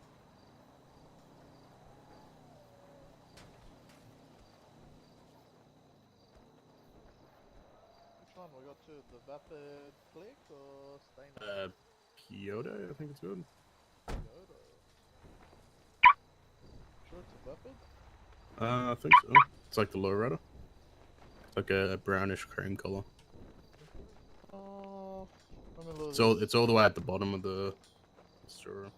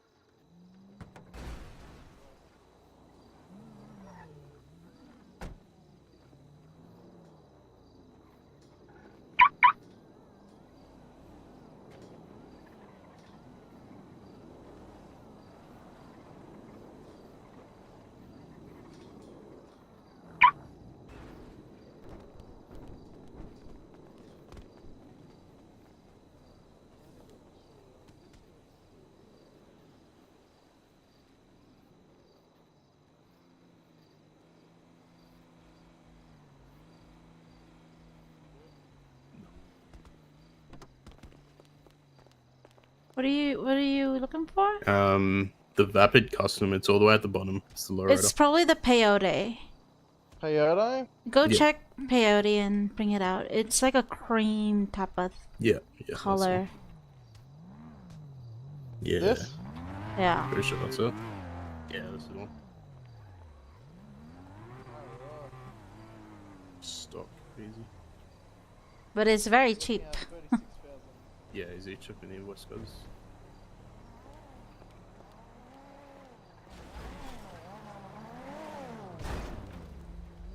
The fuck happened to Valhalla?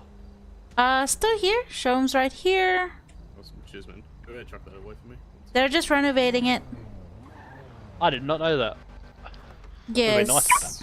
Yeah. Azza never told me. Cheers, man. You could just chuck that away for me. Appreciate it. Is that Azza there? Yeah, you can do a lot of Huh? things with them. Is that Azza? Cheers, guys. I don't No, it's think not so. one. Could I please sell this lovely car, please? It is stock everything. I should. Yeah, Jack can do that for you because he really needs. But I will go ahead and appraise it. Yeah, it should be 300 and something. What do It you want to is sell the stock. R35 for? Because it's stock, and I'm gonna just purchase a max 100 on Twitter. Hopefully, Okay. I'm gonna upgrade it, brother. It's just cheaper to buy max 100. You know what I mean? Than putting a max 100 on it. Yeah, go for it, Jack. You are correct. Look, regardless, I'm selling the vehicle. There you go. Keys are yours. You're looking at 390,000. Yep, that is fine by me, boss man.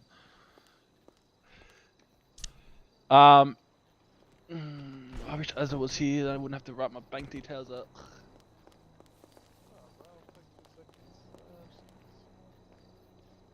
Keys are already yours, boss man. Can you just unlock the boot for 2 seconds? I'm pretty sure I grabbed all the things that were out. Just want to check one more time.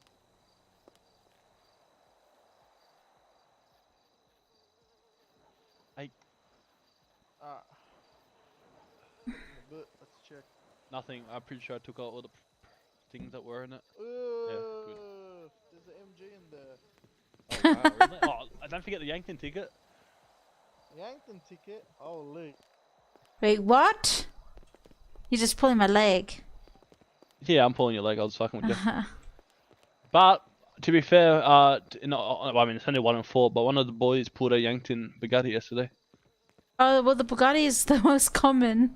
Yeah, no, they're like 1 in 4. Yeah. All right. Yeah, you know, Jack, there's It Yankton is- tickets now. Still. Yeah. Where? Yeah, You there can is, put but it they're on fucking- any car. I know about the Yankton tickets, but is it like lootable It's or? Yeah. It's Yeah, very yeah, hard. Though. literally. They're pretty hard to come across. They're like what, like 50? Like, where would you get it? On a hard case or? Hard cases that come out of Yeah. presents, Christmas hard cases, presents. presents, and sometimes You when know, you buy a car, I know. potentially- I know about that one. I know about the presents. I tried and I got let shitty me find- figurines.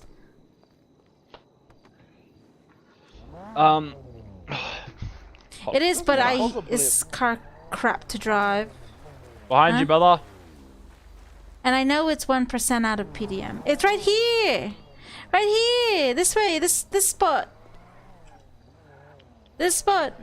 Whoa, how weird does Val look under renovation? This is a deposit blip. This spot, this spot, this spot. This one. Right there. It's Yeah. not blue. It's here. It's here. I know. There's nothing, What but it's the- yeah. See?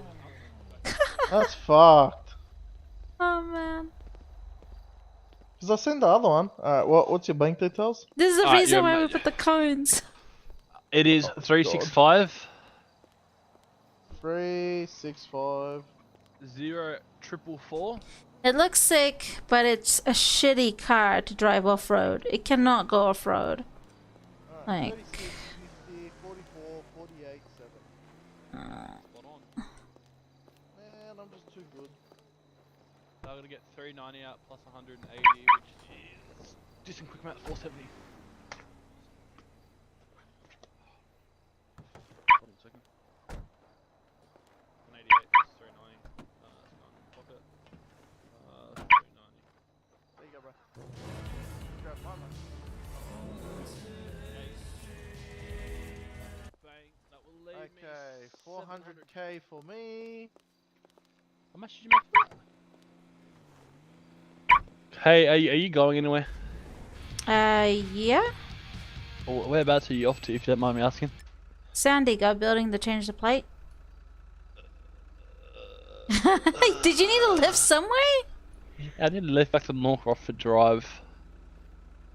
If possible, please. Sure, but I'm not using this car.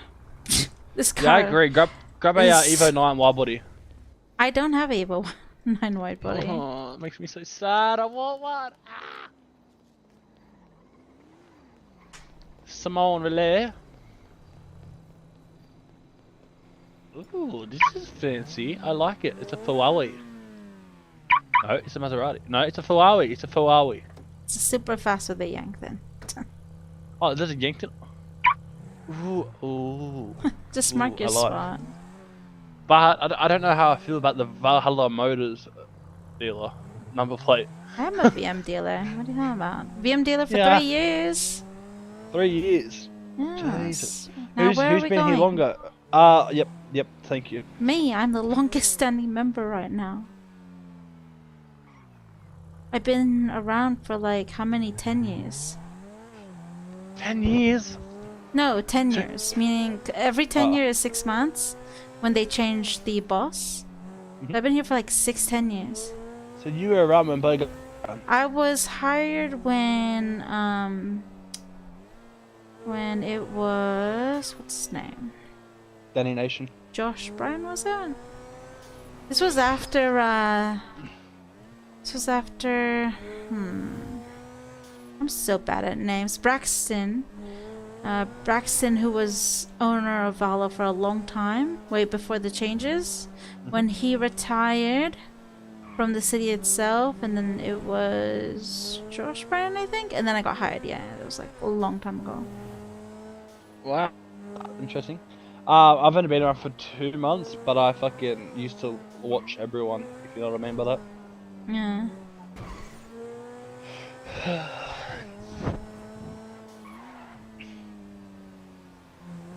You live in Rockford? Sure do. And is there a lot of things that go up there? No, it's pretty quiet. Everyone says there is, but it's pretty quiet. It used to not be that way. I mean, there's only one person I strongly and predominantly want to kill, but they're not actually one person. They're like a family of like 12-year-olds. Oh. Fortunately, you can't park there. Yeah, the West family. They're my only. I think I heard about them. I don't know. It's pretty crazy. I just do my own thing. I'm never there. Like I'm literally never there. I live there, but I'm never there. Oh my God. god. Can't park there either. Is this max 100? Surely, 100%. Don't think so. No. And this is my house here to the left, which is soon to be Oh, gated. I remember this house.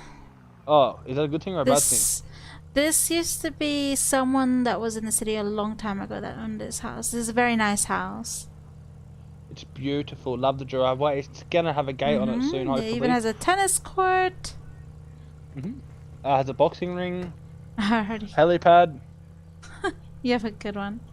You too. Thank you. I appreciate it. Alrighty. All right. Bye bye.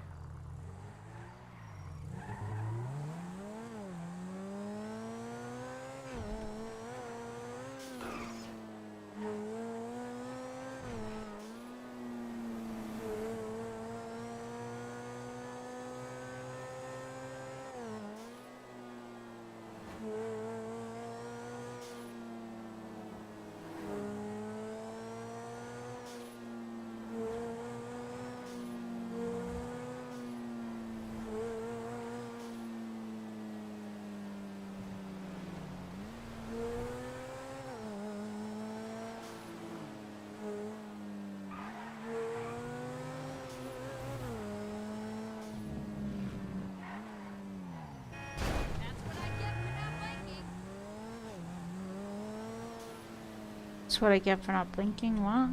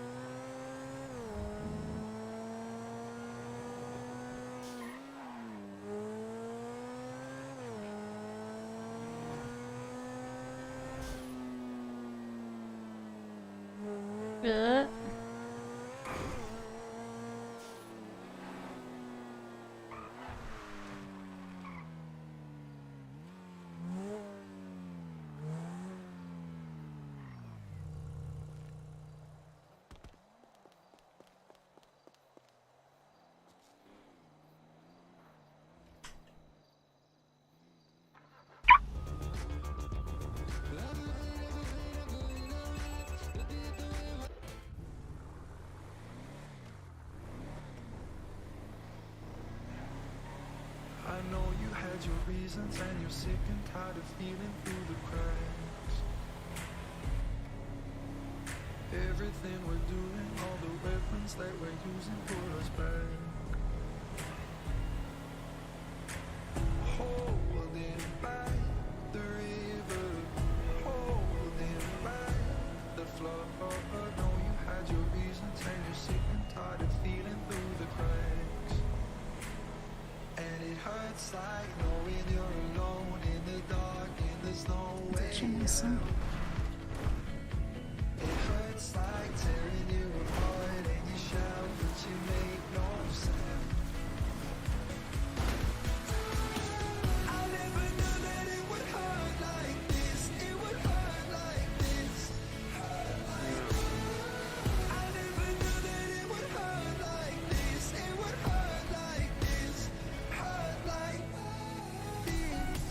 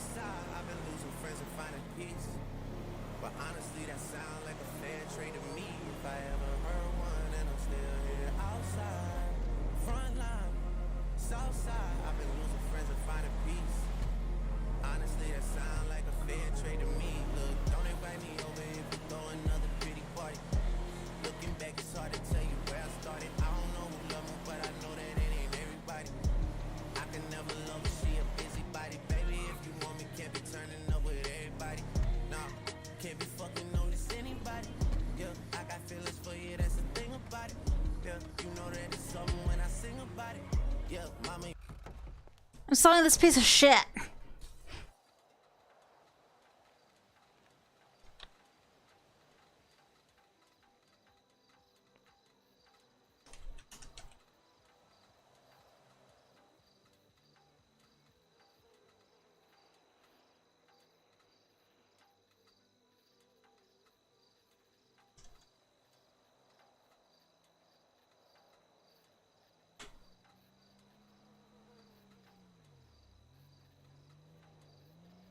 Come on.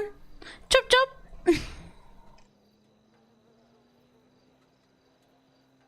Wait, that's not it.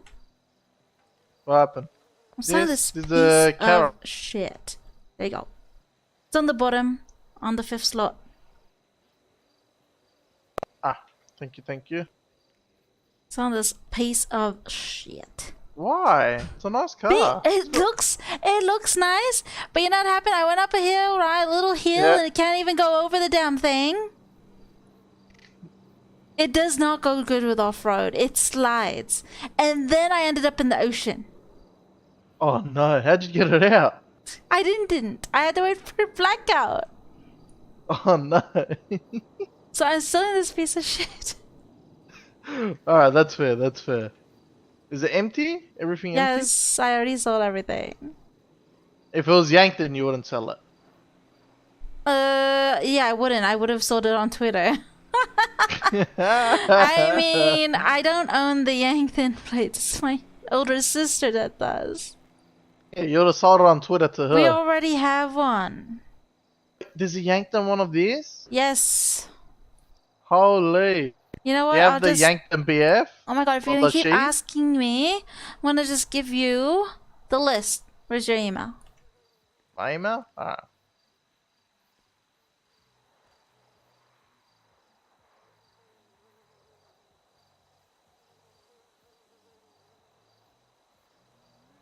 There you go.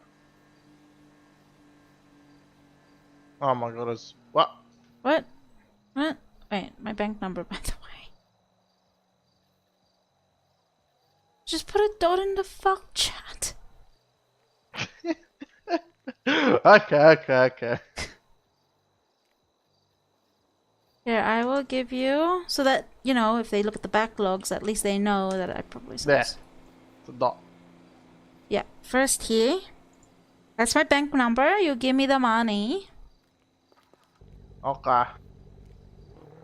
And let me just see where my that picture is.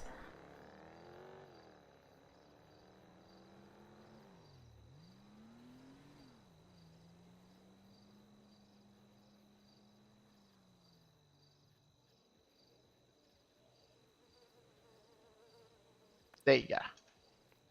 Did you get that? Yeah. Sweet. Let me grab some money out now.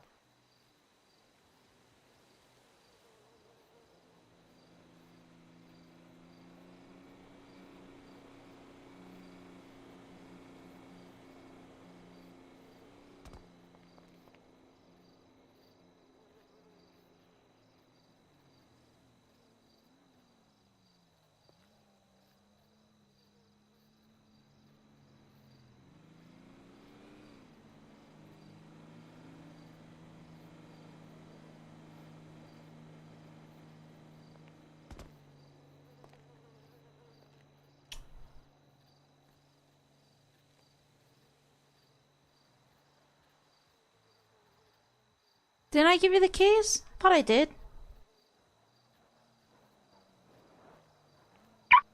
Yeah. I'll just double check. Empty. 800 kilo boot space. It's the same boot space as a normal car, but it drives like shit. There are stuff in the glovey, like if you want you got... those. Yeah, you can red take meat. those.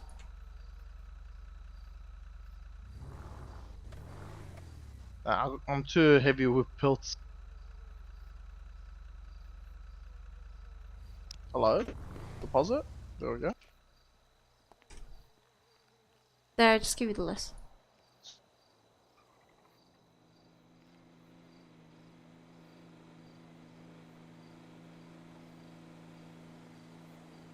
Holy! 66? Not including what was given to Tom Sterling. Tom Sterling was gifted from Raven for like anniversaries and shit. They built together the Yosemite wide body. She had a regular Yosemite Yankton at the time. Yeah. She gave him the FD series, the Mazda RX-7 one. Oh yes, you can't. I think there's only 3 of them in Yeah, city. so he has one of those. Mhm. And then that was a long time ago too. That was like 2 years ago. What happened to Tom? Tom is still around. Oh, He's just hey, we busy. do get the 3,000. Huh? We do get the area bonus. I just got it. Oh, nice. What else did he got? Oh, he got the Drift Tampa Yankton as well. I think that's it for So now. all up, you think about 70? Even with the gifted? Yeah, pretty much 70, I would say. Fuck, that's a lot of cars.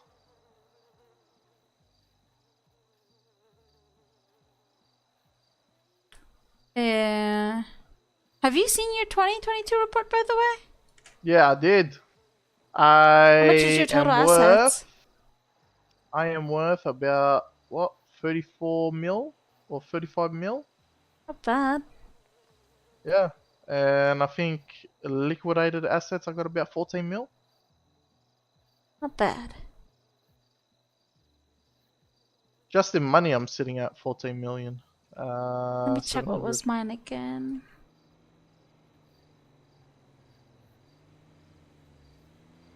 Gotta go back to... Yeah, I'll just send you mine.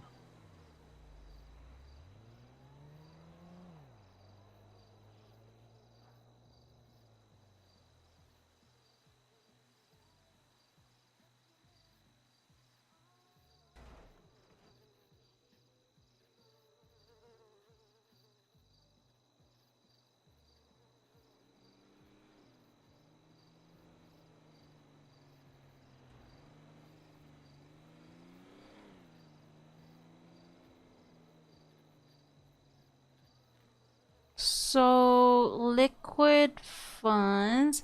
Well, the thing is, cash, like money, we don't really keep our cash in the bank.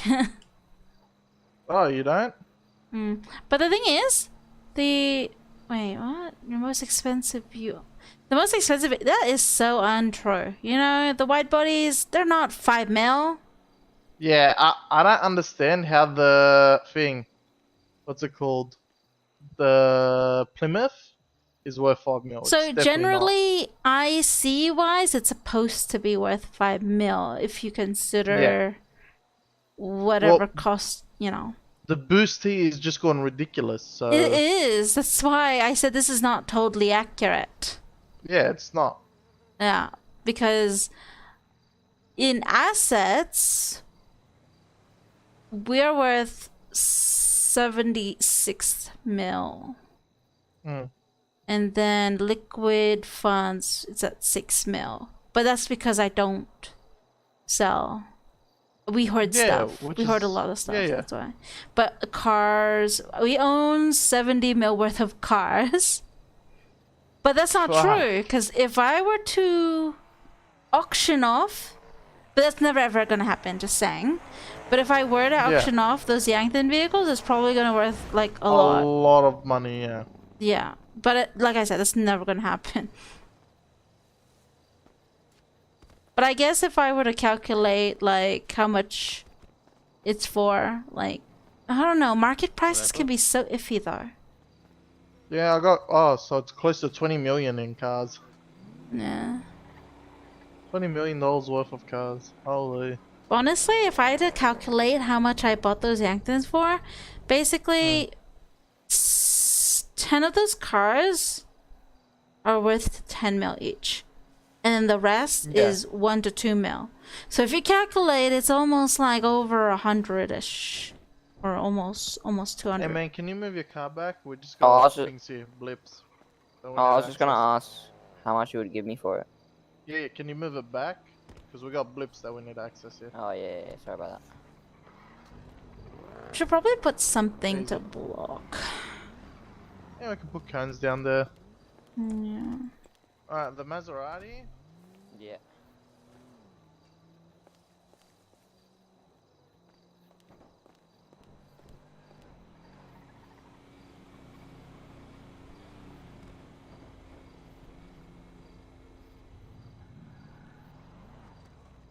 Max 20 no, bro. Yeah, I think so. Yeah, I'm pretty sure it's no brakes.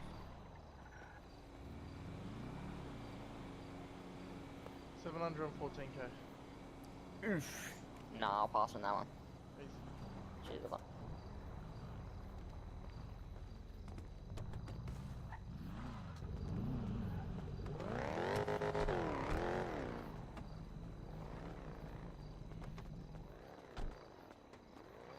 Wait, what? She changed.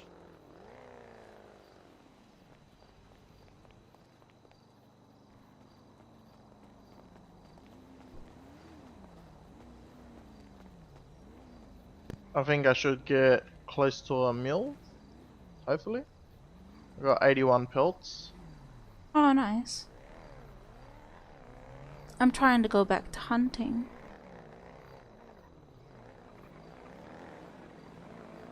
It's so hard now with rangers. Honestly, They're very ac- petty. So look, after I drowned my car, right? Yeah. I decided to do a little hunting on the side of the cliff because there was some bunnies Yeah. there. Because I was actually planning on looking for a hunting spot, but now that my car was like stranded, I couldn't go Yeah. really much. So I was going to do the bunnies, and then all of a sudden I see a very familiar boat. It's the ranger boat. I don't think they saw me when I went. Yeah, they have a boat going around the shoreline, looking for people, and I don't think they saw me because I was like in between a tree and a bush, so they probably didn't see me. But I saw the boat, and I was like, oh fuck, and then I decided to dip Yeah. because I knew my license was expired. You know they don't even check if it's expired. You wanna just have to make have one sure. on you. I've had an experience with that. Some don't check. But yeah, I don't know. They're very petty, but with it. I don't know. With all the trees though, you'd think it's a lot harder for them to find hunters. Like, I'll be honest with you, you aim a gun at them, they still tase you. No, but that's the thing. They are definitely going to look for people with rifles, because rifles are noisy as fuck. That's why I use a crossbow. A crossbow is the most stealthiest thing. But with the crossbow problem, you don't get as much of a yield. Why? Because Is the that true? rifle gives a it is. The rifle gives a bonus. But does the rifle is it a It one has a shot drop kill bonus. or? Yeah. Depends where you hear it. Where you hit it. Because the crossbow is one shot kill. Yeah, one shot kill, but you're paying 75 I'm for gonna each have to bolt. test that out. It definitely gives a bonus yield or a drop bonus. I don't know, but I got told when you kill with a rifle, it drops more. You get more from it. Really? I'm gonna have to check. Although I love the crossbow more. It's just so much easier to wield, you know? Yeah, I don't blame you, but you gotta get used to the thing. What's it called? The drop. The True. bolt drop.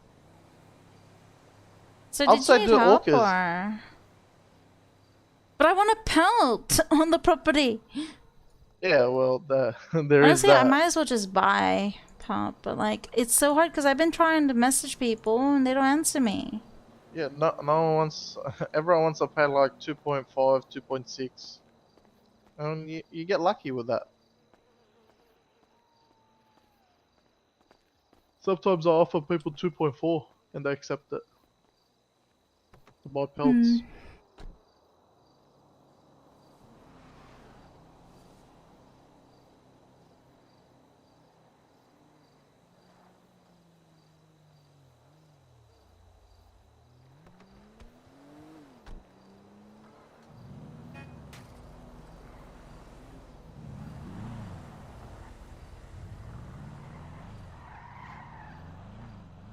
This guy's still trying to sell his Max 100 Yankton Supra. Yeah, I don't really like the Supras. Hmm. What are they doing? Fighting. As usual.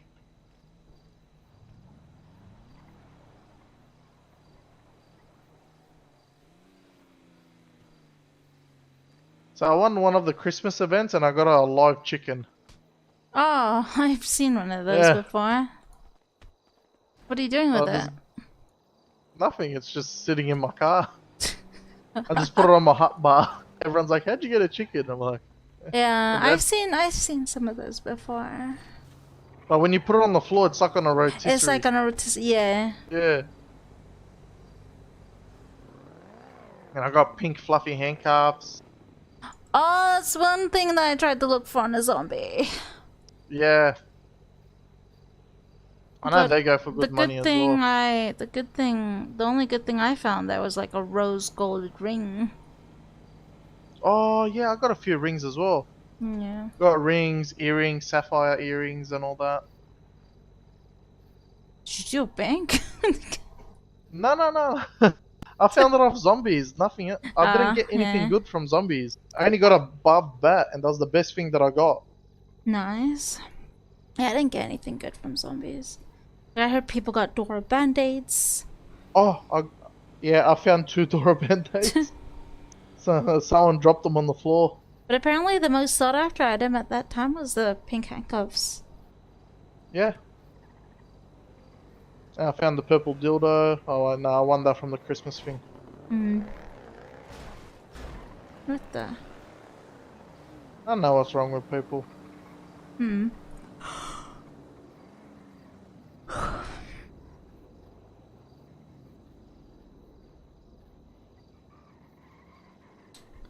I might as well start processing these things.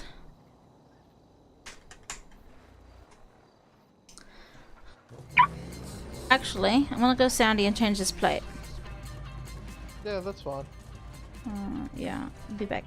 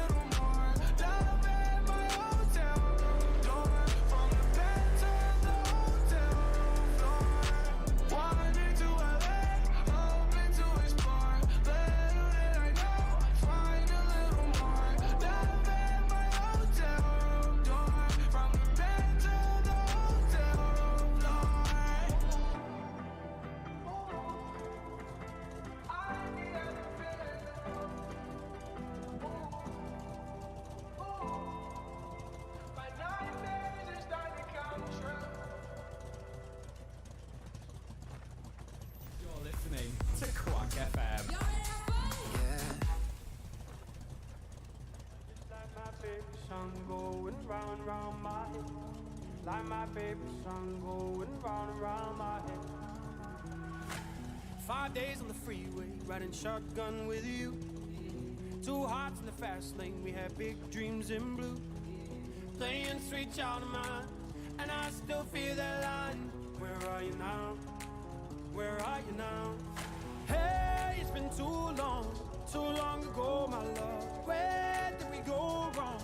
Too late to turn around. Where are you now? Where are you now? Hey, just like my favorite song going round round my head.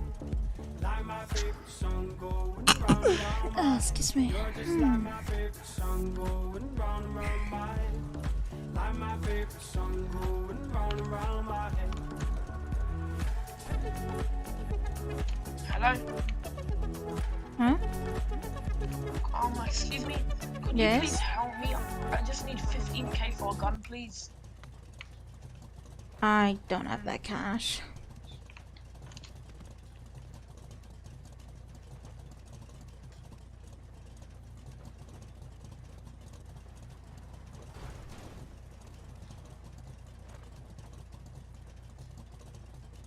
Mm.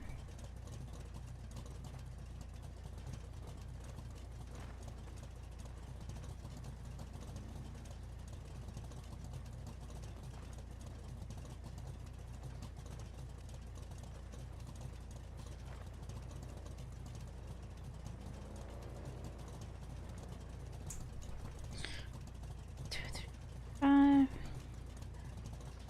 Mm.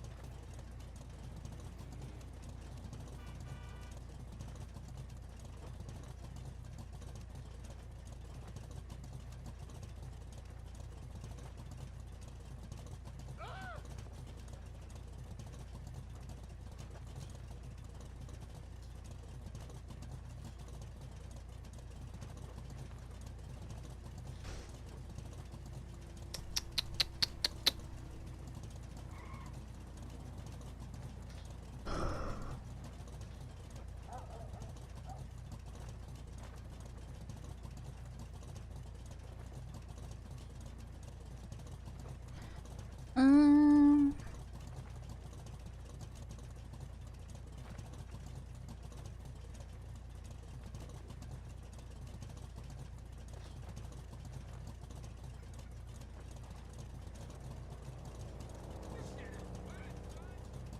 Hmm.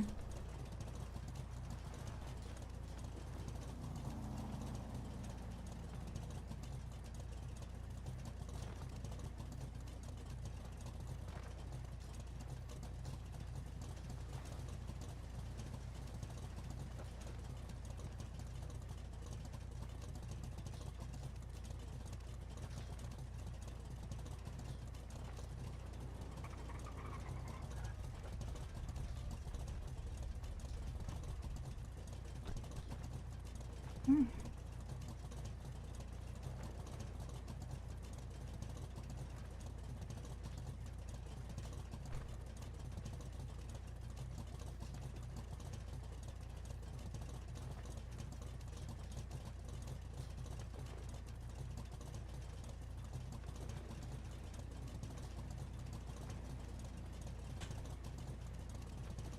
Oh, someone already has that play. GoFundMe.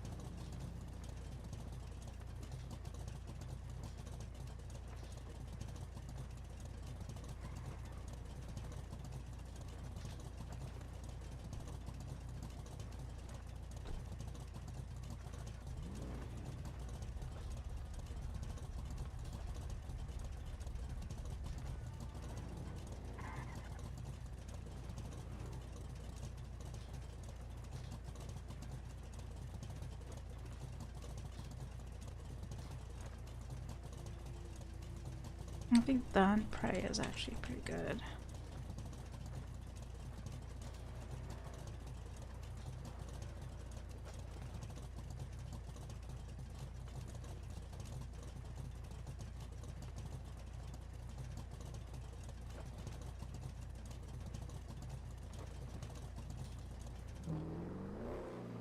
Okay.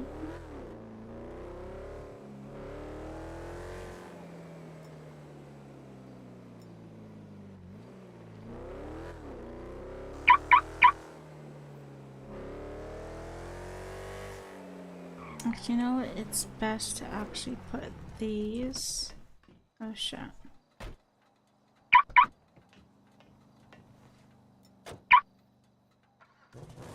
It's best to not put these in there.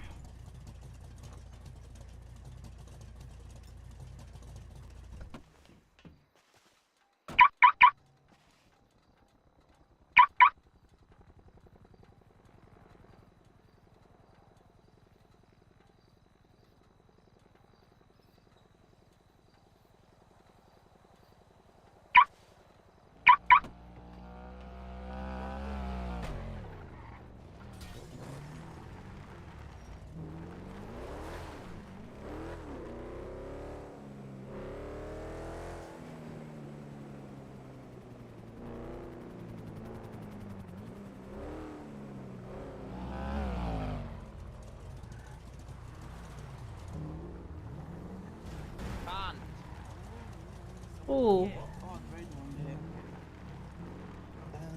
Okay. Can I please have a private? Excuse me. Yes. Are you Valhalla worker? I'm sorry? You're from Valhalla? Yes. Okay. Yeah. Would you like a repair? I saw you standing at the front of your shop today. I'm like, feels bad. Their shop's closed. Well, not closed. It's actually being renovated. Yeah. Getting a But bit of work. no, I need mods. I need a respray. Are you mod or do you want to get Jake?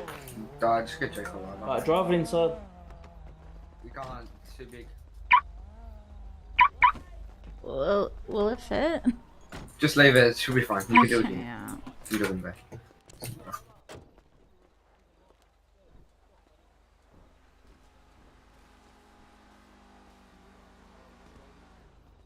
Jake. That's a funny joke, Jake. Whoa. There you go. Didn't you just buy this off Valhalla as well? Huh? Is this the one you just bought off Valhalla as well? Once more, Fleming. There you go. I know it's a max 100 character in Valhalla. Yes, I got this. Yeah, that's it. Because the character What are custom we after? sucks. Respray. First, if you could do the pearlescent yellow, just regular yellow. Yalla. Yalla kazi habibi.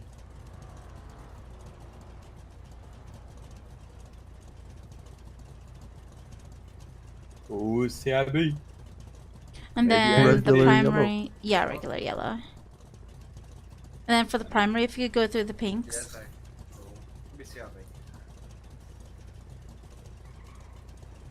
Oh. Mew. I will make it salmon. My bad. Oh, Yeah. dog. And then if the underglow, this has red headlights, so just go ahead and do. Is there like different pinks, or is it just two pinks? Hot pink, pony pink, salmon pink. Jeez, Braz. Is pale a salmon purple. pink? Yeah, this one is. His car looks hot. Go ahead and do a salmon pink.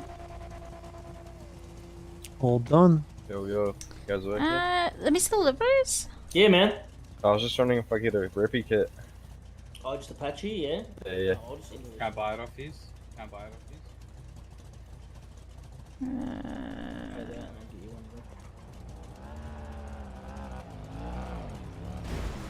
Sweet as for You shit. can buy it for 2.6. Let's go ahead and do the zebra. Yeah. I'd rather Jake did it. Oh wait, go back.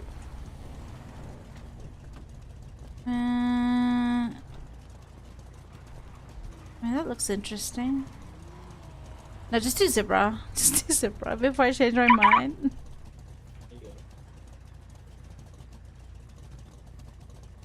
Cheers, bro. EMS, hi. Yo. You in a repair today, mate? Yes, please. Alright. Show us your badge when you're ready. Easy. Yeah, just do zebra. Sorry, you said you wanted Just zebra. Zebra. this one? Mm-hmm. Are you Canadian? Easy after anything else? That's it. What? That is all. Well I can hear done, you. take care. Am I low? Wait, am I whispering? No, you just cut out a oh. little bit. You're not low at all. Oh, Yeah. okay. Don't know. You work at Val, right? I do. Alright. 16% then. There you are. Ready. So it's 16% our VIP, yeah? Yep. Okay, good to know. There you go. Easy. Thank you. Ready.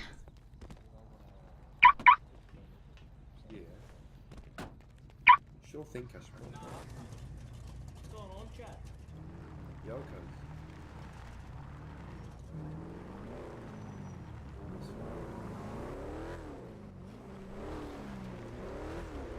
I thought there was someone on the floor.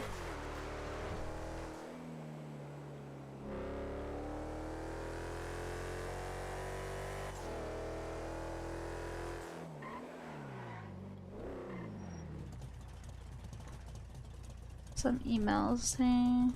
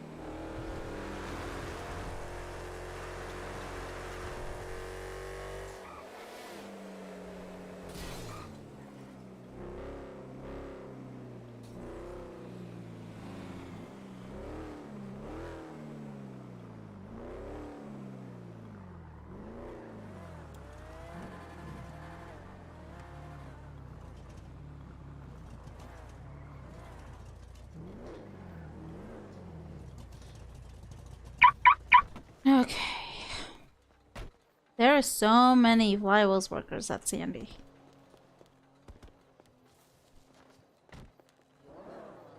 Oh shit, that's you that works here.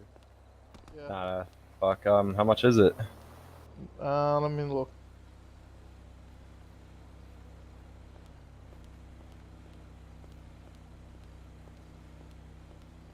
$1,300,000. Oh, yeah. Do you know how the 458s go? Not as quick as this. Oh, yeah. So, do they handle better? Yeah. Alright, I might come back soon and see what else you guys got. All good. Alright, have a good one, G.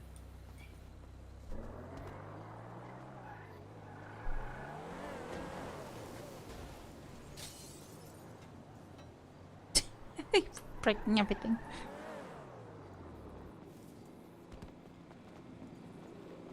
How'd you go, Raven? Wait, what? Did you just call me Raven? I mean, Estelle. I'm going to pull you into an alleyway and... no, I'm kidding. Hey, don't do it. I'm innocent. So I went to change the plate. I found a good plate, actually. Hunt Prey. Hunt Prey. Okay. Yeah. And then I changed the color to my salmon yellow. Looks good. Yeah. Although it's kind of, I mean, if I really wanted to hide the car, I would have made it black. Yeah, or like a green. Black and green. Hmm. It's not gonna really Yeah. matter anyway. Let's see the tires. Oh. Hey, I was man. just wondering how much the Yeah, Sultan RSV8s are RSV8? for the Max 100 one. If you got any. We do have a max 100 one. We They got go for two. 509. Oh Yeah. yeah. Could I get one of those, please? Yeah, easy. Where's the Are you menu? going to? You better get in uniform if you're going to. The first thing I noticed.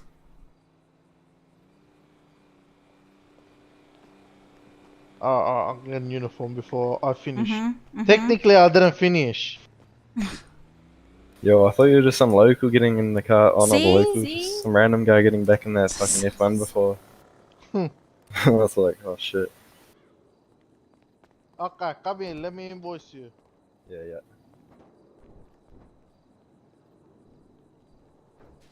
Oh, I want to buy.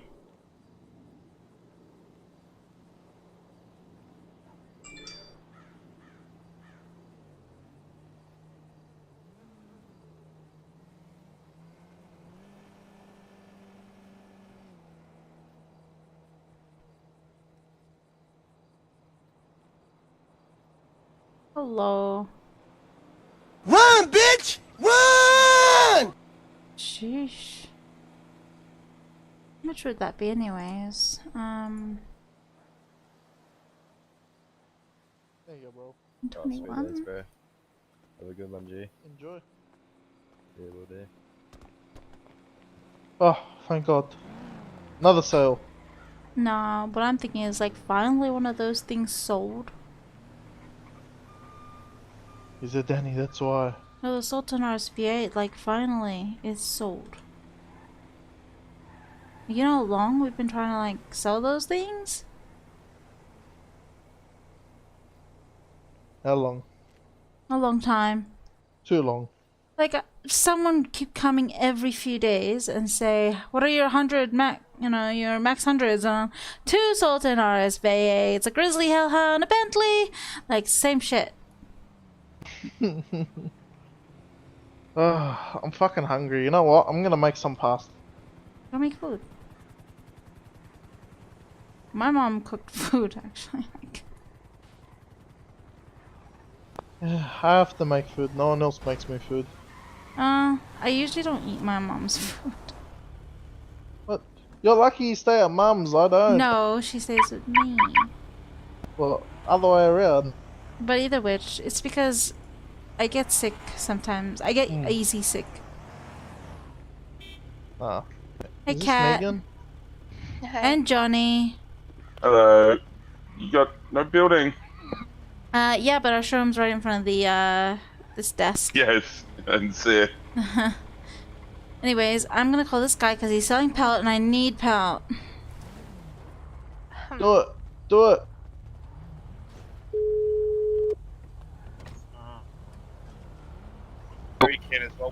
Do you still have the pallet?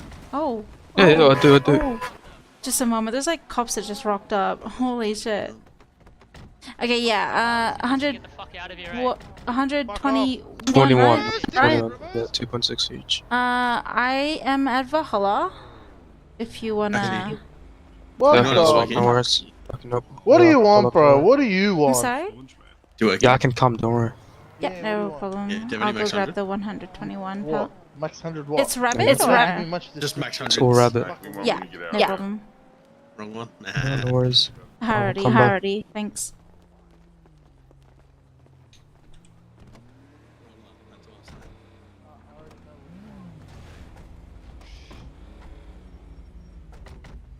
What the heck did Kat do on the bike? Oh my god. And she's like one of the most innocent ones. Although I don't know her full history.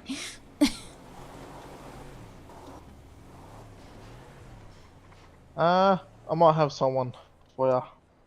Huh? Wait, what?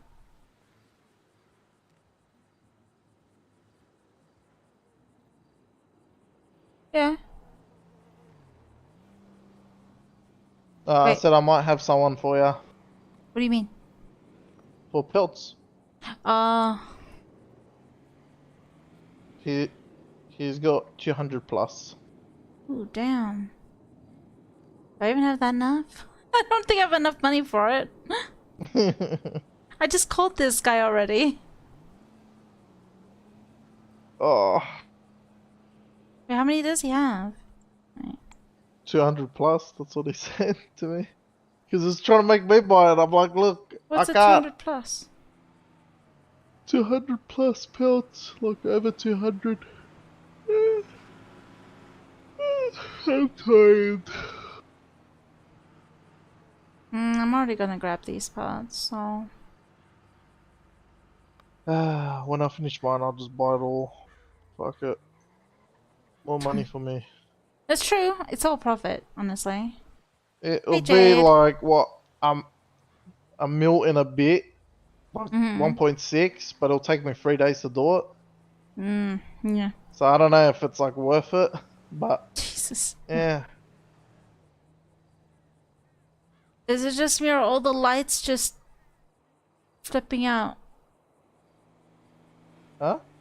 There's like these lights over there that's just going in and out of existence. No, I didn't see it. Oh god, maybe I should go in the showroom. Let me see. Maybe. Rose? Yes.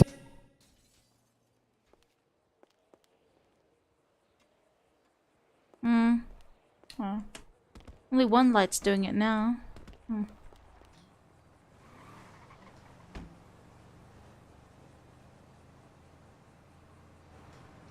Can I like break it? Can I break this? I should try breaking it.